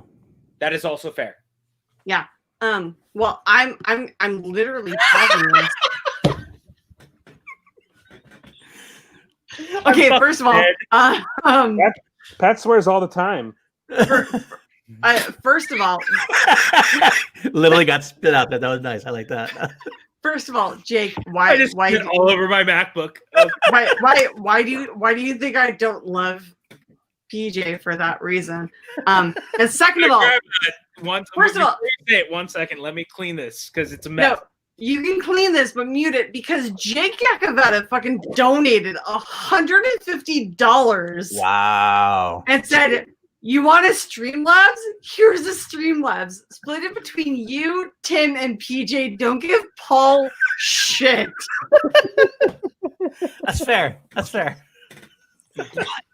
So y'all will be getting you two will be getting equal part of that. PLD, I love you, but I have to buy my donation. I get it. It's okay. I understand. I mean, you know that once we divorce, like, you get half of what I have, so it's fine. That's never gonna happen, though. But that's okay. No, never. How is my live event wife? Live event wife is doing all well. right. All right, I'm back. We can ask the Streamlabs now. I can see again. No. There's no alcohol. You missed it. You're fine. You missed it. You're getting money, though. You're getting money. You're getting money sent to you. Because PLD donated $150 and said it's to be split between you, me, and Tim. No, Jake did. Jake, don't cancel it. Don't cancel it. Jake sent the money in. You said no, it's in my account. He cannot pull that fucking shit out. Can we just talk about the fact that he said it was like hearing a Care Bear swear, and that just makes me so happy. And then he made me spit alcohol literally all over my MacBook.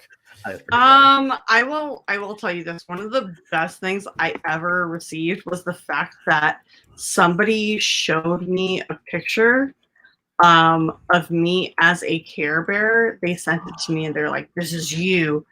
Hold on, I gotta find it.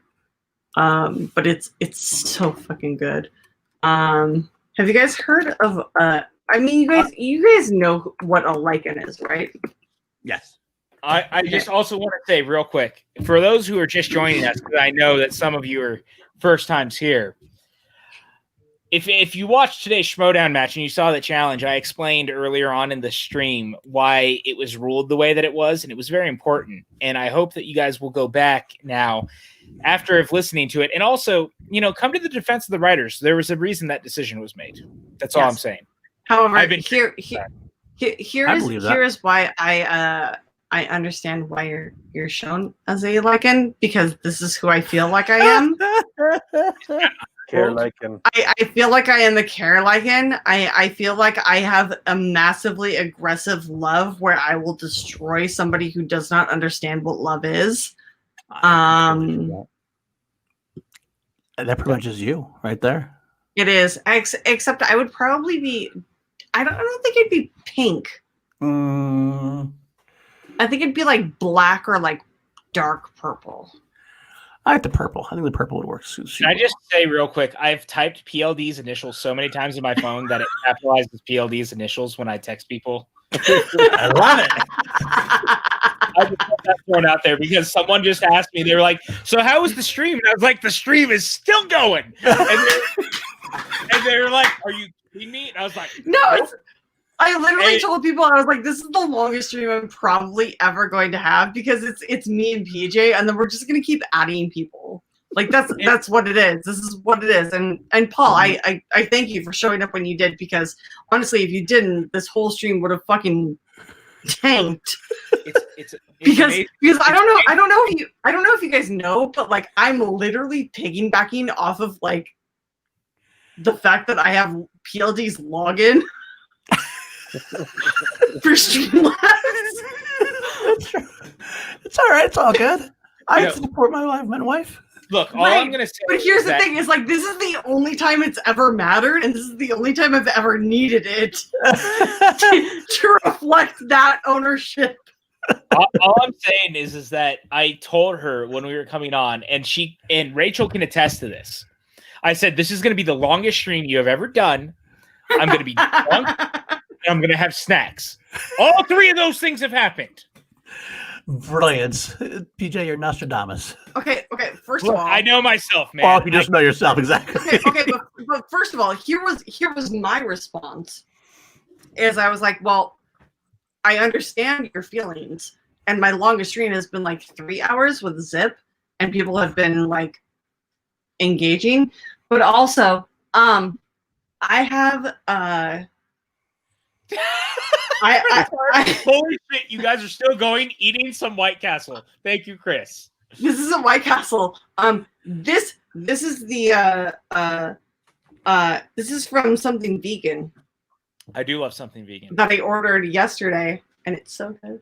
Something vegan I introduced Rachel to when I lived in Burbank, and it is one of my favorite restaurants there. There is a really good vegan restaurant here called Love and Spoonfuls. That's really good. Okay, number one, we're going. Number two, can I just say real quick?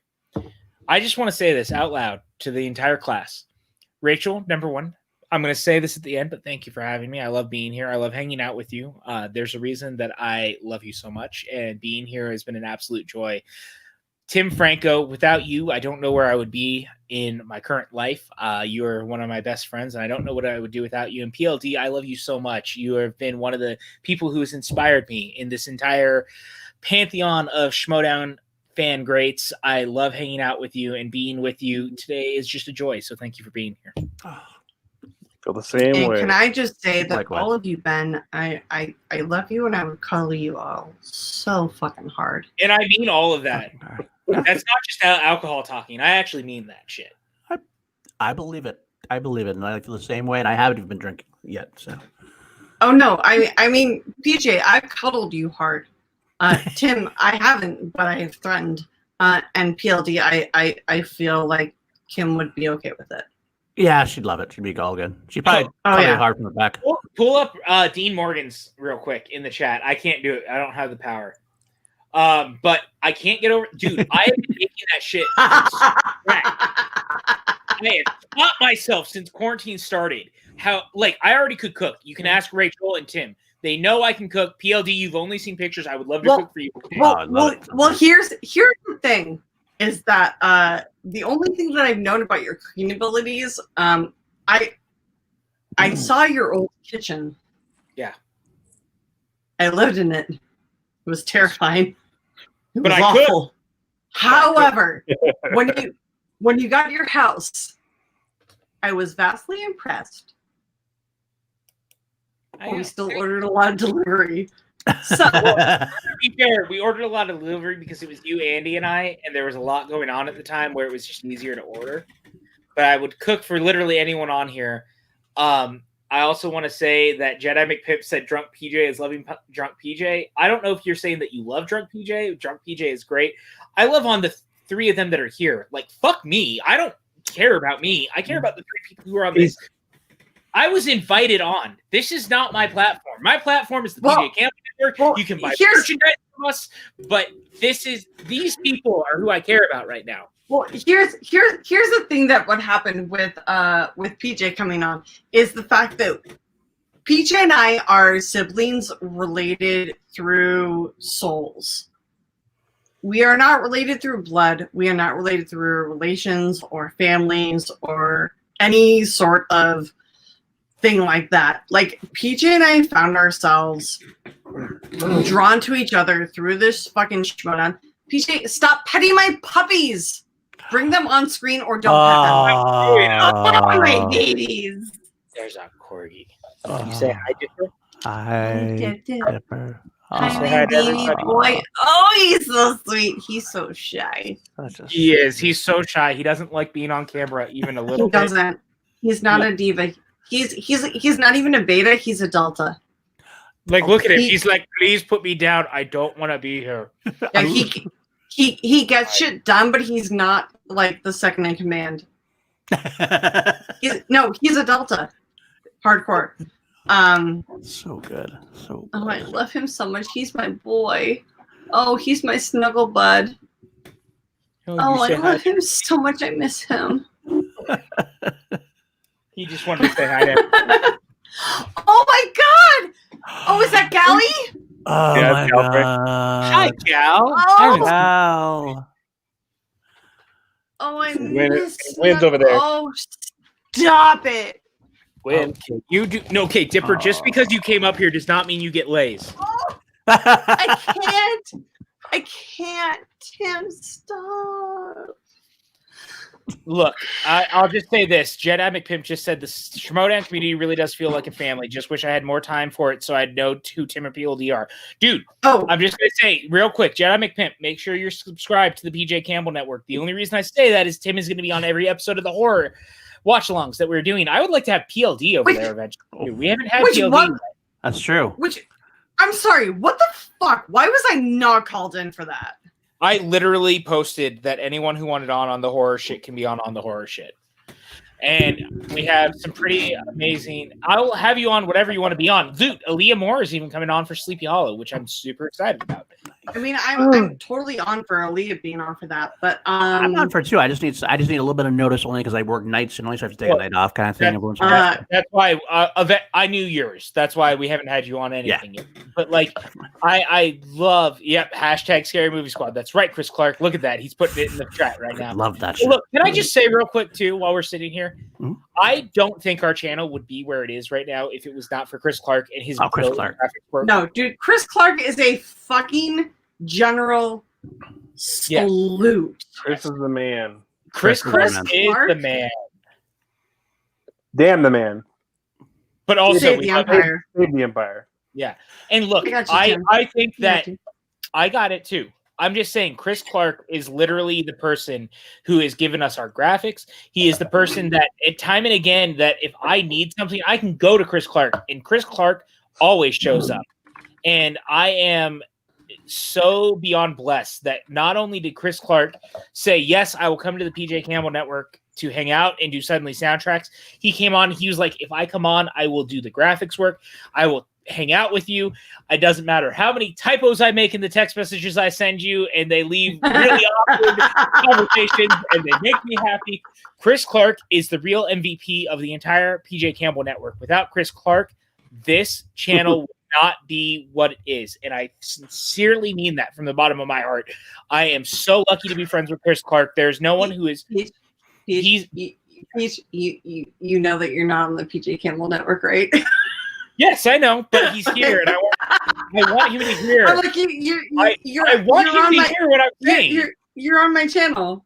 You're on my channel, which I support you wholeheartedly. I just wanted to hear this because I just want to make sure that you know that you know. I know I'm not. I'm in the bottom screen right now. I know I'm not.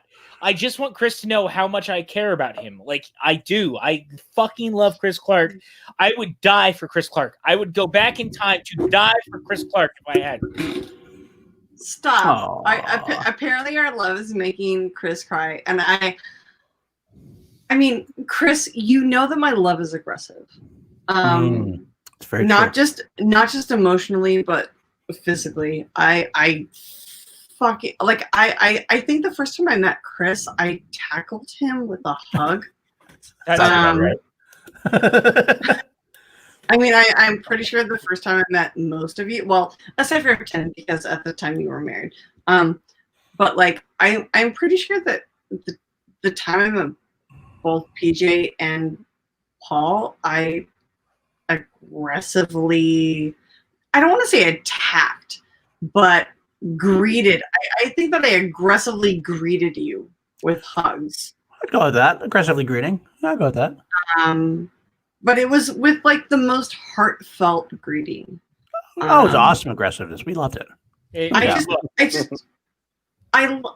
I mean, you guys understand this. Like it's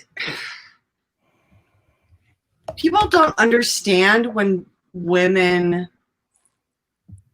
appreciate and love and nerd out about things. Like it's not something that is understood or addressed in any fandom in a positive way.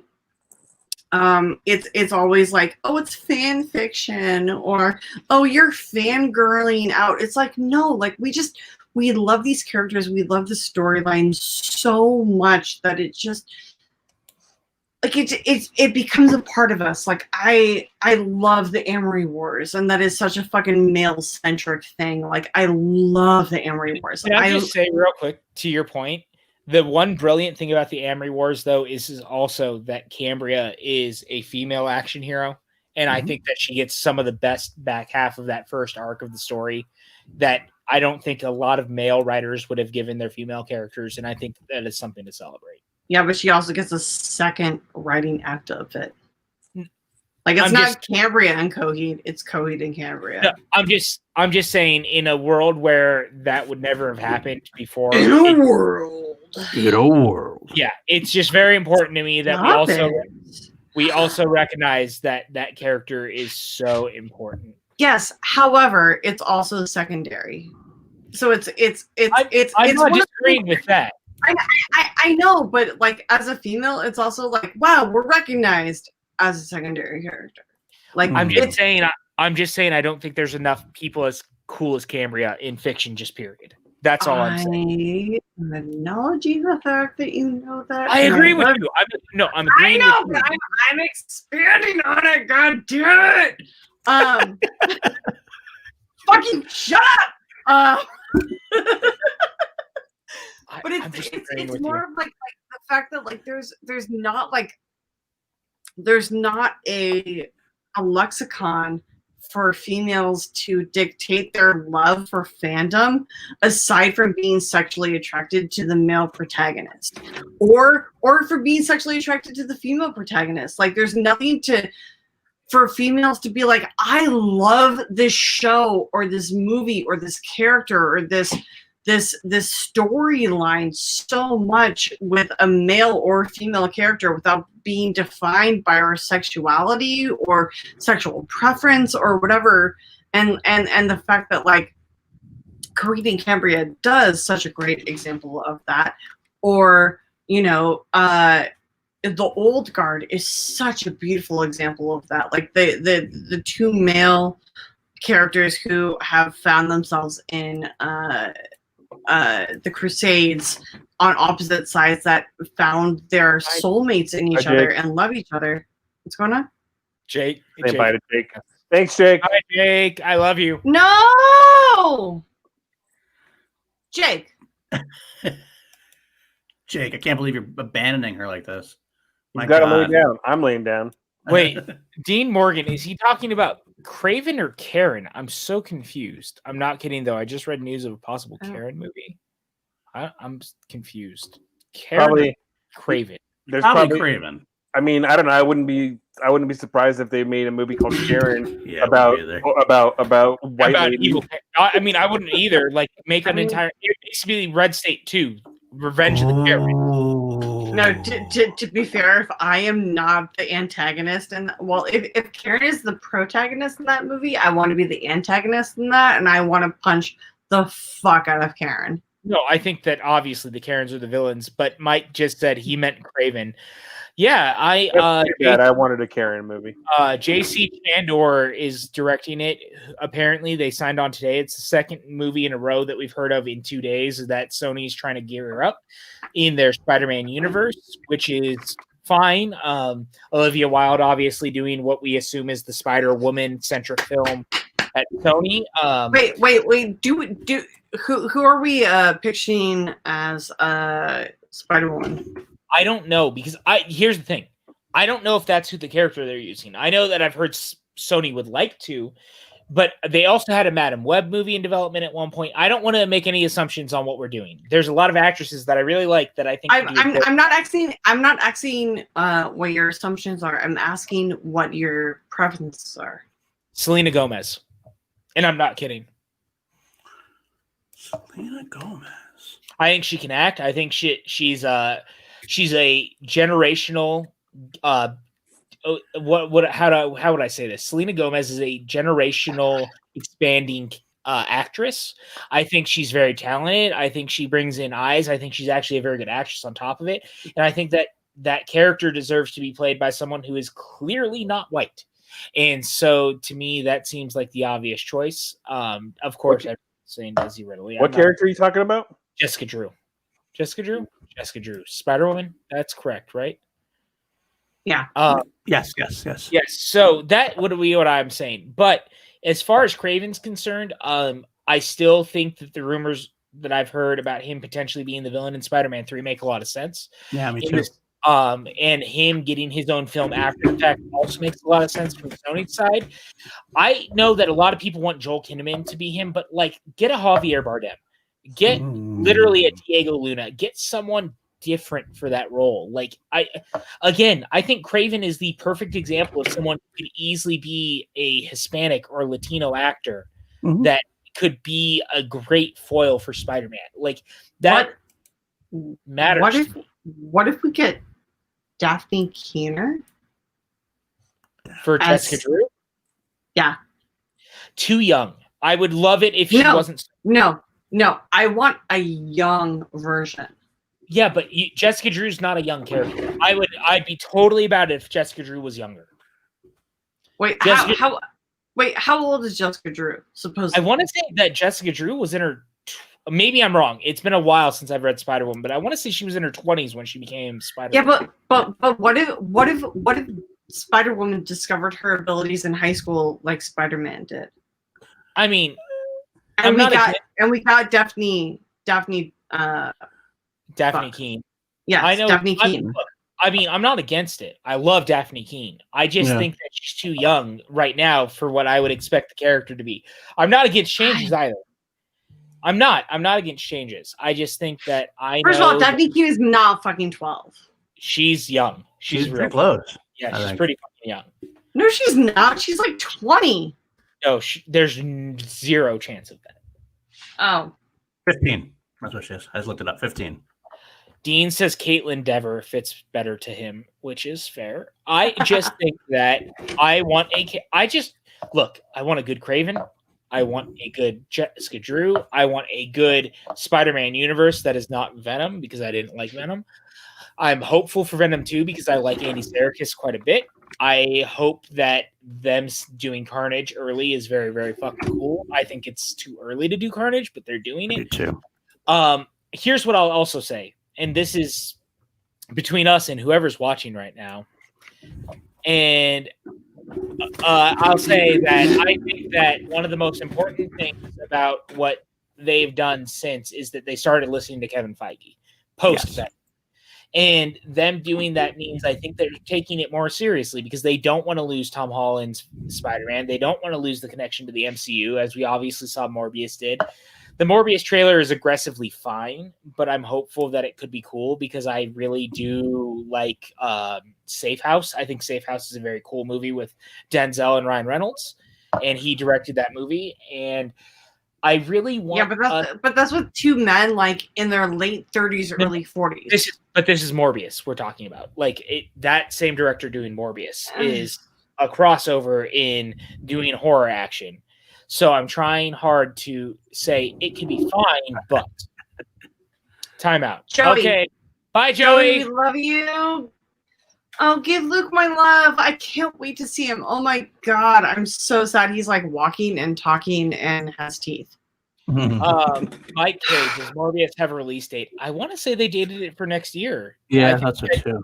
Yeah, I think it got dated for like March or something. Someone look and quote me if I'm wrong. I mean, to be fair, if they don't have a Morbius release date for like September of 2021, like I don't understand. Well, no, because it was supposed to be out in June or July but it got pushed back obviously because of COVID. March 19th. That's what it's scheduled for. Thank you, Paul. I appreciate that. So I think that makes Venom 2 a May or June release, if I remember correctly. So they were still staggered correctly. The point being that they know that they're doing something Spider-Man based. June 25th is for Venom 2. June. Okay, thank you. So I'm not totally fucking crazy. That being mostly crazy. Not completely. My point being is that I think that Sony is trying to take it serious. I'm not super hyped about Morbius, but I like the cast. I think Venom 2 has a better chance of being good. Michael Keaton being in both of those is fucking crazy. I never thought I was going to see him as Batman again. Oh, I'm so stoked about that. I don't know if he's going to be seen as Batman in both movies. Like he's just in both movies, but honestly, like I really want a film noir Batman. Like I want the detective side of Batman. I want like the cerebral Batman. I don't want like the tech side.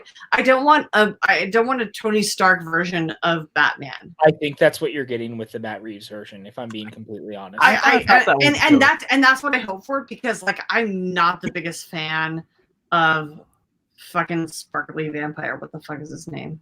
Have you seen Shot Caller? Is that what it is?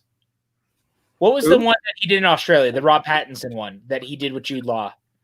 Not Shot Caller. I don't give a fuck. You're not thinking the Rover? But that wasn't with Jude Law. That was with Chris Pine, wasn't it?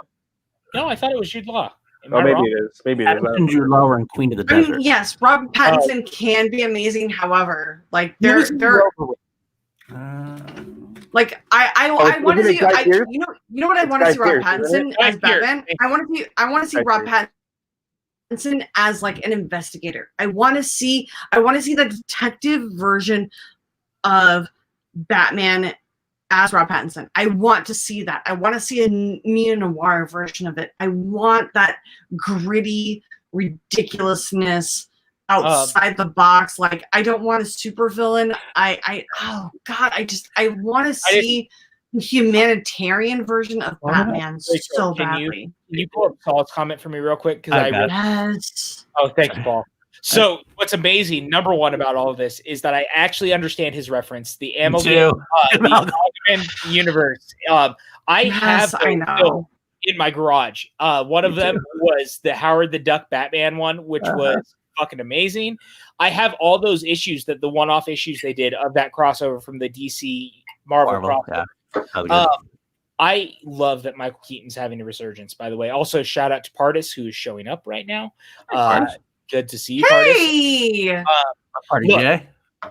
this is me taking over a little bit in a weird way, but we talked about this earlier, and this is me going back to what we were Streamlabs hours ago by Michael K, is the idea of what we're talking about with the DC fandom. Why am I so excited to hear about Batman? Because I want to know more about what Matt Reeves is doing. Why do I want to hear more about Flash? Because we are getting fucking Ben Affleck and Ben Affleck and Michael Keaton back as Batman. Both of them. That is insane to me. I'm so excited. Michael Keaton is still my favorite Batman, you guys. I'm not huge on the Christopher Nolan Batmans as much as everyone else. Batman Begins is the best one. Rachel, hey Rachel, can you send this link to one Mr. Maxwell Haddad by chance? Yeah. Okay, great. Thank you for that. There's a rumor that Amber Heard I hate that bastard. Of course not. I'll say this: unless things are substantially changed by the time we get to Aquaman 2, there's no way that Amber Heard gets fired. In the same way that there's no way Johnny Depp gets fired. I'm saying that as fucking blunt as possible. And I hate to say it, but it's true. Can I ask real quick, Paul, who is your Batman? Who's my favorite Batman of all time? Yeah. It's kind of a tie. Like, Keaton was my guy. I love Michael Keaton in all way possible. I did love Ben Affleck, what he did. I want to see him get a good shot with a solid story.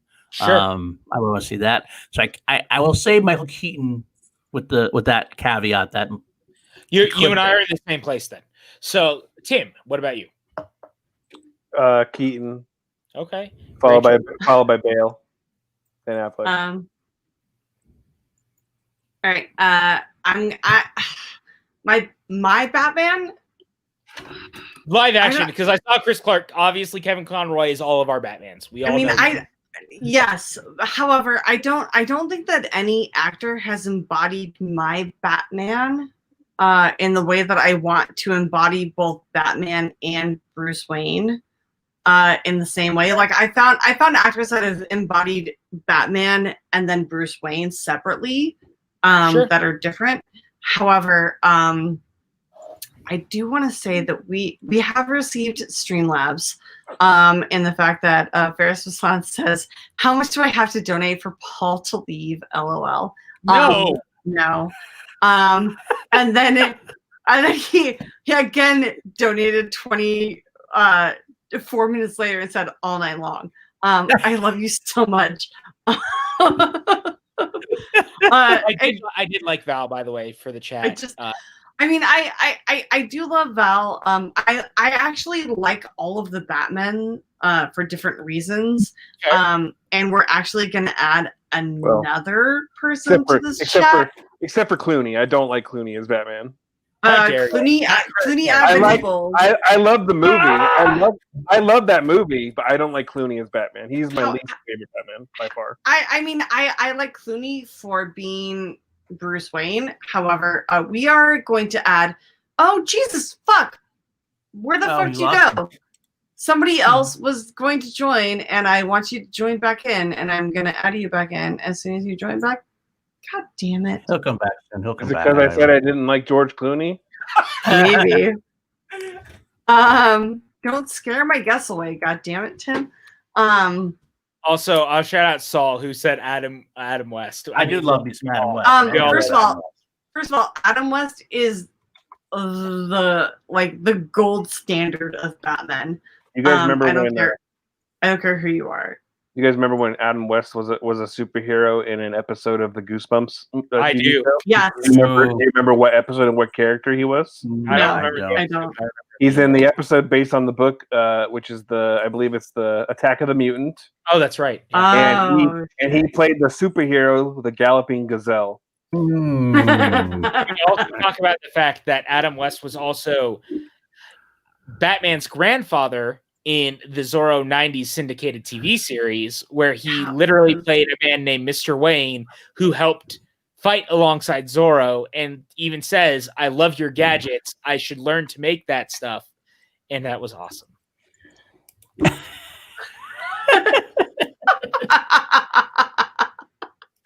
Wow. Holy shit, that's amazing. Wow. You didn't know that? No. I think she invited you, Rachel, Saul. I think Rachel, she invited you, Saul. Did you send it to his Twitter, by the way? Yes, I did. Oh, hold on. Saul, it's hard to send you the link when you only follow Christian Harloff. No, fuck you. He follows me. I'm his favorite person, and it's fine. Saul, let me know how to get to you. I'll get to you. No, I got it. You got it. Okay. I only want Saul to be on if his dog steals the bacon. Okay, first of all, first of all, every person who's allowed on my stream has to provide a dog. I have to pee real quick. I'll be right back. Captain Jack Harkness is up my daughter's been sleeping, so. Well, or is married to me, as is PLD. I could get a cat, maybe, but. No. Cats are awful. They're fucking drag queens with. I like your Pat. Paul, I liked your cat. I forgot. I don't know if you had it the other night when we were on, or if it was some other night I saw it. Yeah, I don't remember which it was either. I was pretty drunk that night. I don't remember. Liz, I don't know if it was a boy or girl, Liz, but pretty big. Yeah, that big one. Liz, do you want me to send you the link because I sent it to your husband and I don't know what's going on. Indiana Jones, Marty McFly. Join back. What the fuck? I don't understand what the hell is going on. If I have, you want me to send something? I can send something if you need No, to. I just don't understand what's going on. I'm sending people the link and it's nope. There we go. Now you got it. I don't know what's going on. I've officially lost control of my channel. It doesn't matter. It's fine. Fine. My Wi-Fi failed and then PLD took over. He's in the other room. I'll let him know. Yeah, Liz, I did. Do you want me to send it to you because I love you? Is that God? There you go. Someone's well, going yes, because I sent it. Oh wait. Someone's going back. Here we go. To somebody else who is. I don't know if you need him on here though. Oh my God, it's Jake. Okay, first of all, we're gonna time out. This is the official Jake Yacovetta love channel because Jake has supported and has encouraged so many of us, including myself. I don't know where I'd be without Jake. He is my favorite human being on the face of the planet. I absolutely love and adore him. Jake. Hi, baby. Yeah, Jake can go fuck himself. I feel like Jake is frozen right now, and I'm very concerned. You get on. Love you too, Paul. That's how we said we love each other, I think, basically. I mean, you can tell. I mean, if you tell him to go fuck himself, then that's actually like telling him to go love himself. I restarted my computer. It's just still. It's still a little still glitchy. Coming across a little glitchy. A little laggy on my end. So I don't know. You're a little laggy, my friend. I'm concerned about you. Stain this. That's all right. To be fair, my mental phrase is completely laggy, so it's to be fine. fair.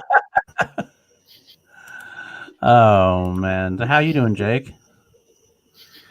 I mean, it's completely fucked up. Like I'm hearing like 1 out of every 3 seconds. It might get better in a minute. I don't know. Yes, Party Jay. Salute to you. All right, no, but not to Ferris though. Oh, fuck Ferris. To everyone but Ferris, right?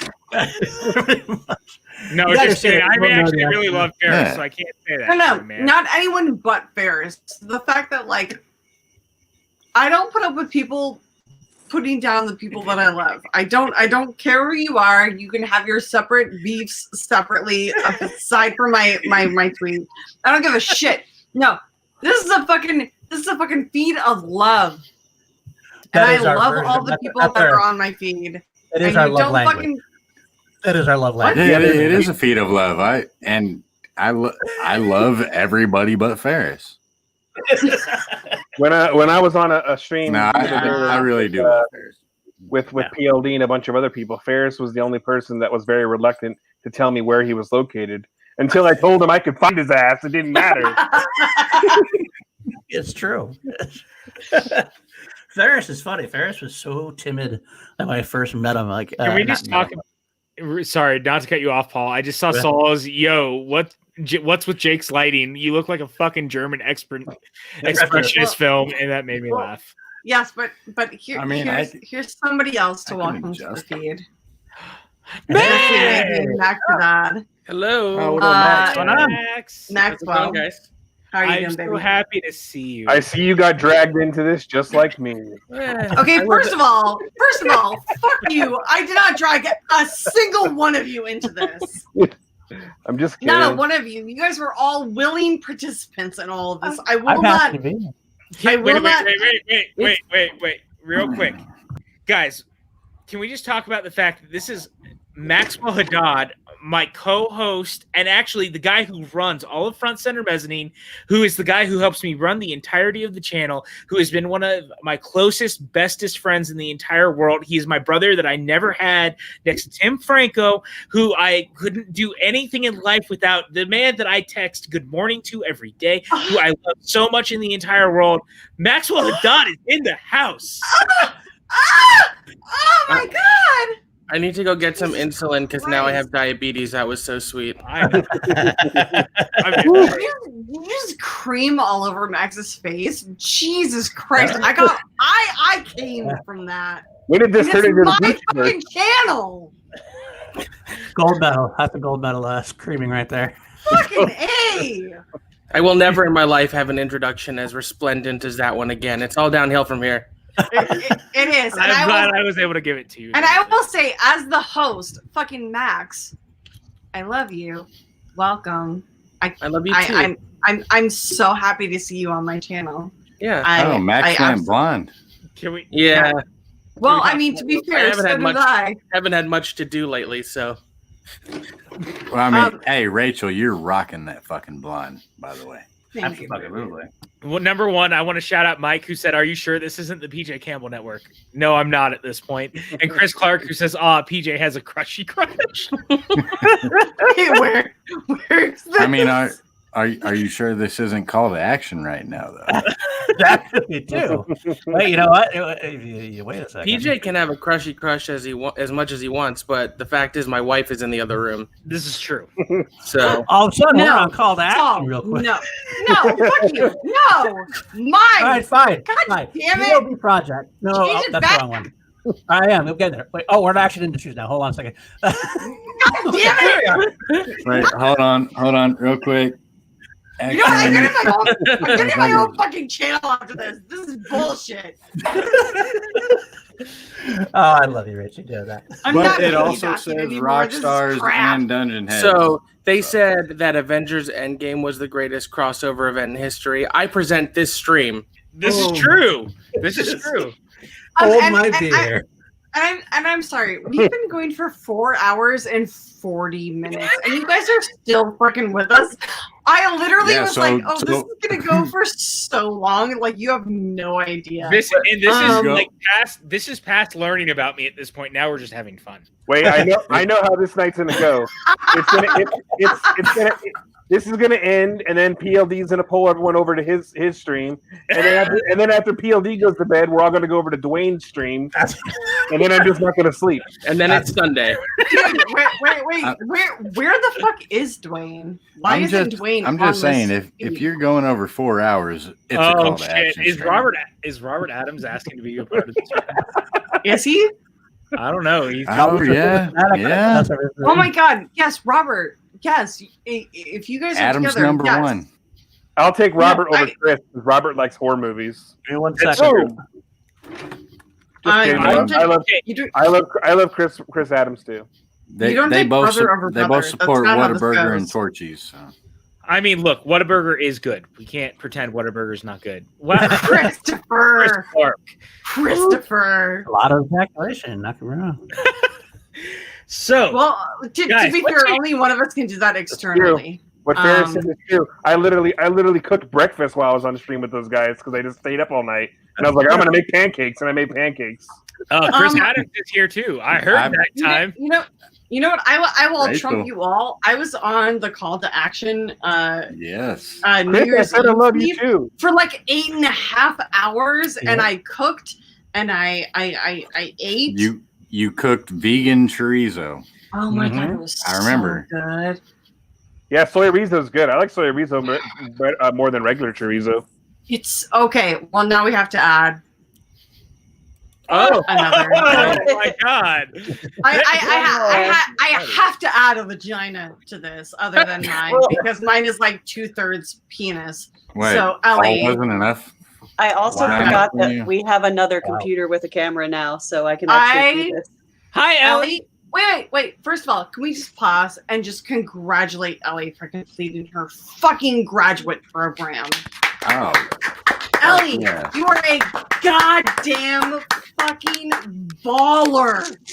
You are so fucking badass. I'm so proud of you. Thank you. Now I'm taking a month off, and then I start studying for the CPA. Yeah, Very nice. girl. Very nice. Get it. So Nice. then I can be a financial advisor or whatever the hell actually pays money outside of the theater. To be fair, everybody needs a financial advisor right now, especially in my line of work, because we have nothing going on and we have no money coming in. So, well, I can do it with the legal qualification that I am not licensed to be one officially. You mentioned vagina, and I was wondering if you all saw a headline earlier today that was maybe the best thing. I saw that. Horrible. I'm gonna be right back. I gotta grab my water. So there was a COVID outbreak in Las Vegas at a strip club because a stripper squirted vaginal fluid on 18 guests. 18 guests. Wow. And now they all have COVID. That's So, I'm gonna say that. Going back to a no. that we had earlier, We're gonna. it's stop. not squirting. No, it's Jake, we're gonna stop right there. Just trying to get You're not going to stop me right I've now. been to that club in Vegas. No, I'm just kidding. People were like, you shouldn't open Disney World, and Vegas is like, we got this. Yeah, a stripper pissed on 18 Oh, people. oh, you didn't ask to sit in the soak zone? Oh, welcome back. Sorry. That's okay. I've heard this story. Fuck! Your stream went in a weird direction. Suddenly, Robert Adams doesn't want to join. You know what else is a weird direction? Oh wait, I hope you've all seen UHF. You know who we do? We got Chris Adams. Chris Adams on screen now. Okay, What am so I now watching he's here? Adams number one. I don't. First of all, can we time out for 1 second? Chris. Guys, if you're still with us after almost 5 hours, I just want to say on behalf of the Rachel Silvestrini channel, this shit's gonna get fucking weird. And on behalf of the PJ Campbell Network, it doesn't get any less weird from here, so you're fine. And on behalf of Call to Action, this is on brand.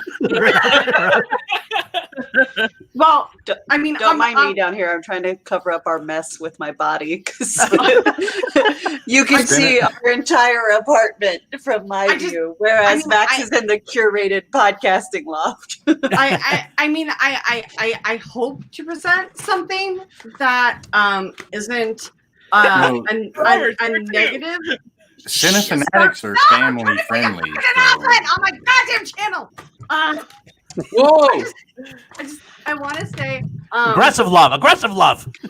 have you not? I'm sorry, have we not met? Are you not entertained? Yeah, we are. No, here's the thing, guys. If you're watching after our 4 hours and 45 minutes, this is going to be fucking weird, and it's going to be all in love. And anything that we say is not meant to be derogatory or insulting to anybody aside from anything that we name personally. So please don't take anything personally. If you have an issue, please message me personally. I will deal with it. However, this is a free-for-all, and I love everybody and trust everybody in this 3x3. So, fucking Mardi Gras. Let's fucking do this shit. Sorry, how's everybody fucking feeling tonight? That being said, good. That being said, I want to hear more about these vaginal juices while I'm eating dinner. No, I want to. No.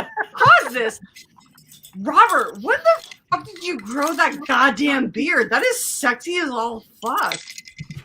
Thank you.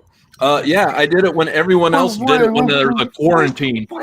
Robert, be careful. She's been proposing to quite a few people tonight, so I don't. First of all, fuck you. I proposed to one person.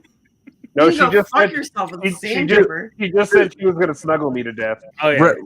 Rachel's a Kevin Smith fan. I'll say I do. Oh, okay. Done. Love you. Guys, just to be clear, if you have any questions or comments, like please comment them in the Streamlabs. We will talk about them hardcore. No questions off limits. It's fine. Real quick, before we get real weird, I want to start, like, this is going back to Mike K's.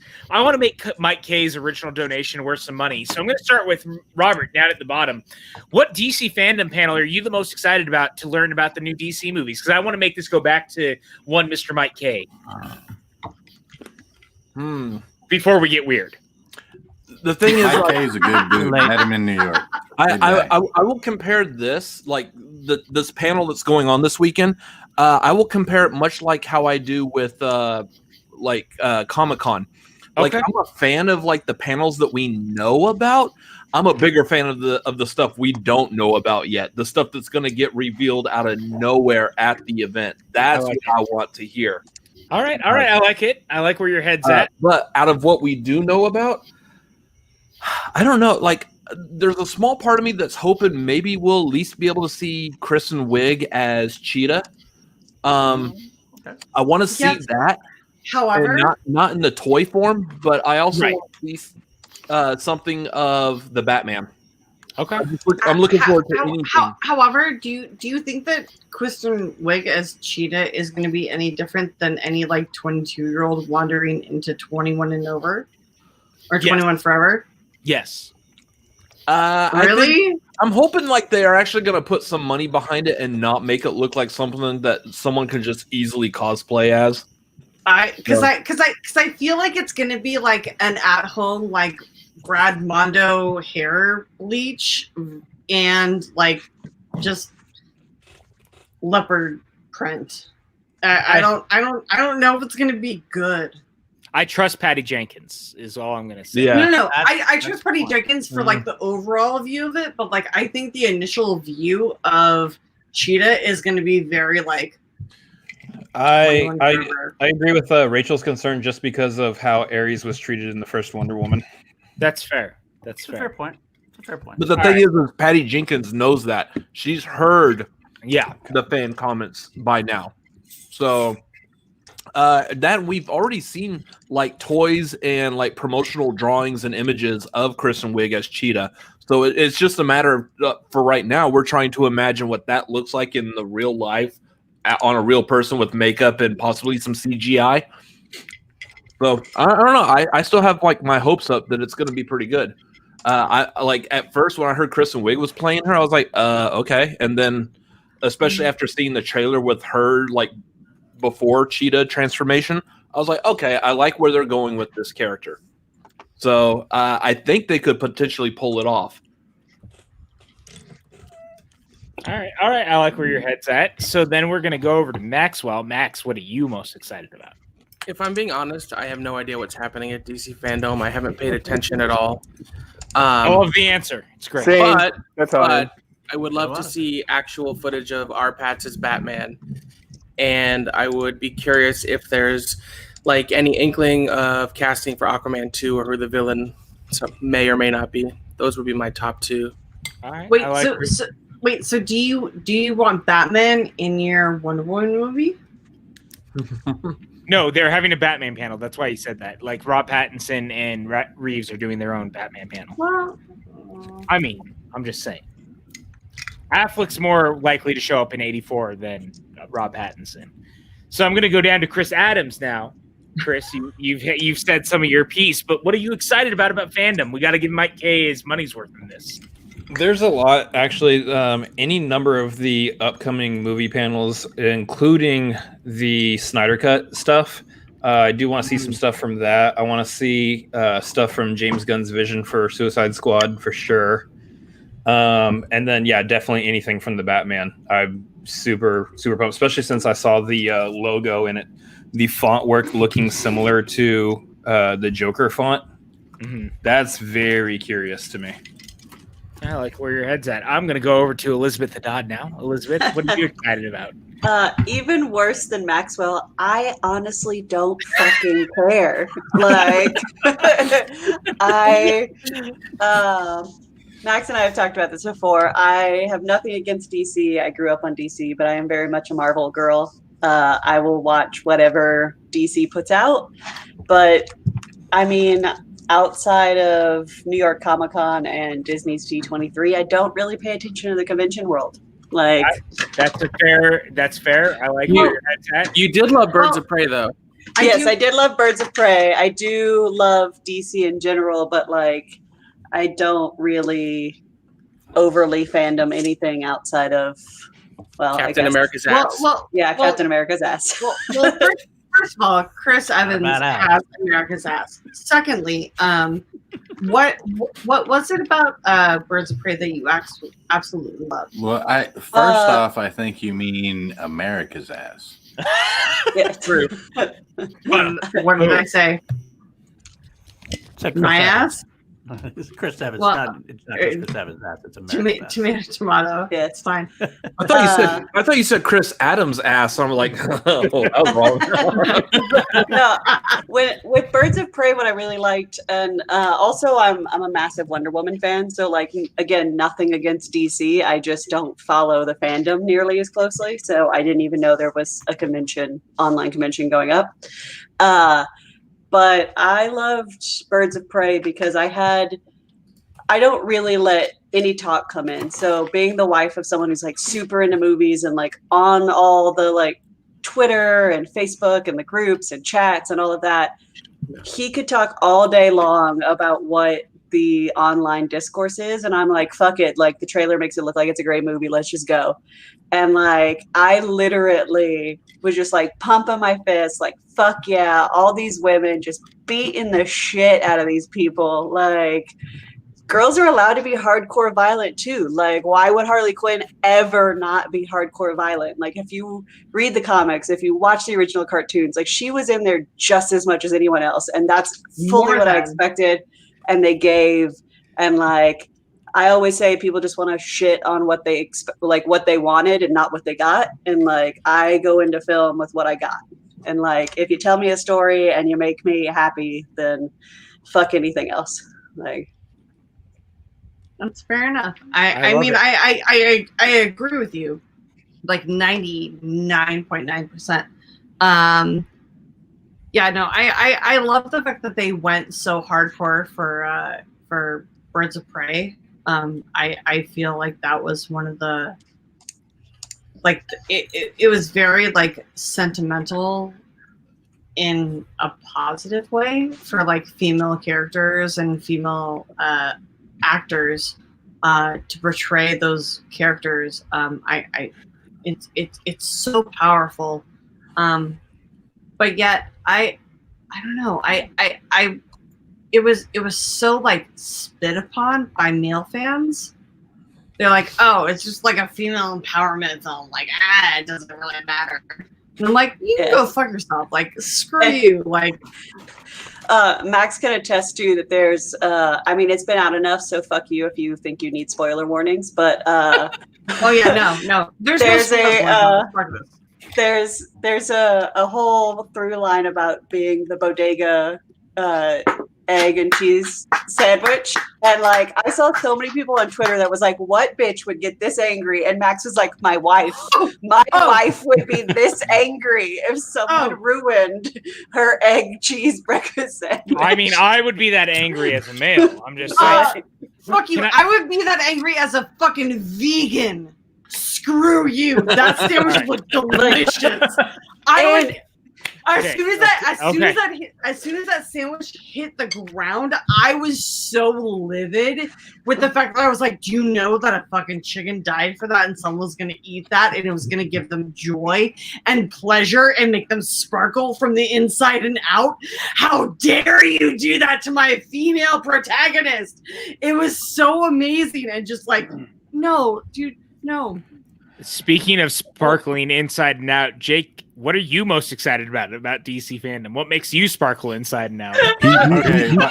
Who's ready for that Green Lantern 2 Ryan Reynolds movie to be announced? Me, right here. You don't know my life, Robert. Anything with Ryan Reynolds makes anybody sparkle inside and out. That man is pure happiness. My thing is the way they did it, and they set it up for all the different streams, and they gave them all names. So, like, there was the one that was about TV shows. There was the one that was about trailers and movies. But what was it, like the Fun Zone or whatever the fuck they called it? Yeah. And, like, how are you going to have digital selfie booths and art? Fair. Like, things. Like, how... I just don't get it. That's what I'm most excited about, is to see what the fuck they're going to do with that. I love that answer. Can we just talk about real quick how much I love Jake's answer to this, where he's like, how the fuck do you take a selfie on an internet virtual con floor? But I'm most curious about it. Like, that is the best answer. Well, okay, wait. Rachel's time outing us. Guys, we're gonna pause for a second. I have a few Streamlabs. Ferris donated Fuck Ferris. Donated and said, how much do I have to donate to have Paul leave? And he goes, all night long. And then he donated another $10 and said, I didn't mean Paul, the comment. And now Paul's not here to hear that, so that's great.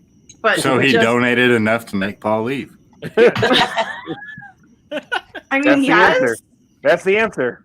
Yes, Just but everybody should know that Paul is my live event husband, and everything that I do is live event. So I love you, Ferris, and I love you, Paul. So please. Paul's like everybody's husband at this point. Like, that's what was Danny called him, like the work husband. Robert, you can go fuck yourself. I have claim over.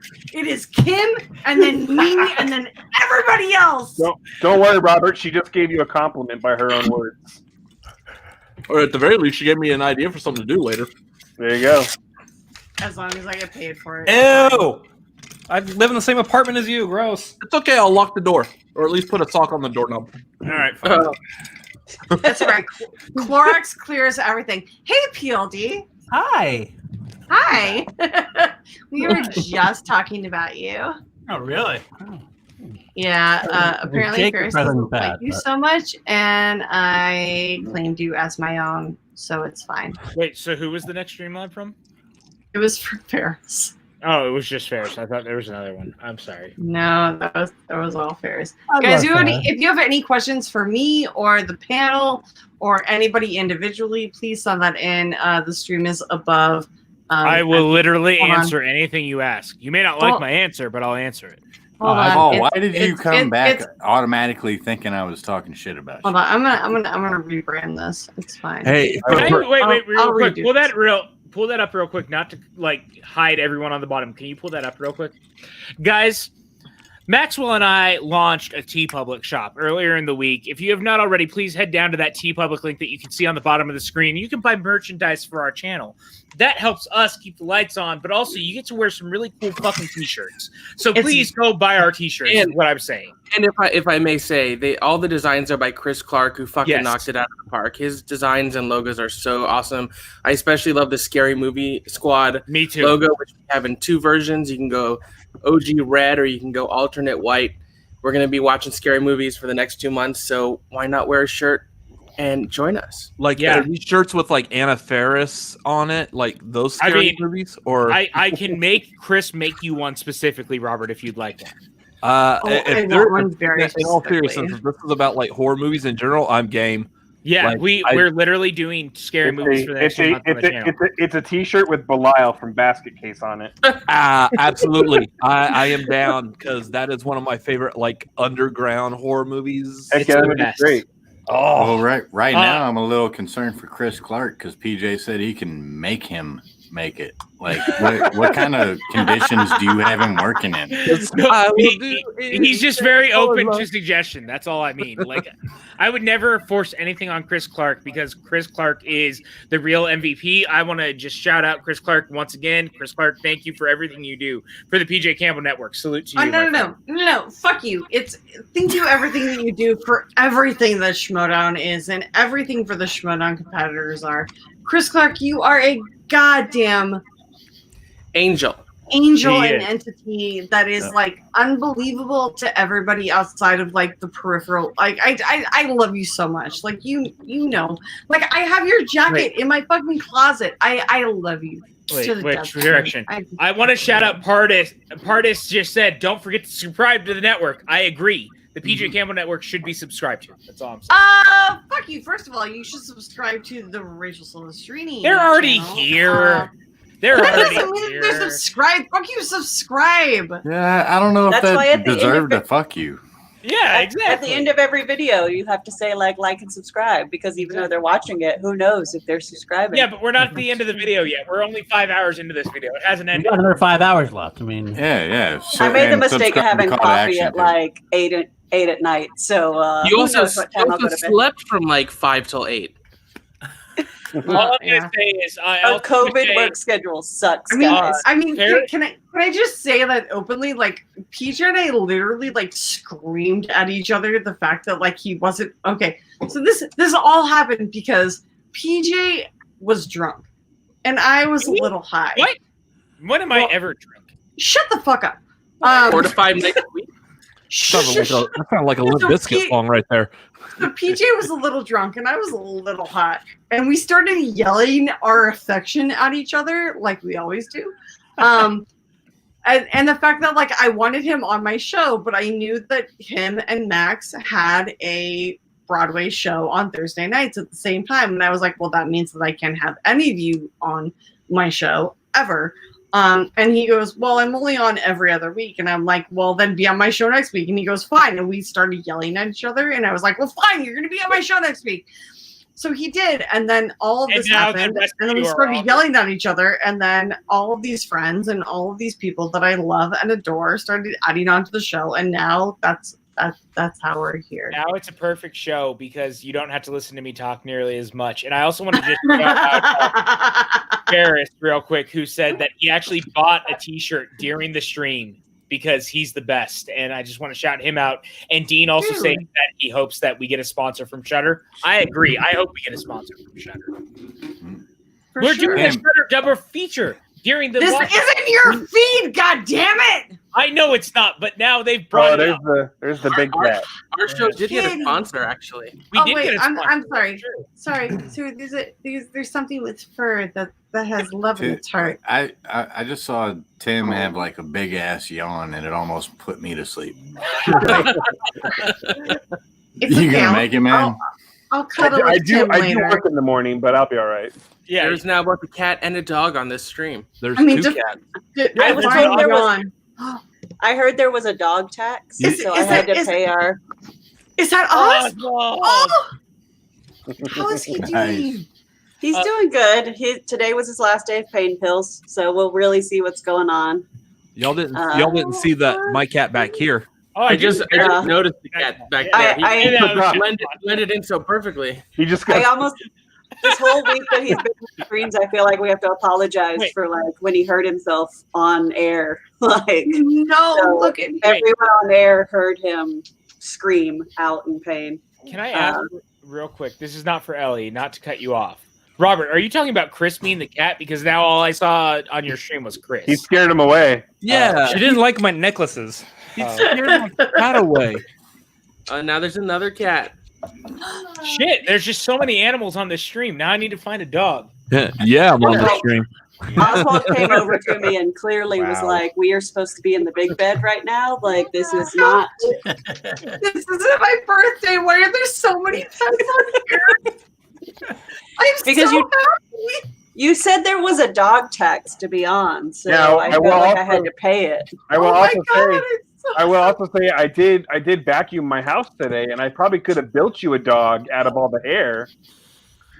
Seriously. From my floor. Oh, there's Jake's cat. That was me earlier. That cat is so happy to be on camera right now. No, Dean, today is not my birthday. That's what I'm she's saying. about to scratch. My birthday's in April. I gotta put her back inside. Yeah, I was gonna say that this is not Rachel's birthday. This just happened to be that everyone on this stream right now, Rachel and I love very dearly, and we're happy to have all of you here during what was supposed to be like probably a 2.5 hour interview that has now gone 5 hours and 7 minutes. Peach, I will say this. You know that I love you. I know. And you know that I know you. This is true. And you know that I know that you know me. Oh, we've reached that point in this night. So how is this expecting a fucking time limit? There is no time limit on this feed. I just want to say knew that this was gonna go fucking forever. Saul just wished you a happy birthday. I know, baby. I love you. But my birthday is April 16th. So, so in the Disney spirit, have a very merry unbirthday. Oh, can we all Nerd. sing that? That makes me so happy. Very merry unbirthday to you. To you. That is the end of the Alice in Wonderland ride, by the way. Oh, it makes me so happy though. Tomorrow is Vanessa from Late to the Party's birthday tomorrow. So. Happy birthday, Vanessa! Wait, is Vanessa here? No.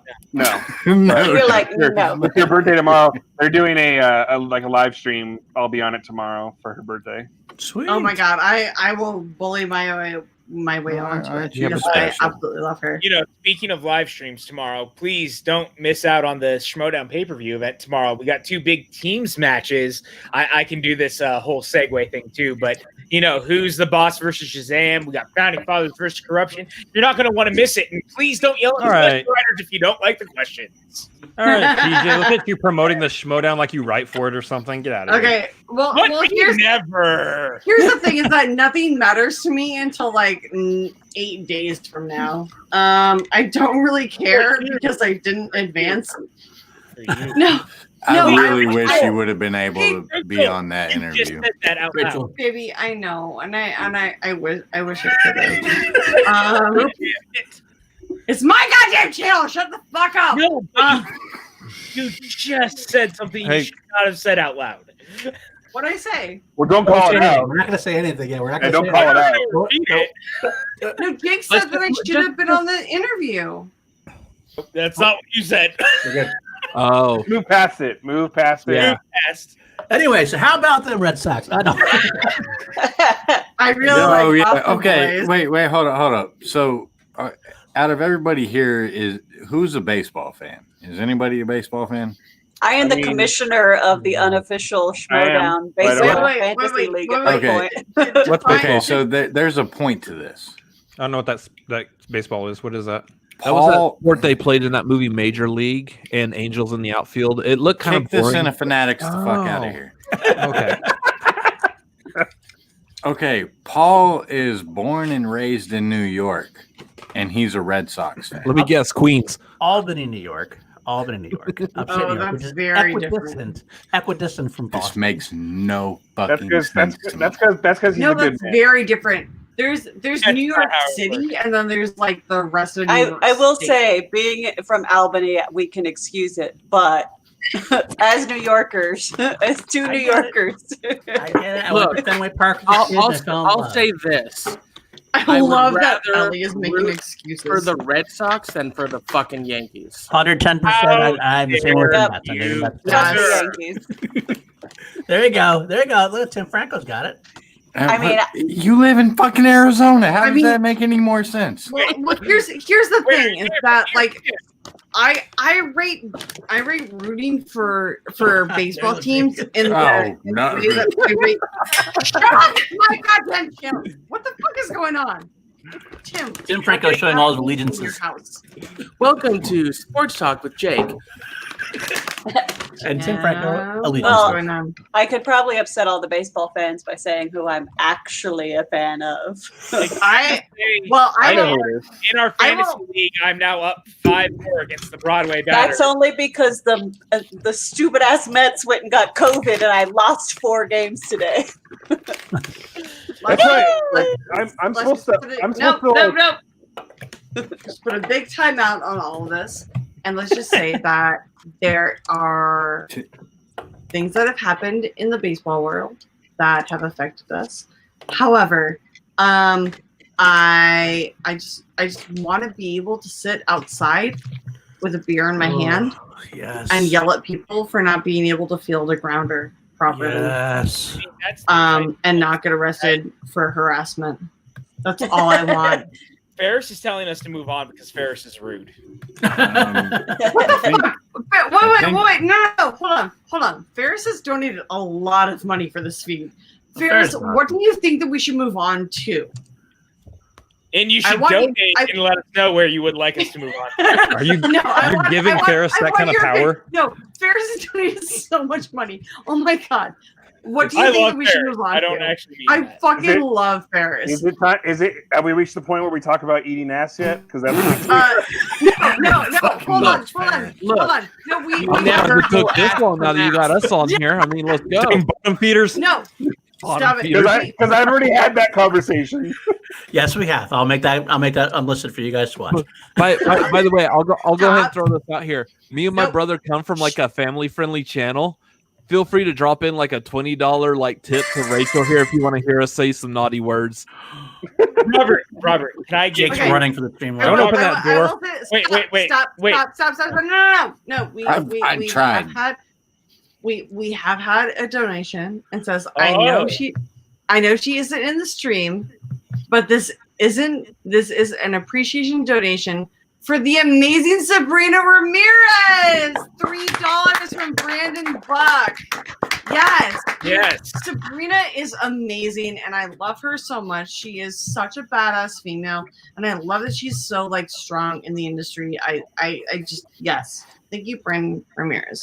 Let me just say real quick, and this is piggybacking off of what Rachel said. If you have the nerve to go after the female competitors in a way that you do not have the nerve to go after the male competitors in the Schmoedown, I need you guys to fucking check yourself. Like, I am so tired of hearing people go after the female competitors in a way that you can pass on the male competitors all the time.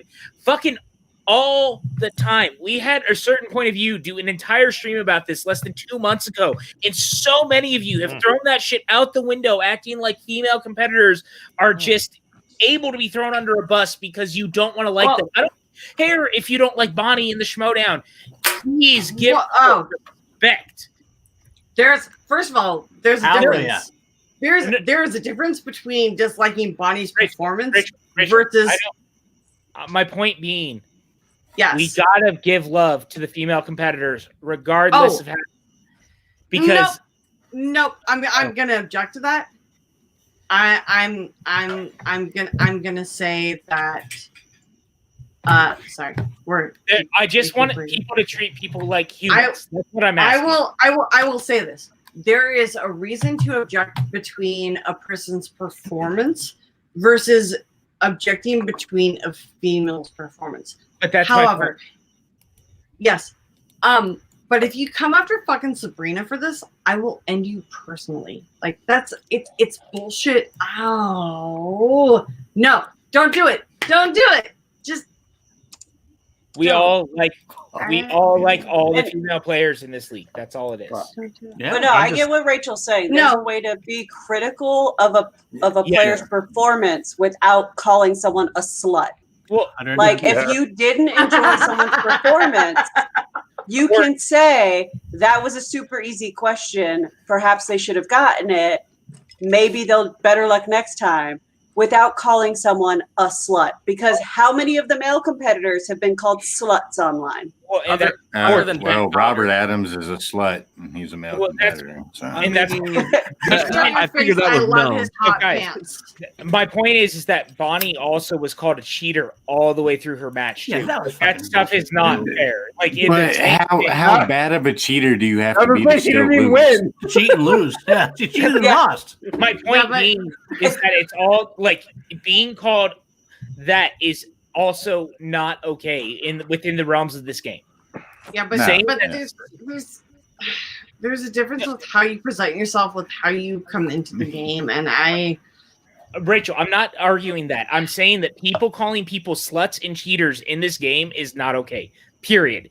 You can easily say that someone did not have a good game if you want to say they didn't have a good game. true. That's what I'm saying.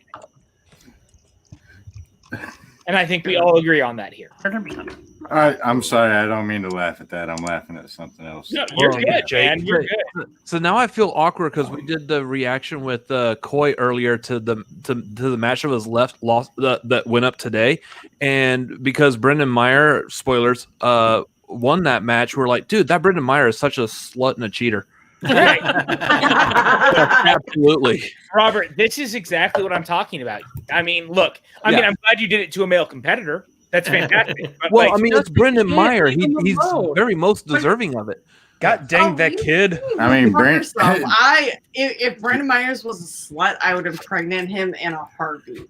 To be fair, he was Someone kind clip of the that out. epitome Clip that out, of thank you. Don't the care. cocaine He dolphin. knows it. He's so We're getting so Oh my much. God. We're getting so much. We're getting so much promo material for Eric. It's ridiculous. don't care. Oh my gosh. Don't care. That motherfucker did not sit still for a second. Nope. No. You're I'll say welcome. that I saw the people last week during their team's match saying he was on drugs, and I was like, I have a hard time to be, like, actually not saying that might be true. That dude is fucking moving around and he's happy to be there. He's excited. I love it. No, to be fair, he's a Canadian on caffeine. That's all it is. Let's just say it's a perfect. He's not on fit drugs. It's a perfect That's just fit that, caffeine. that Koi is the manager. Exactly. So Koi was saying that, like, when they were actually filming that match, like y'all are familiar with like Streamlabs, you can see the people down below, or Streamlabs, StreamYard, and he said while he's like down below, he's not on the screen. He's watching Brendan Meyer sitting there like doing the whole shuffle. He's like, he was so like in tune with Brendan. He's down below. I can confirm, as someone who was on the call, because I'm on literally every call for every match, is so that, you know, questions, if there's problems and things like that, or if there's challenges like the match you're talking about, we talk about those challenges. And Brent, like, I can confirm that literally Koi was doing the same shit Brendan was doing. They are so lockstep as manager and competitor. It's amazing. Yeah. Well, the same energy level the entire time. Well, That just makes sense. here's the thing. As a competitor, like I respect Koi, and I absolutely love and adore Brennan. Like they're just Yes. no, we are not. No. I don't see why not. I don't see what's wrong with that name. It's pretty apt. I Actually, will wait, point. wait. No. That's Scott Manson BJ, for a while. no. BJ, no. I will point out the exact reason why that is. Him, the Because silver medalist Franco. Because cocaine comes from Mexico, and by the time it reaches Mexico, or by the time it goes through Mexico and through the U.S. to Canada, it is not cocaine anymore. It's just caffeine. I think a lot of it originates in South America, actually, but it doesn't matter. By the time it gets to Canada, it's just powdered sugar, which has the same effect on Brendan either way. I mean, to be fair, that's why all Canadians think powdered sugar is cocaine. Especially if you snort This it. is why they love Tim Hortons. Yeah, exactly. I was about to say that's why Timmy Ho is like so popular. I would love some that's where they get Timbits their right drugs. now. Oh my god! Was it last week from a certain point of view? I said if someone sent me Timbits, I would literally write any question they wanted in the Schmoedown as long as they sent me Timbits. That same thing applies right now. Peach, do you understand that? Do you understand that as a vegan, I was in Vancouver and went to an external shoot for Supergirl, And wait, real quick, this is me calling timeout. Mike K has to leave after 5 hours and 20 minutes. We need to give Mike K the send-off he deserves. Mike K, you're the real MVP here, Mike K. We love you. Thank you, Mike K. Have a great night. We'll talk to you soon, my friend. Love you, brother. Come back and enjoy the rest of the show. When you wake up in the morning, we'll still be here. But I will say this, that like, as a vegan, I went to his last external shoot for a Supergirl show, and he came back to like the crowd that was watching with Timbits, and I was like, as a vegan, I can't eat that, but because you're Kevin fucking Smith, like I'm gonna fucking eat this because you gave me a Timbit, and I ate a Timbit and like experienced gastrointestinal awfulness like nobody has experienced, and then I went and met him, and he is so fucking wonderful. I did not care. We've all had Taco Bell. That's true. I want to say I would one day I would like to try some Timbits, but I'm kind of worried because I got Franco right here above me, so I don't like where this could go. Oh my god! If you want to experience Timbits, I will take you to fucking Vancouver. The best thing ever is to fly into Seattle and then you're gonna smuggle me into Canada. No. Here's the best thing. No, shut up. No, here's my favorite thing in the world. Like I don't care about flying into Vancouver or not. Like I love the Vancouver airport. It's so beautiful and so enriched in history and everything. But if you fly into Seattle and then catch the fucking train into Vancouver, it is a 3-hour train. But that conductor is so over all of its duties that he will literally point out, like, here's where a girl passed out. This is a town where everybody hates themselves. Like, it points out, like, the worst things about everybody, and it's, like, 3.5 hours. It checks you at the border, and they're like, get your passports out if you don't want to get arrested. And if you do, that's your preference, and I'm not going to judge you on it. Like he's so great. It makes me so happy. It's such a beautiful ride into Vancouver, and you get right into Vancouver. It makes me so happy. Like honestly, I will fly into Seattle with any one of you and like drive into. I don't give. I'm gonna pull up Saul's most recent comment. That is a actual attack against society. A Timbit. A Timbit is like a donut. Oh my god, hole. it's a donut hole from Tim Burton's. Oh, Tim Hortons. Oh my god, it's so good. Also, I thought you were saying that the Montreal strip clubs was a attack against society. Like, are they that good? Montreal strip club. Can we take a moment to recognize Oswald's beautiful ears being blown by Max's fan? Look at those ears. Also, I just want to say, Rachel, as much as I love Canada, we can get Timbits one other place in the world that is not in Canada. You can get them in New York. You can get them in New York. They're in fucking Times Square. No, that one closed. What? I mean, you can also in New York. There's one in Queens, though. You can also shit on them. Wait. When did the one in Times Square close? Because we were just there together and it was still open. I do believe it's a casualty of COVID. Yeah. Oh, God damn it. No, but there is one in Queens still open. Oh, that hurts so bad. The most reliable Tim Hortons in the U.S. is going to be in Detroit. My heart hurts, you guys. A Tim Hortons goes to New York.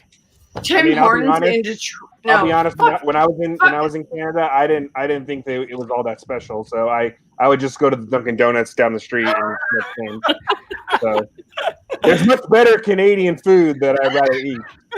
You got to roll up the cup though. Like poutine. Oh yeah. Like I'd rather just go to OP to Schmoedown than Montreal again. That was the most ridiculous meal I've ever had in my entire life. We got to say that to Pardis real quick. Pardis is going to bed. Pardis. Party day. Pardis, we are all going to clap for Pardis. Good night, Pardis. Thank you. No, I'm going to salute him because he's a fucking general in the Action Army. Party J. Call sign Party. Love you, baby. Or give me those. In Canada, they have dill pickle flavored Doritos, and they're freaking delicious. Is that dill pickle wearing a diaper like the one in the Rugrats movie? I literally just pictured him eating a baby. I have to say, as a Southerner, dill pickles belong with popcorn. And that's not a Northern thing, and it makes me very sad going to the movie theaters that you can't get a dill pickle. Like, I mean, I'll eat it. I mean, we've already talked about how much I love dill pickles. So. Wait, a dill pickle in popcorn? You said? So there's different ways to eat it, but when I was a child, you would get like a jumbo pickle, cut it in half, eat the center out of it, and then fill it with popcorn and eat it that way. I could do that. Wait. Cut it in half how? Like long ways, like make a boat and fill the boat with popcorn. When I eat a jumbo pickle, I usually eat the center out anyways. That's like what I do. So like doing it like ants on a log, like but with popcorn and a pickle. Wait, stop. Can we all just wait? Everybody, just bow for Eric. Yodi Award. Yodi for Chronic. Yodi for Chronic. Chronic for Yodi. Hi, Eric. We're happy to see you. God damn it, Eric. Eric, by the way, What are you doing to my feed? Rewind a little bit further. You get some great promo from Rachel. Some great promo stuff from Rachel. No. Rewind through the 5.5 hours of the stream, and you'll find it. Literally everyone. But also, dill pickle and peanut butter sandwiches. I've not had that one. No, were you pregnant? I've never had it, but I'm not opposed to it. I'm not opposed to it either. Jake's just a stoner. I'm not opposed to it. I just want to say real quick, I need to give all the props to Eric right now for all the hard work he's doing in the Schmoedown to keep up literally every day with every match that's coming out is a fucking amazing thing. Without him, this does not exist. We love you, Eric. Thank you for all the work that you do, my friend. Don't put an H in Nicolas Cage though. That was me. That was my bad. The turnaround for Sabrina's match. Yeah. The turnaround for Sabrina's match was really fast, and he knocked it out of the park right away. Yeah. Yep. It was very fast. Eric's the best. That motherfucker invited us out to dinner in LA at Spectacular. Mm-hmm. And there was like 5 or 6 of us from Call to Action. And we didn't expect it, but he paid for all of it. Like we were gonna pay for our own shit, but Eric paid for our dinner. Like he's just a good dude, man. Eric's a good dude, man. I the first time I met him, Eric is like a very quiet individual. He kind of keeps to himself in the right ways, not like in a way that you're like, man, I can see that you're just taking in the moment, you're enjoying it, like. But he's also just like a sniper in how good of a human he is. Like he just takes care of people around him. He knocks shit out of the park. He works on literally everything all the time, making sure it's perfect for you guys. I love Eric so much. He's working right now. He's a wonderful champion of other people. What are you doing on my feed? Like, Jesus Christ, just work. You're so amazing. You're going to get the Yodi Award, and we love you so much. Like, Four of much. us that are on screen right now were there at his house that he invited us to do that reactor. That's true. Summit thing. I couldn't ask for a better partner in crime for literally anything I do than Eric. And I really mean that. Yeah, Eric's the shit. Excuse me. I mean, as far as like work. Wow. What a turn of events from how this all started. Goodness. Oh my God, it's not about you, Max. Maxwell, you're literally my favorite person in the entire world, and you know this. How dare you? Except for right now. How dare you? How dare you call me out on this? I love you. We win. At least somebody does. You're God amongst men. Oh, thanks. I feel like he was fishing for his wife to say it on air, and I just shrugged. So. Not so much. It wasn't about you. It's not always about you. I'm Max's work wife. It's fine. No, that's okay. Keon is my work wife. Yeah, Keon comes and sits on our couch at least once a week. So I would come sit on your couch if I could, but I am also thousands of miles away. Well, you're also from an intense camera. Guys, can I just say that? Oh my God! Oh, that's such a cute puppy. Look at the flop. Look at the flop. This is Gwen. No, it's Gwen. Oh, that's Gwen? This is Gwen. Polar bear. Oh, I love all the Schmo dogs, man. I just Tim. Look at the floof. She's Why- she's finally coming to bed. Why are you showing me something that I can't have? I think Why? I think that Saul thought that Maxwell was frozen this whole time. PJ, this doesn't concern you. Shut the fuck up. Tim, why the fuck are you showing me something that I can't have? Oh my God. Everyone was showing their dogs. Whoa. Scoozy. Who just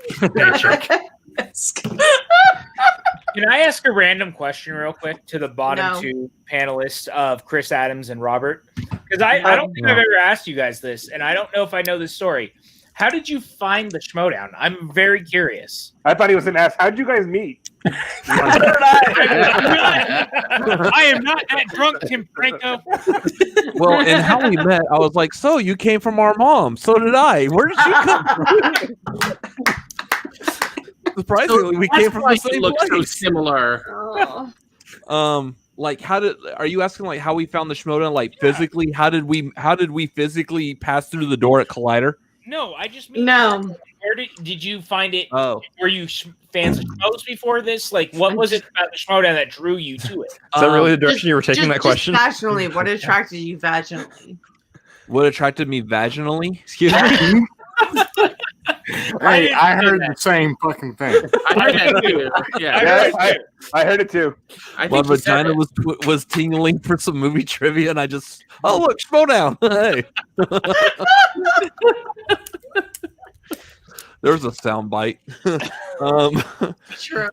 So the short version of the story, not the anything. Anyways, the short version is I like movie trivia. I like playing. I'm kind of like a little bit of an egocentric type of person, just a nice like mellow one. Right.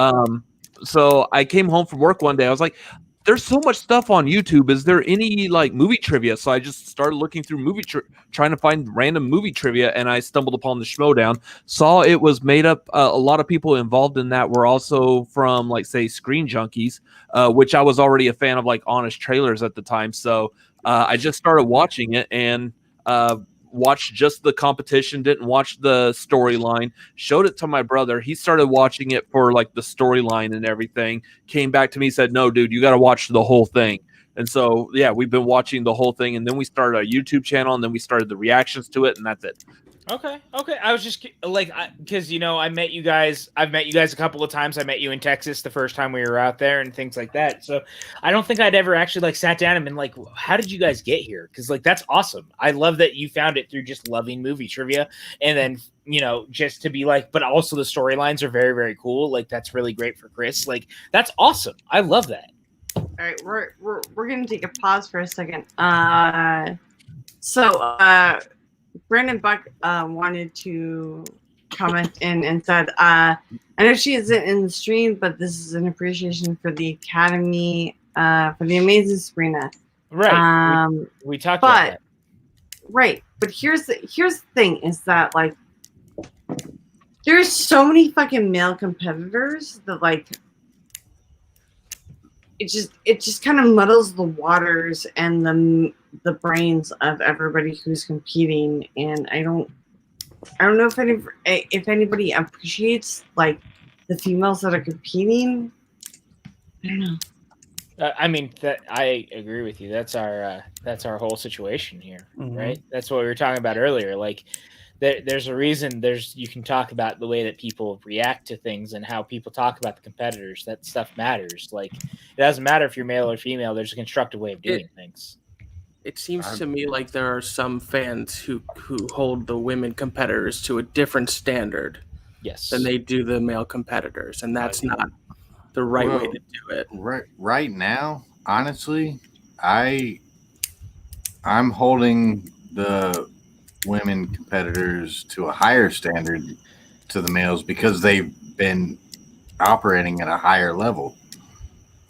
I agree. You look at Marisol, you look at Rachel, you look at like even Bonnie, 17 points. Before today, that was the highest score of a losing first round match in this tournament. Mm-hmm.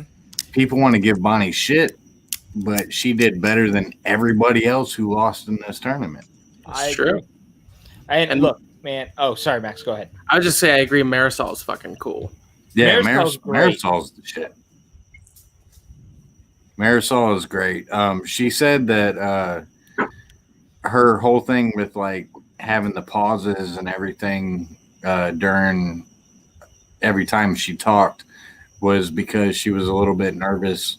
She was kind of double and triple checking everything she said, so she didn't like say something stupid. And it's gonna just get better from there. But that's great showmanship though too, to like actually take your time. Like so many competitors jump the gun, and like, you know, the Paramo match is a great example of that. And this is not to dig at Jader in any capacity. Jader showed up, he won that match, but also Jader jumped the gun on a Pixar question, which was one of his strengths, to miss a question at 2 points that he would have gotten had he taken half a second longer to breathe, listen to the question, and take it in. Like that stuff matters. And I think that some of the female competitors do that better than male competitors. You know why? Because males inherently think that they know things. In my opinion, as a male, I feel like I can say that. Like we're headstrong. We like to just decide that I know for a fact that's not true. What are you talking You don't know about? that, PJ. Oh, go fuck yourself. Look, to that specific point, at least Jader addressed that in his post game. Yeah, absolutely. He said that he knew that he fucked up by doing that. But that's my point, right? He knew he fucked up that he did it, but Marisol doesn't have to do that. Just died. Like Marisol doesn't have to even acknowledge that happened. You know why? Because Marisol took her time. She breathed, she went through it, and she landed the questions. And that's what's going to set her apart. Well, I wasn't talking about her during the gameplay. I was talking about I was talking about gameplay. Yeah, I was talking about like the interview stuff where she would say like 2-3 words, stop, be a couple seconds, say a couple more words, stop, you know. And that's where she said that she was just trying to go through her head to make sure that she didn't say anything stupid.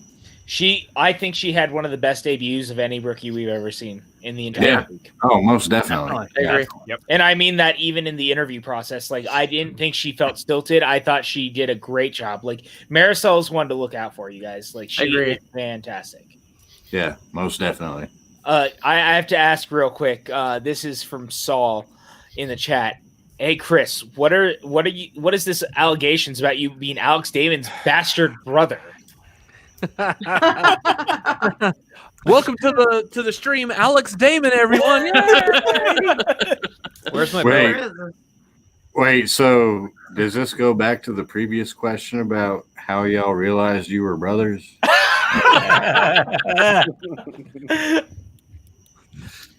So, Chris, when were you separated? I'm still in the family friendly mode. I can't answer that. No, you can't. What? It's fine. When were you separated at birth from Alex Damon? Probably at birth. Oh, okay, Hey, great. I've heard these motherfuckers say the words fuck and shit and goddamn. You have The frick are you talking about, Jake? You have no. Don't let them fool you. We don't frickin' say those frickin' words. Okay. They're so calm and polite You are and not collected from compared Texas. to literally all of us. When I was in their apartment, Chris literally said, "Okay, so we don't fucking cuss on this stream, so we're gonna have to dial it back." Jake, you have no fucking proof. Oh.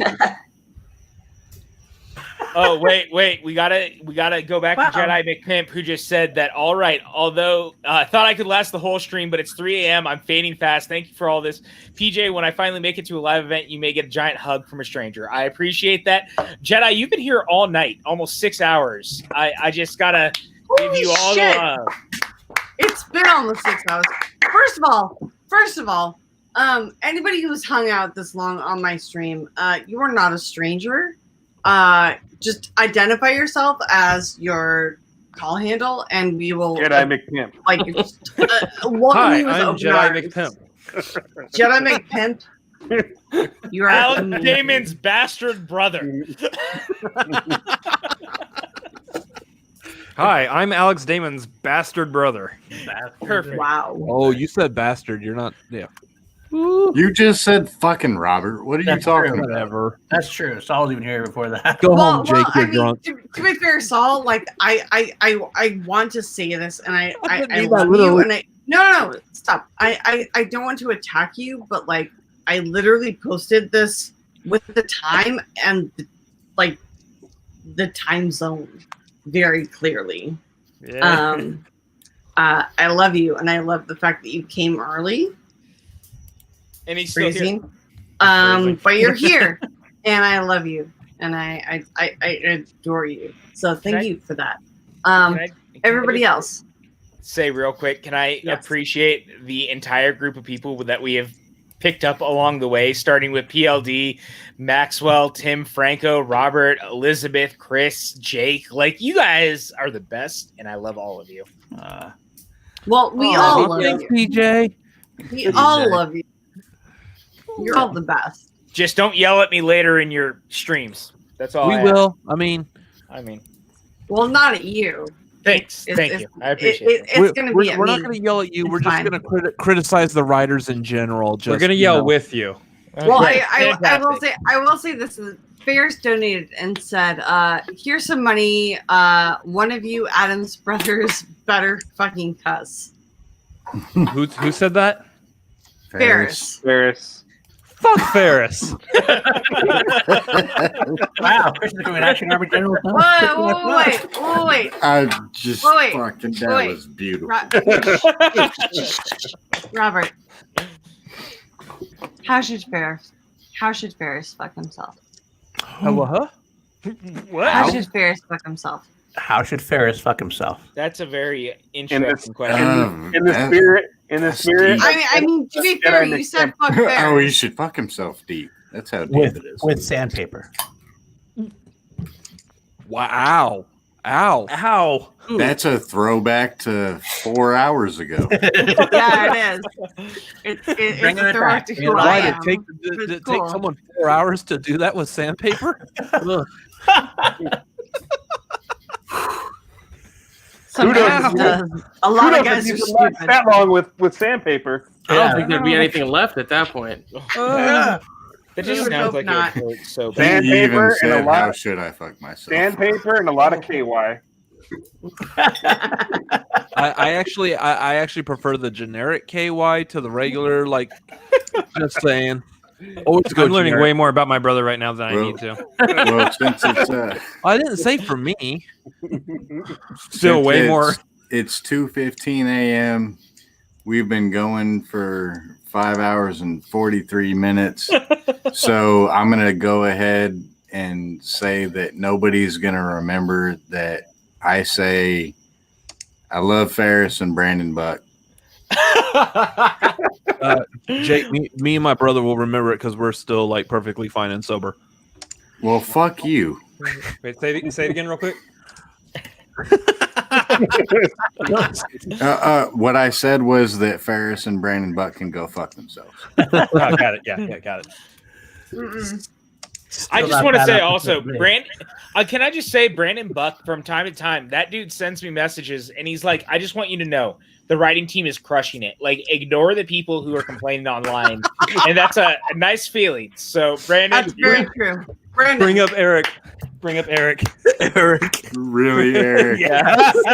Really, bro? That's my boy. Goddamn, Eric, Yodi for stop chronic. trolling my goddamn feed. I don't think that's control. That's just a problem. Star Drew has a question in the chat.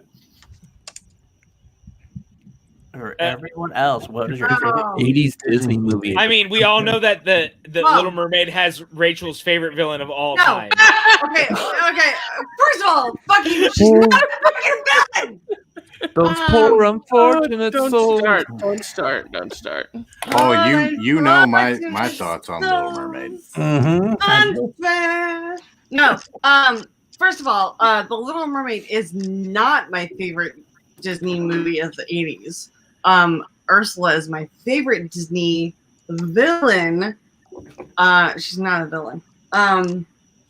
80s movie. Oh, Jesus Christ. Are we classifying it as Disney or like animated Disney? Did you say animated? Animated Disney. Just says 80s Disney movies. It could be anything. It's 80s animated. It's fine. I mean, I'm going to claim that Who Framed Roger Rabbit counts. It was primarily Disney produced, so yes, it does count. That was going to be like Hold on, it was produced under. It was a collaboration. It was produced under Touchstone because they did stuff like Eddie's always drinking. They did say violent curse words. There was apparently Jessica Rabbit had big gazoinkas. So there was a clause that apparently. I think it's pretty much fact. There was a clause that the Looney Tunes had to have as much screen time as Disney characters. Obviously. No. That was not the reaction I was expecting out of Rachel. Why were you not expecting that? I completely expected that out of Rachel. Oh my God. Apparently big. No. Hey, I was trying to admire Jessica Rabbit for more than just her looks, okay? Oh my God. You were reading the articles. No. Oh, we got Danny in the chat now. Oh yeah, what's up, Danny? What's up, Danny? Danny knows about that silver medal I got. The Brazilian bitch. Danny was in that chat. That's true. He wasn't. I appreciate that you keep bringing that up, Tim. Don't you insult him like that. That's my baby. I think mine's out of left field. My favorite Disney 80s Disney movie is Return to Oz. I was going to say that, Tim. I'm sorry, Return what? Return to Oz. It's amazing how wrong all of you are when Tron exists, but that's all I'm saying. Flay the Navigator. Also, hey, I'm with you on Flight of the Navigator. Flight of the Navigator. You know the spaceship is on a backlot at Universal, or no, Walt Disney World in Florida. It's on the backlot there. Is it really? Then it's not there anymore because the backlot's not there.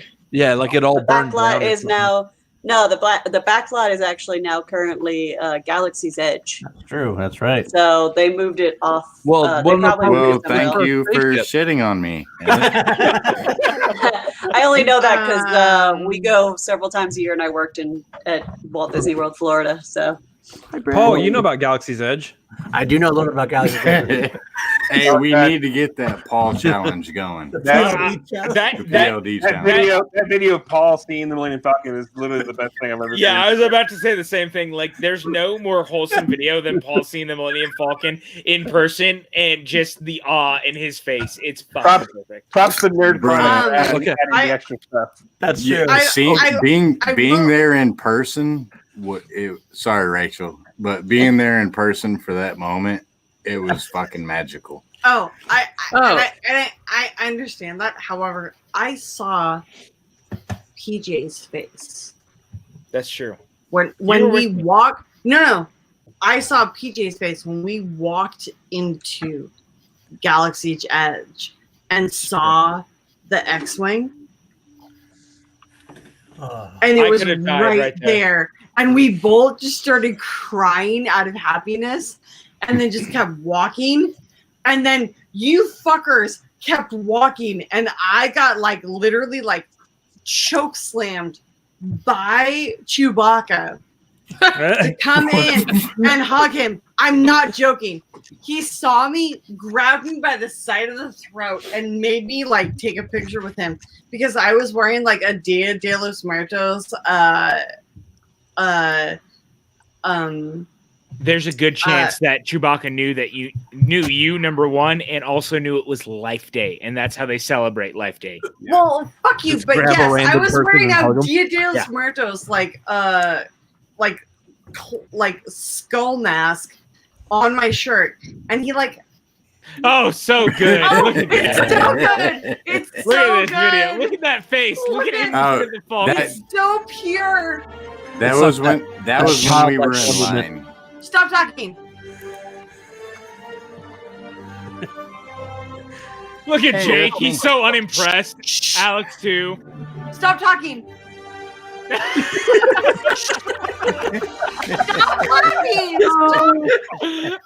Paul, I love you. Shut your fucking face. So good. No, stop it. Replay that. Replay that with no laughing. I don't give a fuck. Mute all you assholes. Fuck it. That was amazing. Wait, real quick. Can we just shout out that both Thrawn just came back to the chat, who was in here like 3 hours ago, and we also have Brandy Parker in the chat now. Brandy, what's going on? Love Brandy Brandy, Parker. you're amazing, and I love you. But here's what's going on. Everybody, shut the fuck up. Okay. It makes me so happy. I can't not laugh. I'm sorry. Paul, just play it. I just love it with the music. Shut the fuck up!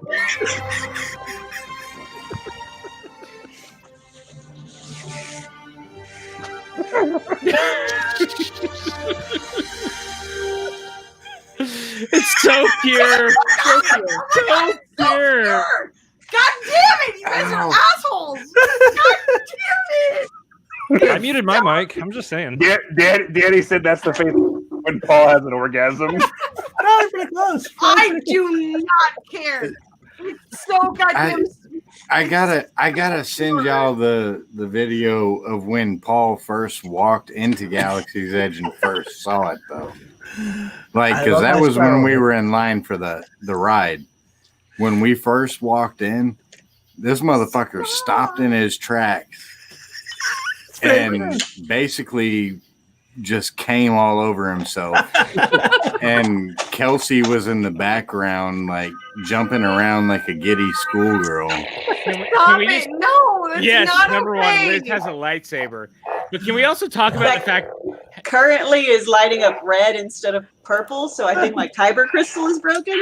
No, or is it? Can we just talk about the fact that Jake looks incredibly unimpressed in that video, by the way? Like, he doesn't even look like he wants to be there. He's just like, I'm stuck on video in a place I don't want to be. It was before I did my Star Wars watch through. So Wait, what is it like not growing up with Star Wars? Yeah. Like I had seen the original trilogy and I saw who didn't grow up with Star Wars? Jake, we just said that. Like I had seen the original trilogy, but it wasn't anything that stuck with me. And I then 2001 whatever, I saw the prequels, but it just wasn't my thing. So at the time that we were there, I wasn't impressed. I was impressed with like the spectacle of it all. Like, it was cool shit to be at. But I didn't actually do my watch through until after that. And then I ended up watching all of Clone Wars, and then I ended up watching all of Rebels. I love Rebels. And so now I'm kind of there.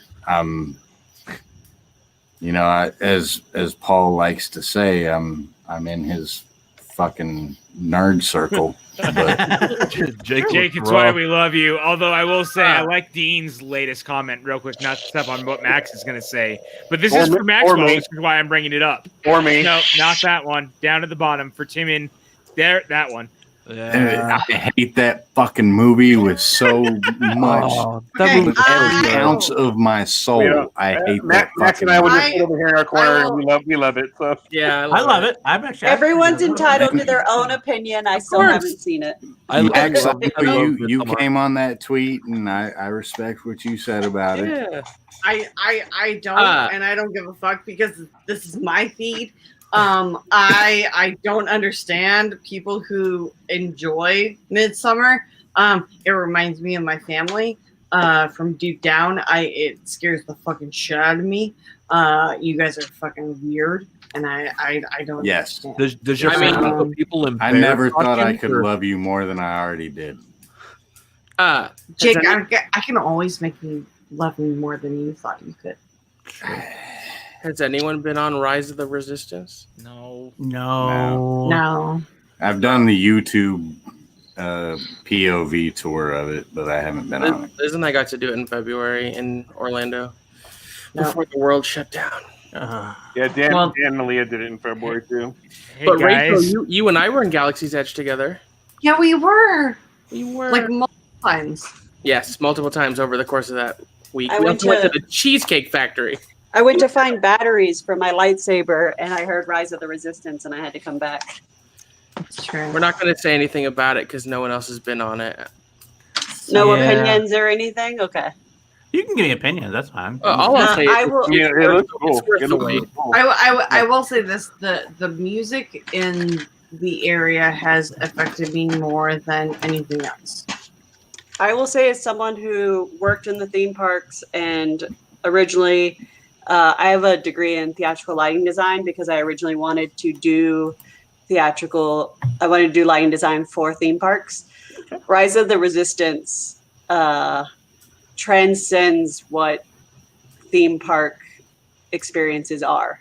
Really? So like it legitimately puts you, like, for anyone that has been to like the Pandora section or anything like that, like Pandora was the start of what Disney is going to do as a direct response from what Universal did with Harry Potter, and that Universal hasn't been able to like replicate in any of their other stuff. I think they're getting there with Jurassic Park with what they're doing now in Florida. We'll see. But Disney started it with Pandora and gave this like world to existence in Animal Kingdom. And then what they did with Galaxy's Edge in Florida, when Rise opened, and it sucks that like, I don't think like Disneyland didn't have it very long. And I mean, Florida didn't really either, but with COVID and everything, but they're back open. So we're getting to enjoy it. Like once it gets fine tuned to where it's actually running and can like take capacity, so you don't have to get up at the crack ass of dawn to try and go get a boarding group. Yeah, what time do we get to the park? Like 5:30 a.m.? I think we got there at like 6, but we had to get up at 5:30 but it truly puts you in the middle of a movie. And for Hollywood studios, like that's what you expect. Yeah. I mean, I will say this. I'm pregnant, and it's your fault. Jesus, you just took me on a whole fucking ride right there. I came, I conceived. It's all right here. That's all it is. It's a Disney baby because of your words. Just from the live. Who are you, Kojak? Just from the live actors who like not live actors, the cast members who like are literally just load cast members, and the script that they have for that alone into the ride. Like I was actually terrified to move in line at a Disney theme park because you're like with the first order and someone's yelling at you, like, and to see that at a theme park that is like known for not doing those sort of things kind of makes you so go excited. That's I mean, actually a good it makes me so excited in like so many awful ways from Disney because it makes me so excited in so many bad ways. I just want to know when we're getting that Midsummer ride. Oh, fuck. Did bungee jump off a cliff? Or? No, it's a good point about the cast members being into it because the POV video that I saw from, I think it was like a press thing where they let them all come on. The cast members weren't really into it. So you saying that they were, like that gives me a little more hope that it would be more immersive. Yeah, and Max and I didn't really go like super early in the beginning, so they'd had more than enough time if they were over it to like stop by the point we had gotten to it. Like, so I think the thing you said that most resonates is it's the closest I've ever felt to like being in a movie. Because there's different there's different elements, the way you cue, there's like different sections. It's just fully immersive. You feel like you walked into the screen and are in Star Wars. Yeah. And it's also just I love trying to figure out how a ride works. And I don't watch I don't watch POV videos or anything like that. Like I ride it and try and figure it out. And it's just so much of it is a technical marvel that they like you're on a trackless moving vehicle that often changes floors and clicks into other ride systems and like just completely does this stuff that like you don't expect from something where you can't see the rails because there are no rails. Like, so Like, just it really gives me hope for like. I can't wait to see what the Guardians of the Galaxy coaster is going to be like. That the fact it's supposed to be a thrill coaster with mixed like medium.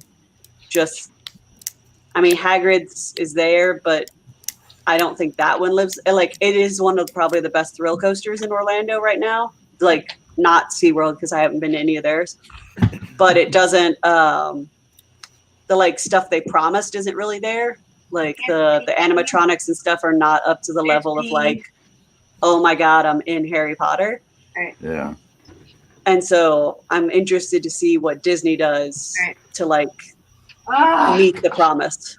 And who knows with what COVID's going to end up causing because of budget cuts and stuff. Like, it could be a massive disappointment. So the Wizarding World in Orlando, it wasn't as much of like a movie experience, like you said. That it is like, it definitely is. Like, I still like when you go through the Wizarding World is 2 parts in Florida, so it has like the size. So it has Diagon Alley, and then you go to Hogsmeade on the other side. We were there. We did it.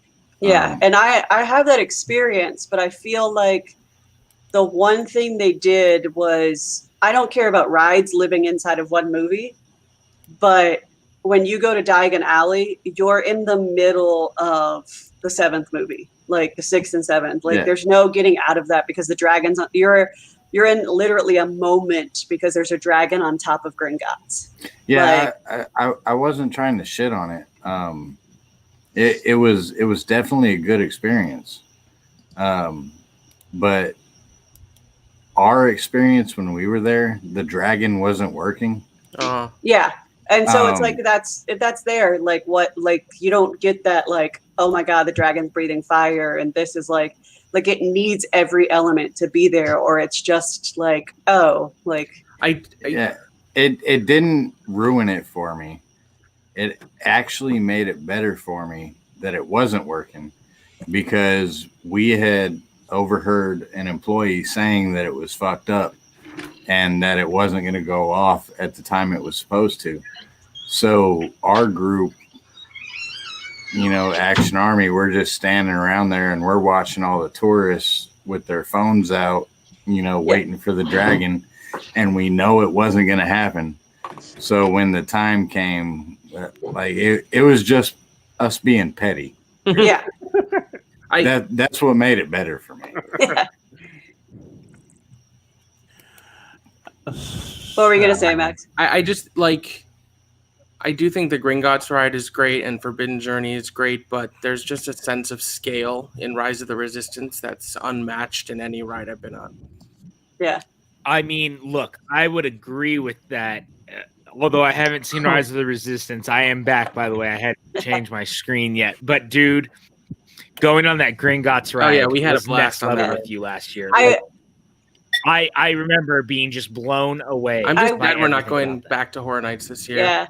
I was going to say, with talking about like Horror Nights, they did do something this year that kind of changed the experience of Wizarding World for me for the better. And I think Universal could really look at that experience and be like, how can we replicate this? Because the US parks don't have the license yet to do a fully haunted experience in Harry Potter. But they did get the okay to use parts of what's being done in the international theme parks. And so they did the takeover of Hogwarts, and it would happen twice a night. And it was like, it was projection mapping on the facade of Forbidden Journey.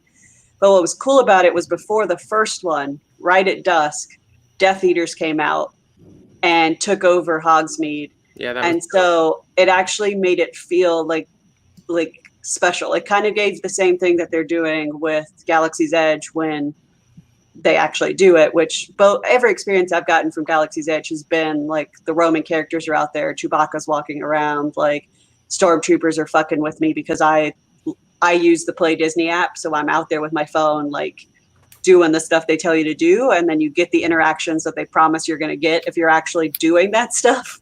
Like, because cast members are told, like, fuck with the people who look like they want to be fucked with. And if you're scanning a translation or trying to make a bot do something, like, clearly you're agreeing to this experience. Right.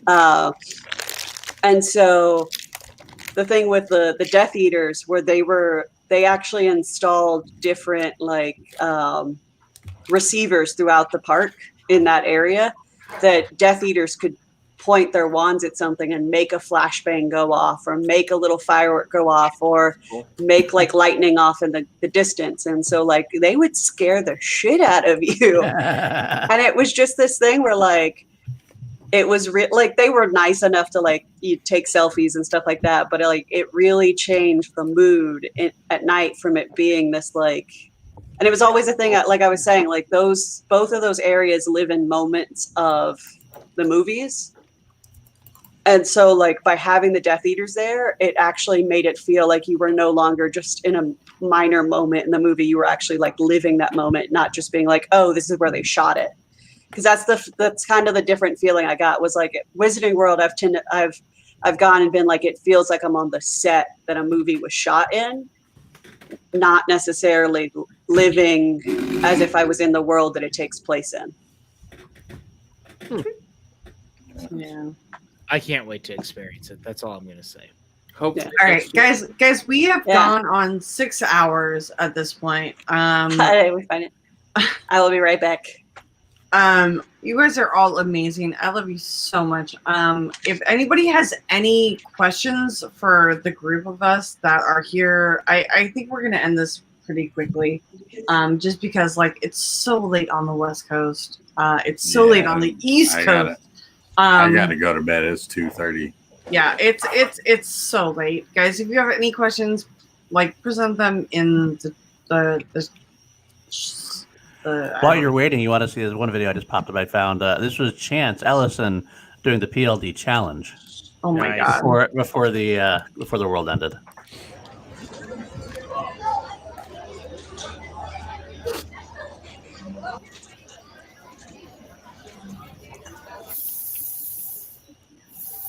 He can't even keep a straight face. He couldn't keep it right. Him and Bethany. Couldn't even do it. I do have a Streamlab from Ferris Mathana. Well, I have. Yeah, I have to double check. Ferris Mathana says, "Here's some money. One of you Adams brothers better fucking cuss." I think you did that. Yeah, we did. I want to say you did. We already fucking did that, Rachel. Yes, Saul, it's been 6 hours. I need to get fucking sleep. I've been existing on nothing but goddamn booze for 6 hours. Hey, Rachel, can I just say, I promise you this would be the longest stream you've ever done? Well, yes, but I also understood that this was going to be the fucking longest stream I've ever done. On your channel. I just while all of you here, I just want to express my thanks and love to all of you. You guys are so integral to everything that I've ever done in my life, from my mid-20s to now. You guys have supported me and been so integral in everything that I have done. You guys are the best. I love you. The Adams brothers, the Maxwells, Tim, Jake, PLD, my fucking might have been. Yes, the Maxwells. A lot of Maxwells here. Well, I mean, Max and Ellie, I love you guys so much. Not even a shout out for the PJs of the world. You guys are the best.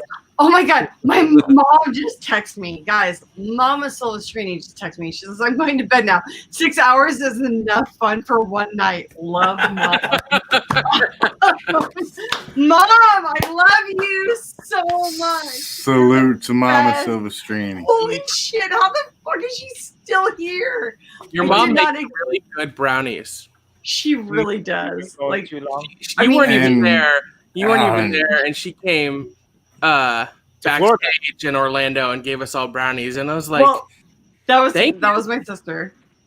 Oh, that was your sister. Oh, I'm so sorry to your sister. It's all right. It's still genetics. It's fine. She still brought brownies. Hey, that was a hell of a compliment, thinking that her sister was her mom. My mom is still super fucking hot. She's awesome. I actually think that Ellis thinks that my mom is hotter than I am, which I'm not offended at. But you guys, well, to be honest, nobody is hotter than PJ's Corgi. Just That's saying. true. Look at Dipper. Look at him. Dipper. Hi, my baby. But you guys are all my favorite people in the entire fucking world. You guys have supported me and been there for me in everything that I've ever wanted to endure or never wanted to endure. You guys are the best. I absolutely love and adore you, and I cannot express my thanks and gratitude to you more. Because otherwise I will cry, and I love you guys so much.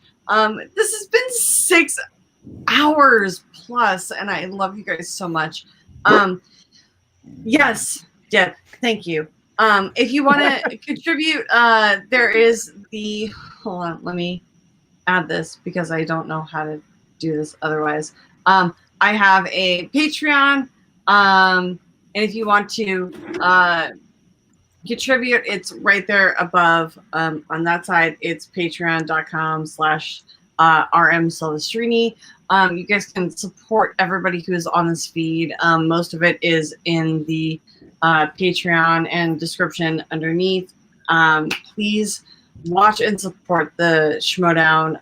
Everybody who is here is a part of it, and we are all just so thankful for your support and your just continued support in all of it. I am so drunk. You guys are all my favorite people in the entire world. I love you so much. I don't know how to just say it otherwise. Yeah, guys, if you I like those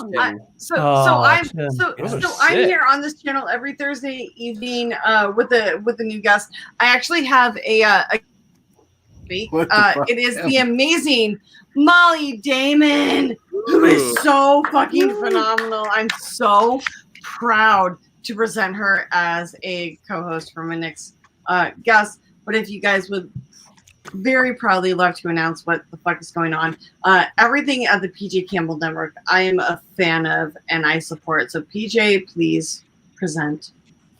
Okay, well, you're asking me to do this while I am also inebriated, which makes everything so much harder. You guys can find me on Twitter and Instagram over at PJ_Campbell. If you like what you've seen here tonight, which, you know, God bless you for that. Buy our shit over on TeePublic. I just put it in the chat. That's what I was doing. I wanted to make sure that you buy our t-shirts and stuff. It'll pop up in the chat there in a second, I think.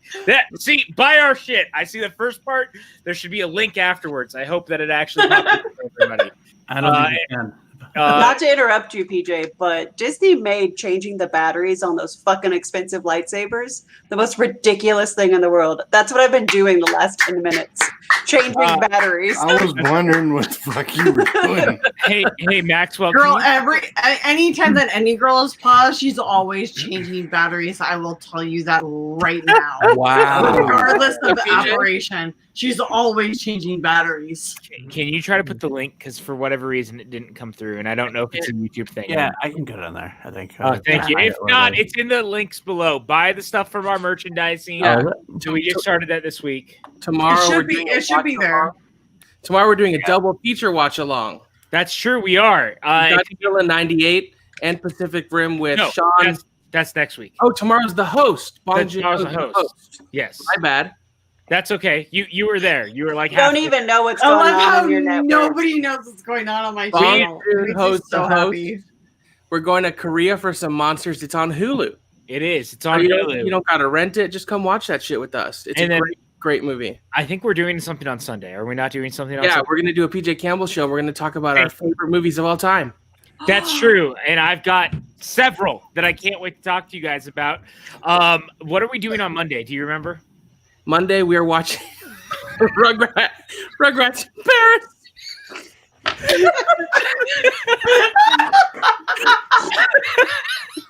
But the movie you can't because Tim ate Phil Pickles. What the fuck happened? I just wanted to say it that way because it was better to like talk through Max. It is so work. No, everything fucking just like crumbled. What the fuck happened? Yeah, Monday we're watching Rugrats in Paris. That's Rugrats in Paris. That is a true In statement. Paris. I think it's pronounced Le Rugrats. Les Rugrats en Paris. It's a fancy fucking film. I think it's on the Rugrats en Criterion Paris. section.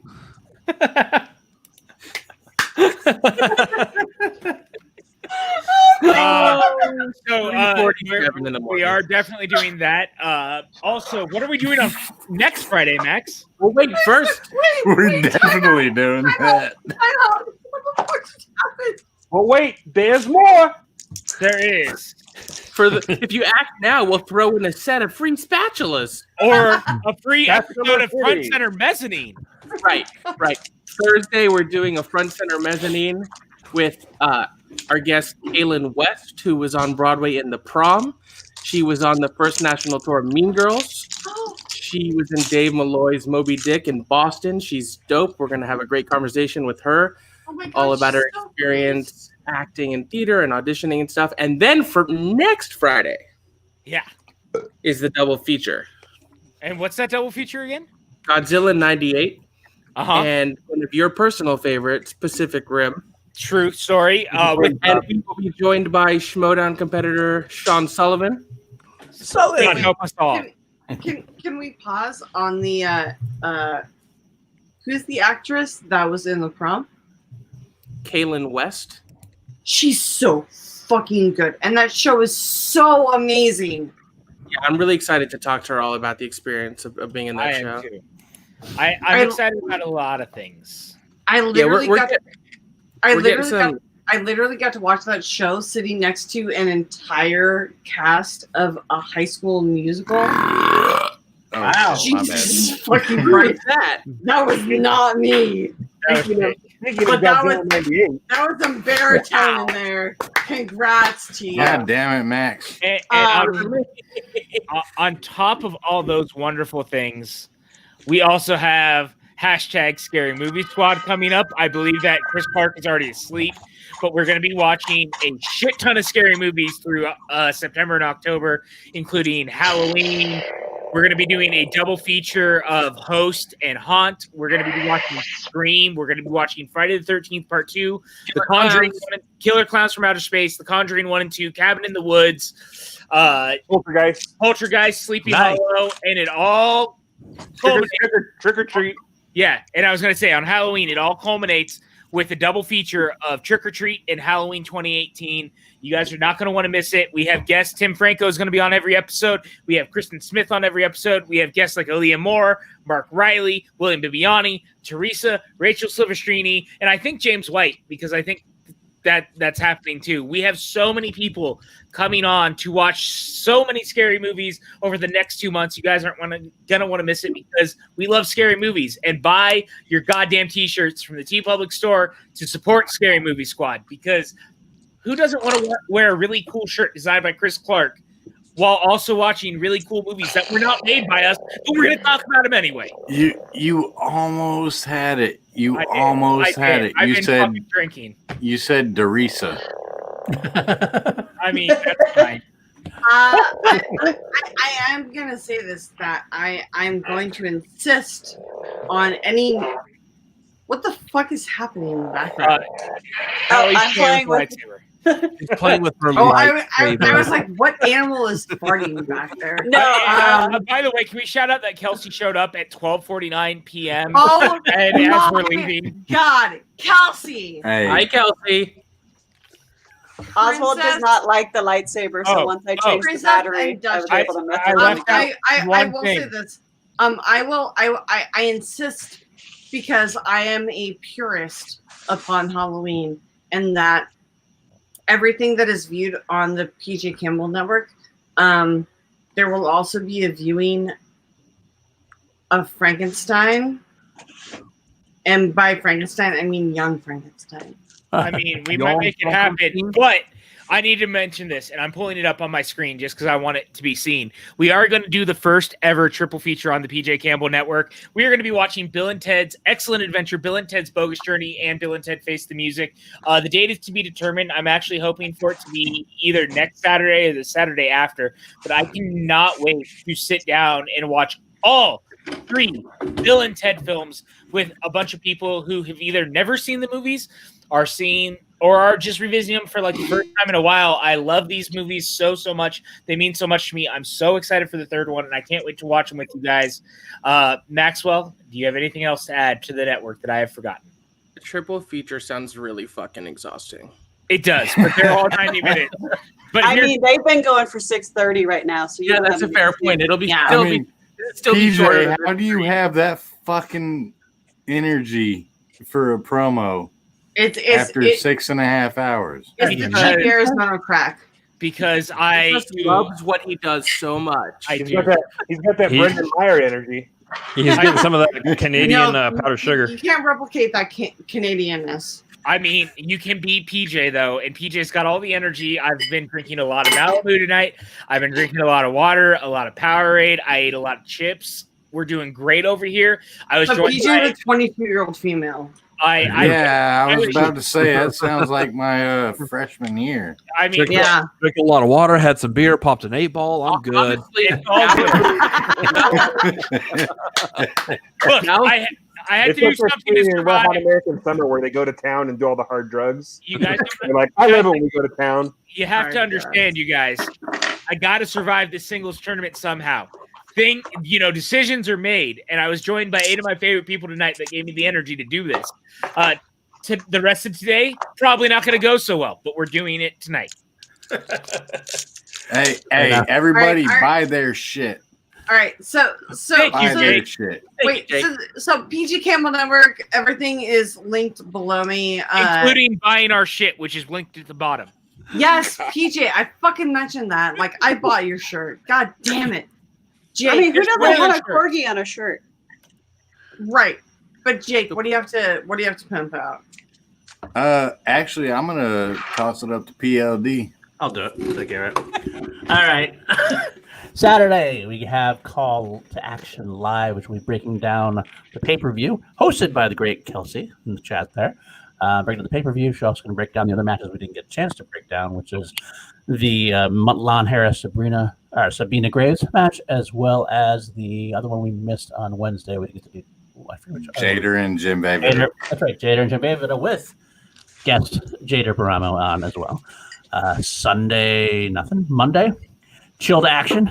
I'll be doing me and my favorite lovely co-host Danny Joy. It's our 50th episode, our 1-year anniversary of Chill to Action, and we're reuniting Team Action, Ben Bateman and Andrew Guy. If Christian won't do it, we will. I'm going to get the still tray ready and get going on that. And Sunday night for myself, Class Action on Action Industries. Me, Richard Eric Jarvie, and Brandon Hanna will be taking on Star Trek 2009 versus Star Wars: The Force Awakens. And that's about it. You kind of underplayed the Chill to Action, man. Okay, this is our 50th fucking episode, and we have Ben Bateman and Andrew Guy both coming on. Gonna be very good. That deserves a little bit more of a promo than just running through it. All right, so Ben Bateman and Andrew Guy are going to be on Chill to Action on Wednesday? On Monday. Monday. All right, Max, I know that you are a massive part of the PJ Campbell Network. Your Thursday shows are envious to me because you know that I love the Great White Way. He's my Great White Buffalo. I'm the CFO. I'm the CFO of the PJ Campbell Network, the chief fuck officer. Please tell me I understood that reference. I did. Okay. It's so good. Guys, if you have any interest in Broadway, please turn in Thursday nights after my feed, obviously, to the PJ Campbell Network for the Great White North, way of what Front center mezzanine. Sorry. So sorry. The show's called Front Center Mezzanine. Is that what you're looking for? Yeah. And there's Oh my god. t-shirts of it. They're my favorite seats in the goddamn fucking theater. They're so good. I'm just searching PJ Campbell Network Great White Northern show. It's so good. Just tune in. You'll be informed. It's so good. Max is a wealth of knowledge in all of the in anything you want to know in Broadway and everything. I know a lot. Tim Franco is disgustingly attractive and wonderfully knowledgeable in all of the Schmoedown networks. Robert and Chris Adams. Let me get that Pat energy real quick. Hold on to do my promo. Oh my god! Hey, Tim, you got a little schmutz there. No, you can't do that on my network. I don't support that unless it's on my network. We're about to watch a man arrested live on YouTube. This is Anchorman 2. Oh, guys, now we know for sure we can't do crack on television. No, you can't do crack, but you can do coke. It's fine. You're white. It's all That was just flour. Sure, it was. Okay. It's fine. Chris and Robert, you guys are amazing and fantastic. I was Tell so confused. everybody where they can find you. I thought you said Kristen for a second, and I was like, Kristen is not here. That is Elizabeth. And I was very confused. God, no. No, Chris and Adam. Where can everybody find you? Wait, Chris and Adam? Chris and Adam. Chris might as well be Chris and Chris. Robert. God Chris damn it. and Robert. Don't. Y'all gave her every shot. Every shot. We did. We gave her the chance to correct. Did we get a third brother I don't know about? Yeah, Alex Damon, apparently. Alex Damon. Yeah. All right, you can find us guys over on the Cinefanatics YouTube channel, youtube.com/Cinefanatics. We're doing Schmoedown watch along, Schmoedown replay every single night while it's on every single night. So it's been a ton of fun. We've been getting a bunch of guests on there, a bunch of guests still to come. So I mean that's our watch along reaction with the guests where they break down their matches while we go through the match itself. Speaking of which, someone on here has a match coming up this next week. Tim, What? we would like to reach out to you. We're doing it now.